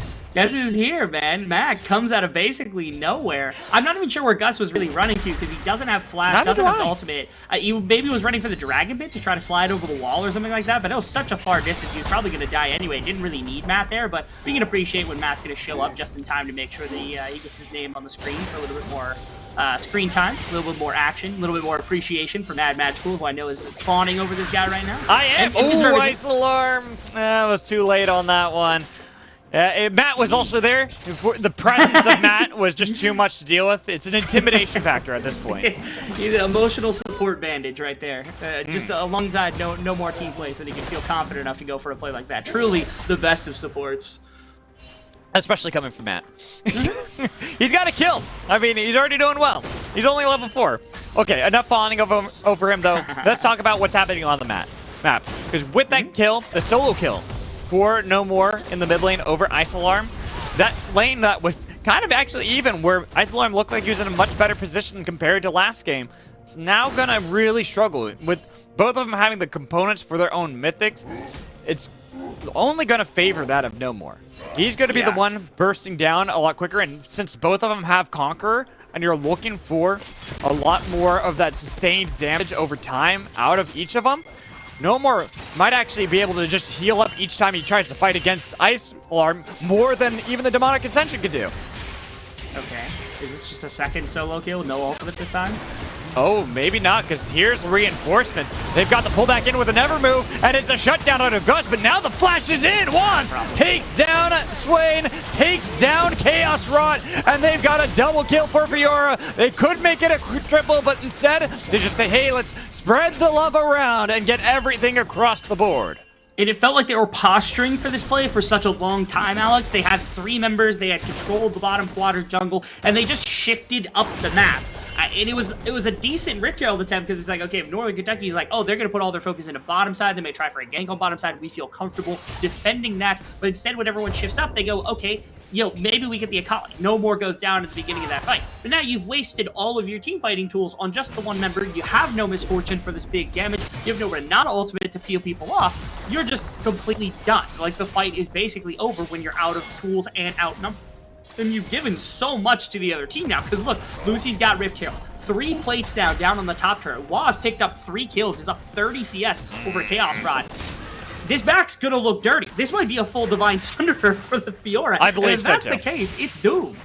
I mean, that's pretty much what, yep, there it is. A full Divine Tsundere built up by Waz. Yeah, yeah, you know how I say it. I know. No More was the one who got a lot of the gold last time, was the one far ahead, while Waz was the one suffering. Now it seems almost like it's a trade. No More is getting camped by Gus, trying to make sure that Sakali can't get out of control like last time. But then you got this Fiora, who's already got the Mythic completed here at under 10 minutes. Fiora on the side lane is going to be a very difficult thing, I think, to deal with. But basically, anyone on this team, the Swain can deal with it. You don't really have the wave here to handle the Fiora, especially behind like this. The only person who feels strong enough to is Graves, but Graves isn't the person you want responding to a side lane in the later stages of the game. So this was actually a decent opportunity for a dive, but the wave wasn't there. They kept his fortune there. Might have been Look at this, Matt flashing in! Oh my four-man ult! Nobody can stop Matt, but they will lose Edgewater. Matt dives back in. He'll give his life, but look at what he has wrought for the team. It was a lot of damage, and now No More goes back in. They are disadvantaged because he didn't bring in Waz, the one with the most gold, but man, I'm not gonna not shout out Matt on that play again. Another massive ultimate. 4 men. Like, how are you doing this every single fight?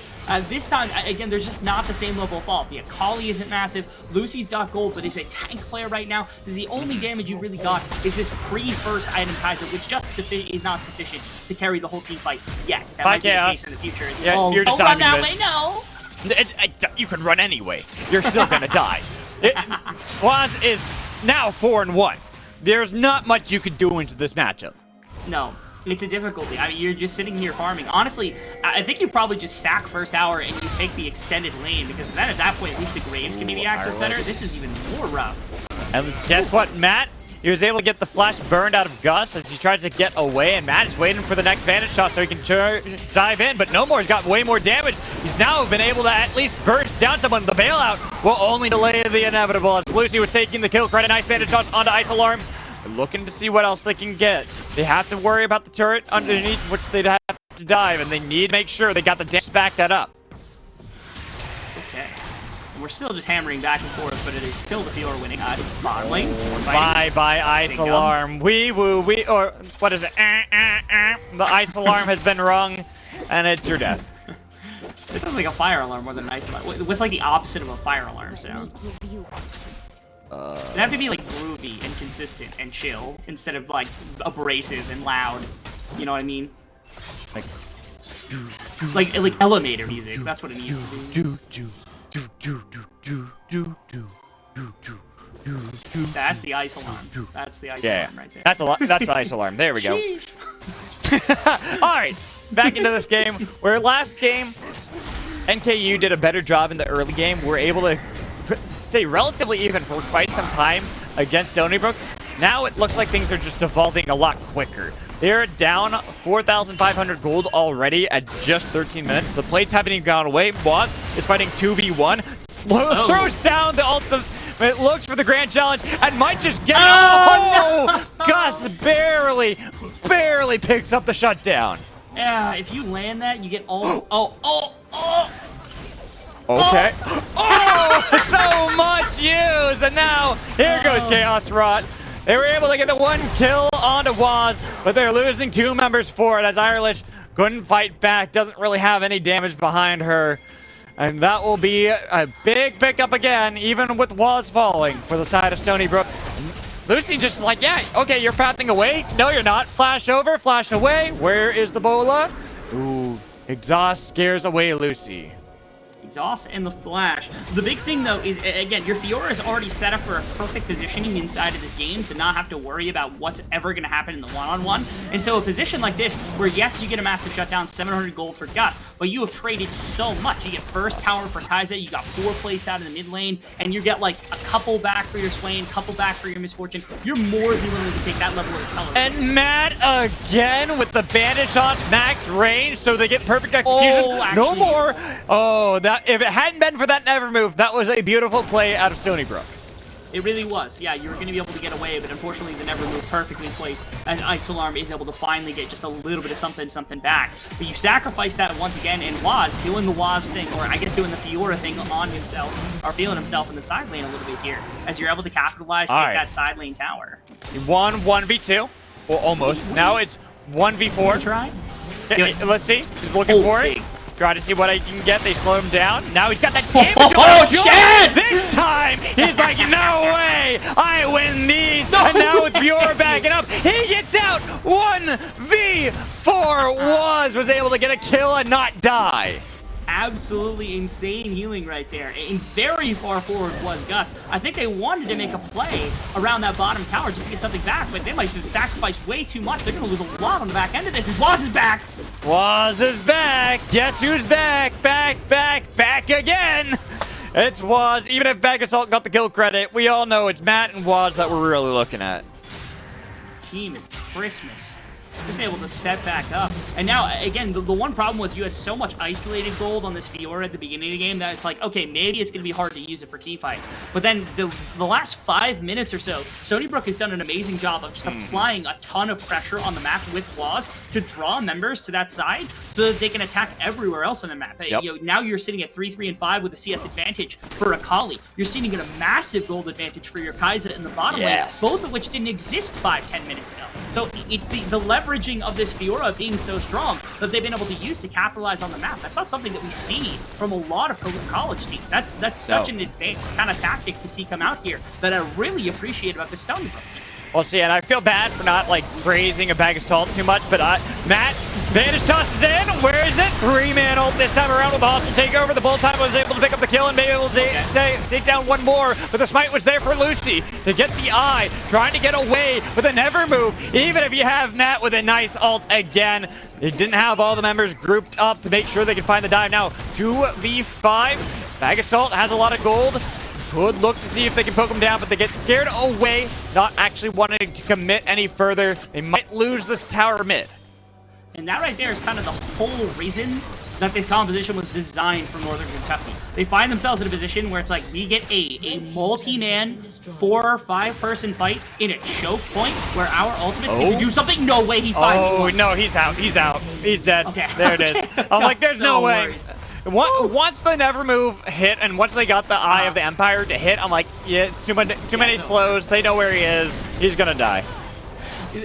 Think about the Akali from last game, though, being like 6-0 at this point. Imagine that Akali in that situation. Oh, no, then they all die. Then they all die, yes. That would have been one of the meanest things I've ever seen, but yeah, not at this point in the game. And a good turnaround here from Northern Kentucky. Again, they built themselves simplistic Bronzodia type composition, but when it works, and you saw it work right there. Choke point, 5 people, hit a big ultimate, keep a bunch of people in it, and then you get the Misfortune ultimate on top and you get 2 kills, and there's just no way to win the fight afterwards. Like, there just isn't any. They did lose the Rift Herald, but they get a lot back because they got good shutdown gold from multiple members on the team, and they keep themselves in at least a little bit of fighting shape here. The last member they need to make sure they get that shutdown gold off of is a Bag of Salt. Looking at the Kai'Sa, 5, 1, and 2. 2 completed items. Doesn't have necessarily the largest lead in items. Only about half an item up, but now you see no more. Fighting again against Gus and an Ice Alarm. Flashing in for it, but misses the 5-point shuriken! So it's a shutdown and an unstoppable Ice Alarm. When did that happen? Oh no. Yeah, Ice Alarm is slowly collecting kills from like basically every engagement that Stony Brook has given over for the last 5 minutes or so.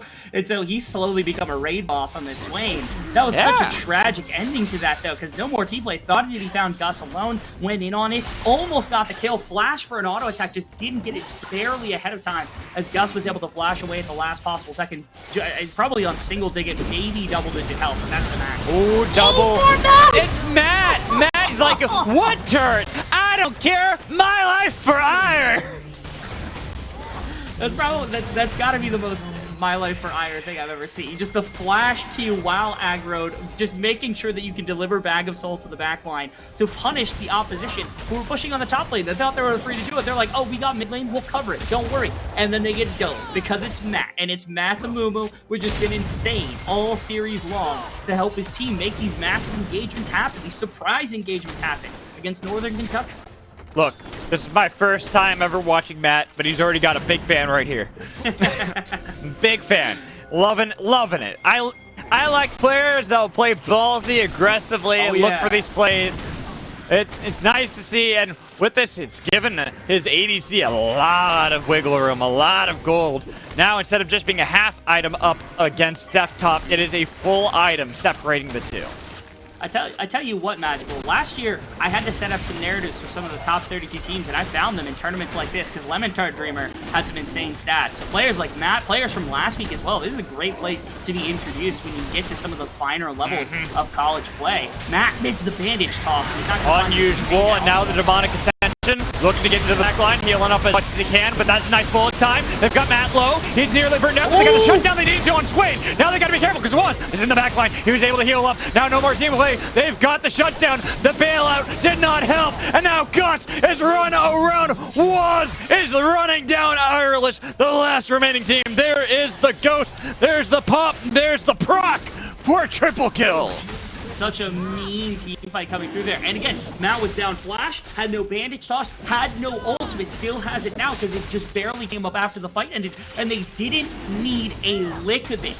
With this big team fighting ultimate, they aim the biggest tool that they've got, the bullet time, right at Bag of Salt, presses the Zonias, presses the stopwatch, and it's absolutely gone before anything can be capitalized on. Bag of Salt ended up trading, I think, 1 for 1. Matt ended up trading 1 for 1, and then you were taking a gold check against this Fiora, against this Sejuani, against this Akali. No, you're not. You're not taking that check. You can see Waz was able to just run through the rest of these members, basically unfiltered, tearing through anybody that he wanted. You picked a good spot for a fight. You picked the right time for the fight, because Matt didn't have the counter engage, but you didn't make it happen. It's Northern Kentucky. Again, your ultimates have to land, and they have to do a lot, because that's the whole point of the composition, and that fight was not the case.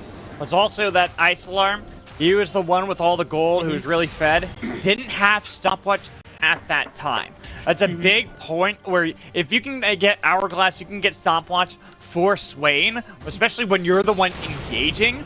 That right there buys so much time, and you heal up so incredibly much against anything that could get thrown at you by the side of Stony Brook that you'll just never die, but unfortunately didn't have the item that was needed to make sure that play could go their way. I'm liking what I'm seeing from both teams. It's just a beeline for the Baron, knowing that they are the team that has kind of priority of the river because there is a Fiora heading the bot side. But of course, Stony Brook, all they really have to do is meander around here and make sure that Kentucky is not comfortable enough to start the Baron, because the more time that they buy Waz, the more damage it's going to cause. In fact, they've already called off the Baron play. So now, if you're the rest of Stony Brook, walk into the river, take that vision out. That's what they're doing. Start the Baron. Who cares? Let Waz go. Exactly, because Waz is like, all right, it's a catch-22. You either try to see if you can stop the Baron, and then you lose your entire base, or you try to stop Waz, and then you lose the Baron. Nothing is going to go good for NKU.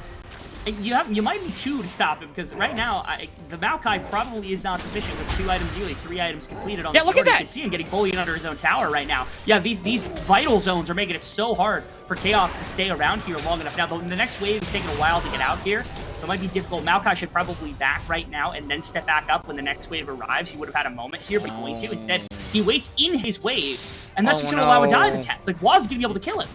I'm like, not a dive attempt. That should be an easy dive. Had he not missed the Q, he probably would have gotten it. Now Lucy nearly stopped it. We can see the fight underneath the turret. That's going to be the demonic ascension popped by Ice Alarm as his back was canceled by Lucy. Now he's got to be careful because here comes Matt looking for the other side. They've got him to go golden this time, and that helps him out a lot. They've got a lot of damage. They've taken down Matt. He wasn't able to use the curse in the sad moment with the exhaust auto no more. He's gone. Lucy, the next target, trying to run away, but they need to make sure they can get a bag of salt. They can even flash over, so Gus takes him down, and with the chase down on to Lucy, running for the hills. Even if it was still up, they have to make sure they can put up some sort of resistance around Baron. And it's Matt's delivery to backline that, again, with the flash, with no bandage toss, does not land, and the rest of the team cannot go running rampant. No more team play has to run through an ultimate. Yeah, that's a big play. Waz wants a little bit more. Gets rooted up, has to pop Ghost to get away, but he stopped the Baron. Big thing. They've got Lucy in the vicinity, and with Irish being low as she is, they have to make sure they can recall and not actually take this Baron because they would get eviscerated by Waz.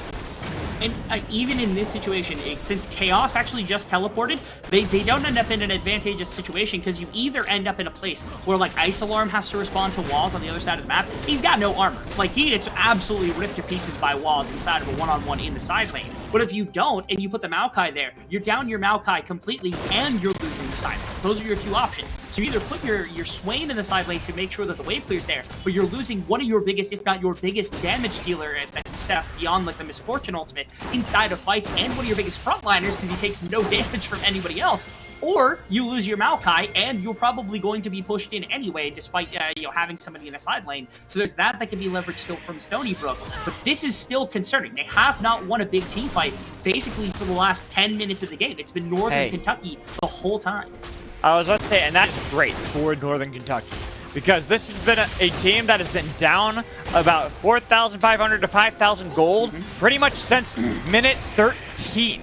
The fact that they have kept that gold lead almost the exact same might be huge for them. Though Chaos went a little bit too deep, and now Matt gets a 3-man ulti, but that burst they have on him, he's gone. Looking no more in the backline, trying to see if they can take him down with Ice Alarm, getting a lot of damage on the back assault. He bounces around, he's trying to heal up, but Waz was able to silence him and kill him with Step Top. Now trying to use the bullet time with a flash away, and the lockdown. There's your team fight won by Stony Brook.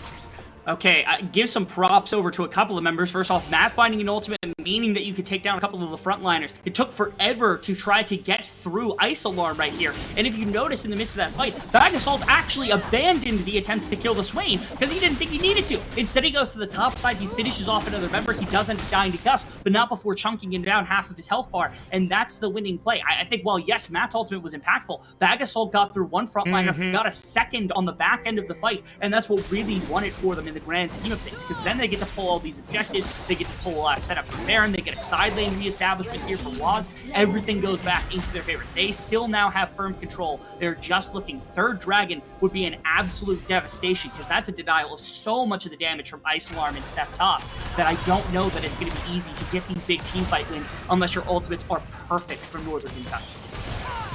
With that, with their backs against the wall, losing this game means victory in a 2-0 sweep for Stony Brook University.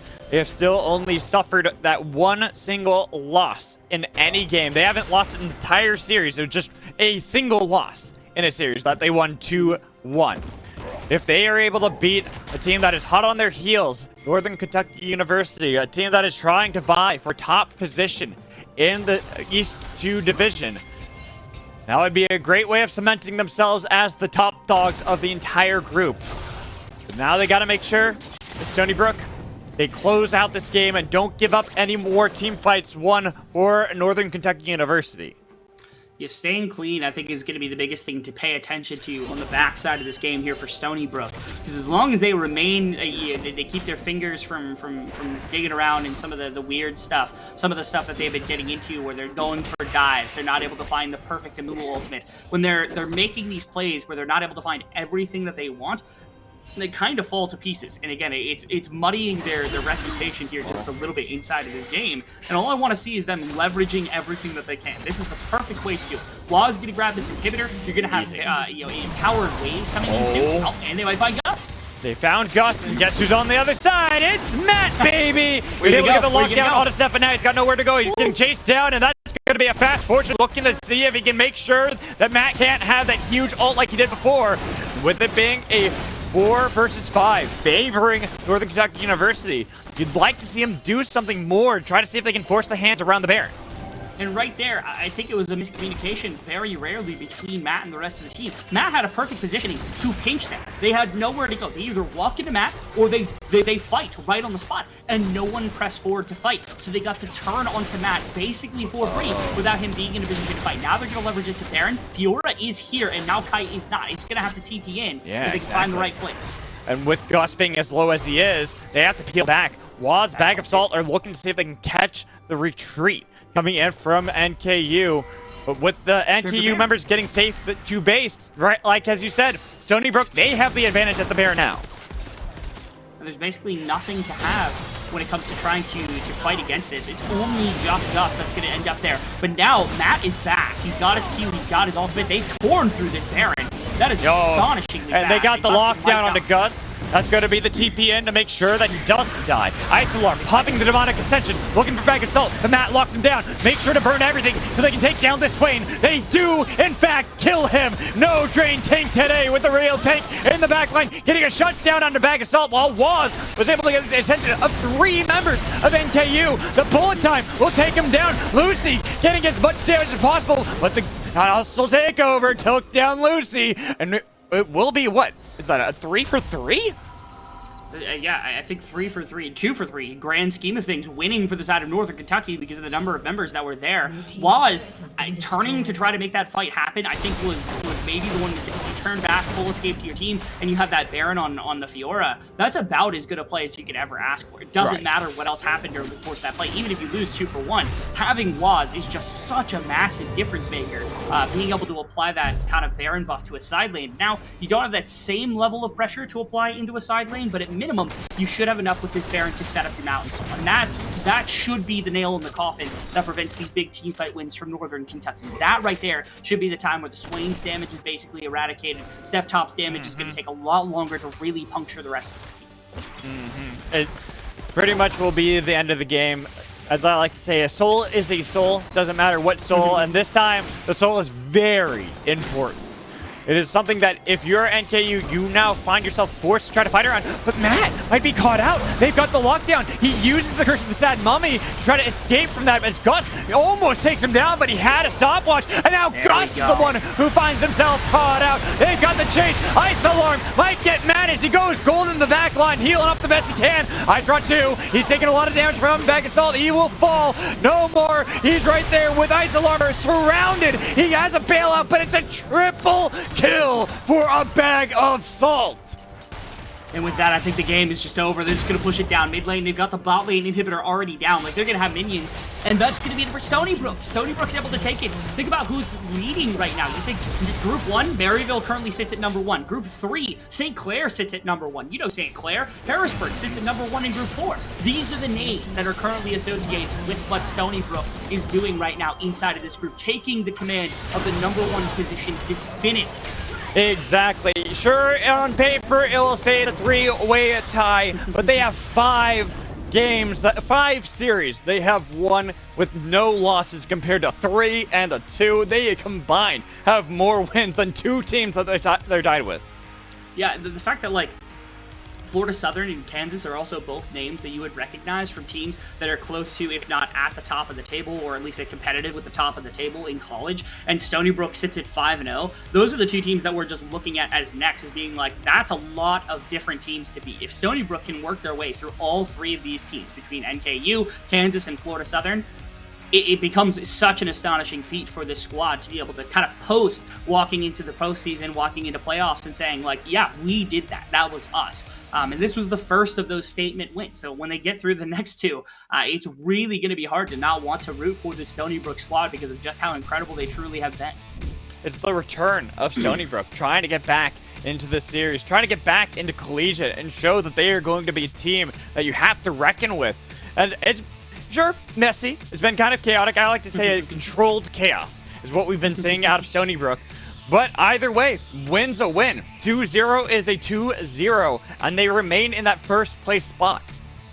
But they do. Off the back of a couple of members really standing up. I know Matt was at the forefront of what we were talking about today, but No More had an amazing Akali game, even had a lot of pressure in the second game. Waz had an amazing game. Number 2 was kind of a soak in the game for the first half. Second half, the Aatrox was amazing. And the whole time, you still had this amazing bot, this amazing jungle that were putting in a ridiculous amount of work. Bag of Salt and Lucy may have gone a little more undertow than like the rest of the team. But seriously, every member stood up when it counted in the right circumstances in this game. And there's a lot of polishing to be done. There are rocks sitting in the tumbler right now, more than anything else, but I do want to give them props because they look like a team that's destined for some greatness, truly.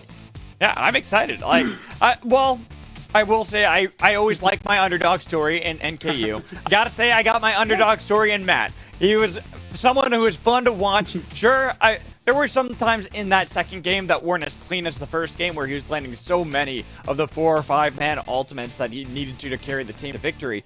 But this time, he was able to get Kai'Sa a bag of salt far ahead, making it so that Kai'Sa's the damage that she was able to pump out during team fights was absolutely insane. And then that eventually led to No More getting back into the game when previously hadn't had as much damage. And then Waz, we already knew that Waz was far ahead.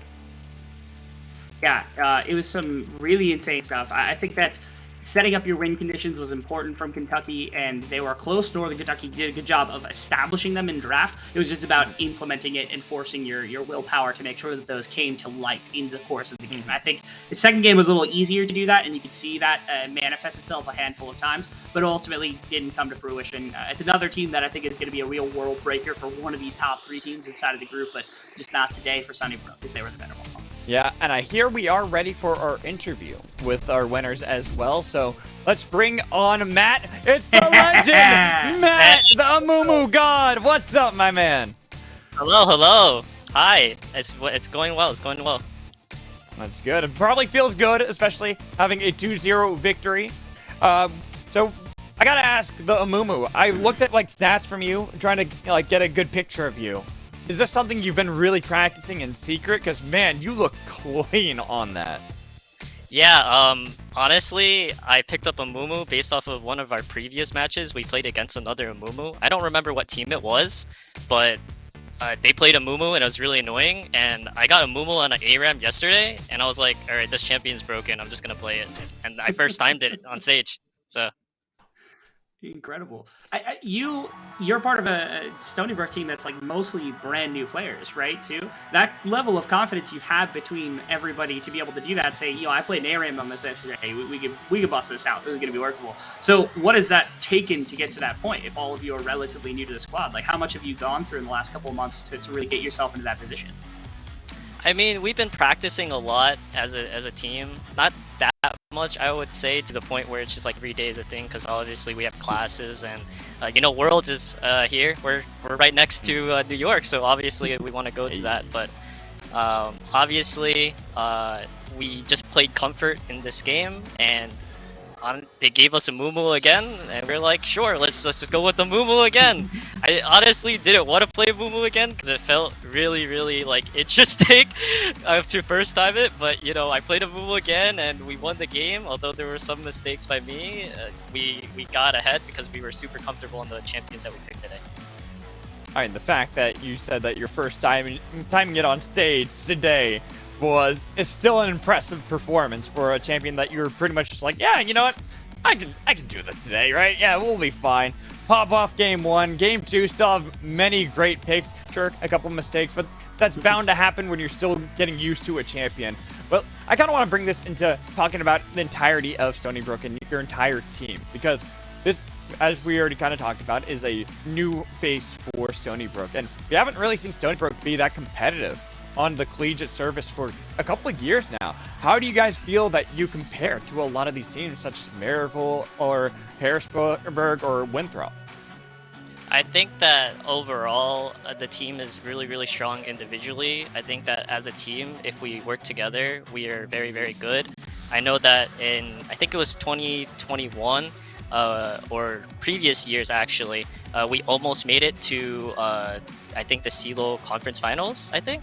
I don't recall, but we had a player, I don't know if you guys know him, but probably Darkwings. Darkwings was huge in terms of what we are, and like we are trying to accomplish that, and we kind of just want to make him proud. So shout out to Darkwings, he's great.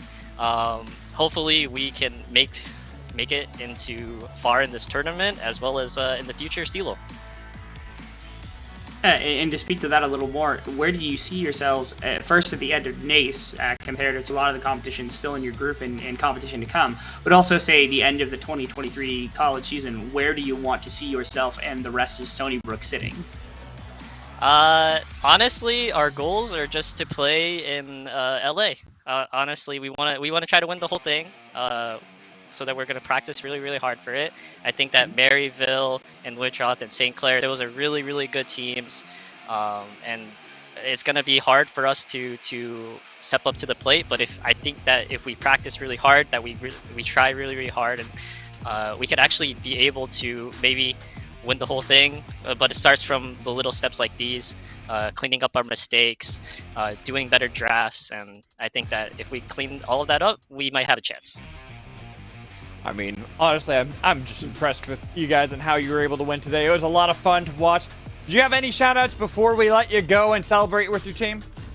Sure. I want to shout out my teammates, especially Salt. He gave me the confidence. I mean, you guys like shouted me out. I'm the weakest link of the team, but you know I performed today, so I'm pretty happy about that. Our manager Liu Wei, my girlfriend Erica. I want to shout out Val, Brill, An, Derek, Rishi, along with the rest of the SBU LOL and SBU esports community because they're great. I see you in the Twitch chat, and yeah, I want to shout you guys out. You guys are great casters, and I appreciate it. Well, thank you. It was fun watching you. You did fantastic. Thank you so much. And we will see you soon because I'm sure you guys are going to continue to dominate. Yeah, thank you. All right, now we are almost at the end of, well, actually, we are at the end of our day because that was the series that we watched today. And I got to say, you were right. You were right. It was a 2-0 victory. But man, I was surprised about how it all went down nonetheless. Yeah, not to the dismay of Northern Kentucky. To me, it was just a solid display of League of Legends coming through from Stony Brook. I expected the games to be even closer than this one, but for Stony Brook just to have an edge in both ones to some degree. But this was a really solid showing in both games. I think the first one was just a level of domination that we hadn't seen before, and the second game I think was a lot closer. But in the grand scheme of things, they never really lost control of how the game was pacing out. Right. And so to me, that speaks to a team that's at a very high level. So I mean, that marks the end of our third week now. We got all these amazing games coming up later in the week now. Yeah, we got Rocket League. Well, that was yesterday. Today, we already finished off Overwatch 2 and League of Legends, COD, and Valorant tomorrow, then Super Smash Bros. Ultimate. And then after that, on Friday, is CSGO. We have tons of stuff here at Naystar League that you can watch. There's pretty much almost any game that you could really think of if you're a fan of esports that is available.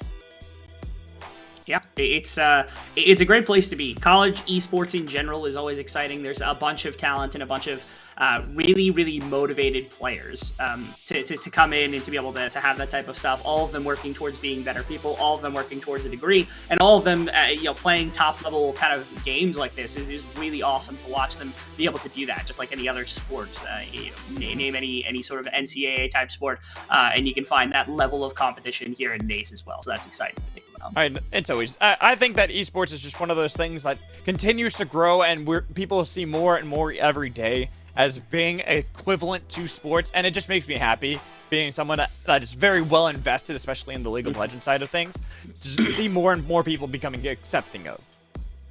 Yeah, it's wonderful, and this is where it starts. Again, hopefully one day we'll get a chance to see a big crowd of people as big as some of the biggest football games or basketball games of the country, where everyone's just going, Matt, as he movie wall tweet goes off in the back. That's all you could ever ask for, man. I mean, like I said, Matt's got a fan in me, that's for sure. But you know what? That is going to wrap it up for the day today. It was a fun day. We had a lot of Overwatch earlier on, a 3-1 to start off the day, then a 3-0. Then we had another sweep in our League of Legends series in the 2-0, where Stony Brook, they take that first place solidly at 5-0. So with these final shoutouts, with the final reads, I'm just going to shout out our sponsors. We got Extra Life, we have Corsair, we got Monster, BetterHelp, Duncan, Mavix, all of them. Thank you so much for helping us bring this entertaining stuff to you, all this esports fun, and showing off collegiate players. Yeah, best of the bunch. We never get another opportunity to do this without all of our wonderful sponsors, our production crew, everything. Again, we talked about it in the middle a little bit, but again, just give one more massive thanks to all of them for making this possible, being able to see all these wonderful players and all their passion in the game. All right, and I feel like that's going to be it for the night. It was a fun time. Looking forward to more collegiate esports just in general throughout the rest of this week, as well as more League of Legends. I believe there's also something on Saturday, if I recall. So make sure you check out what's going on this Saturday as well for NACE. But that'll do it for me, Mad Magical, and for the one and only Rebel Fox. You guys have a wonderful night, and we'll see you soon.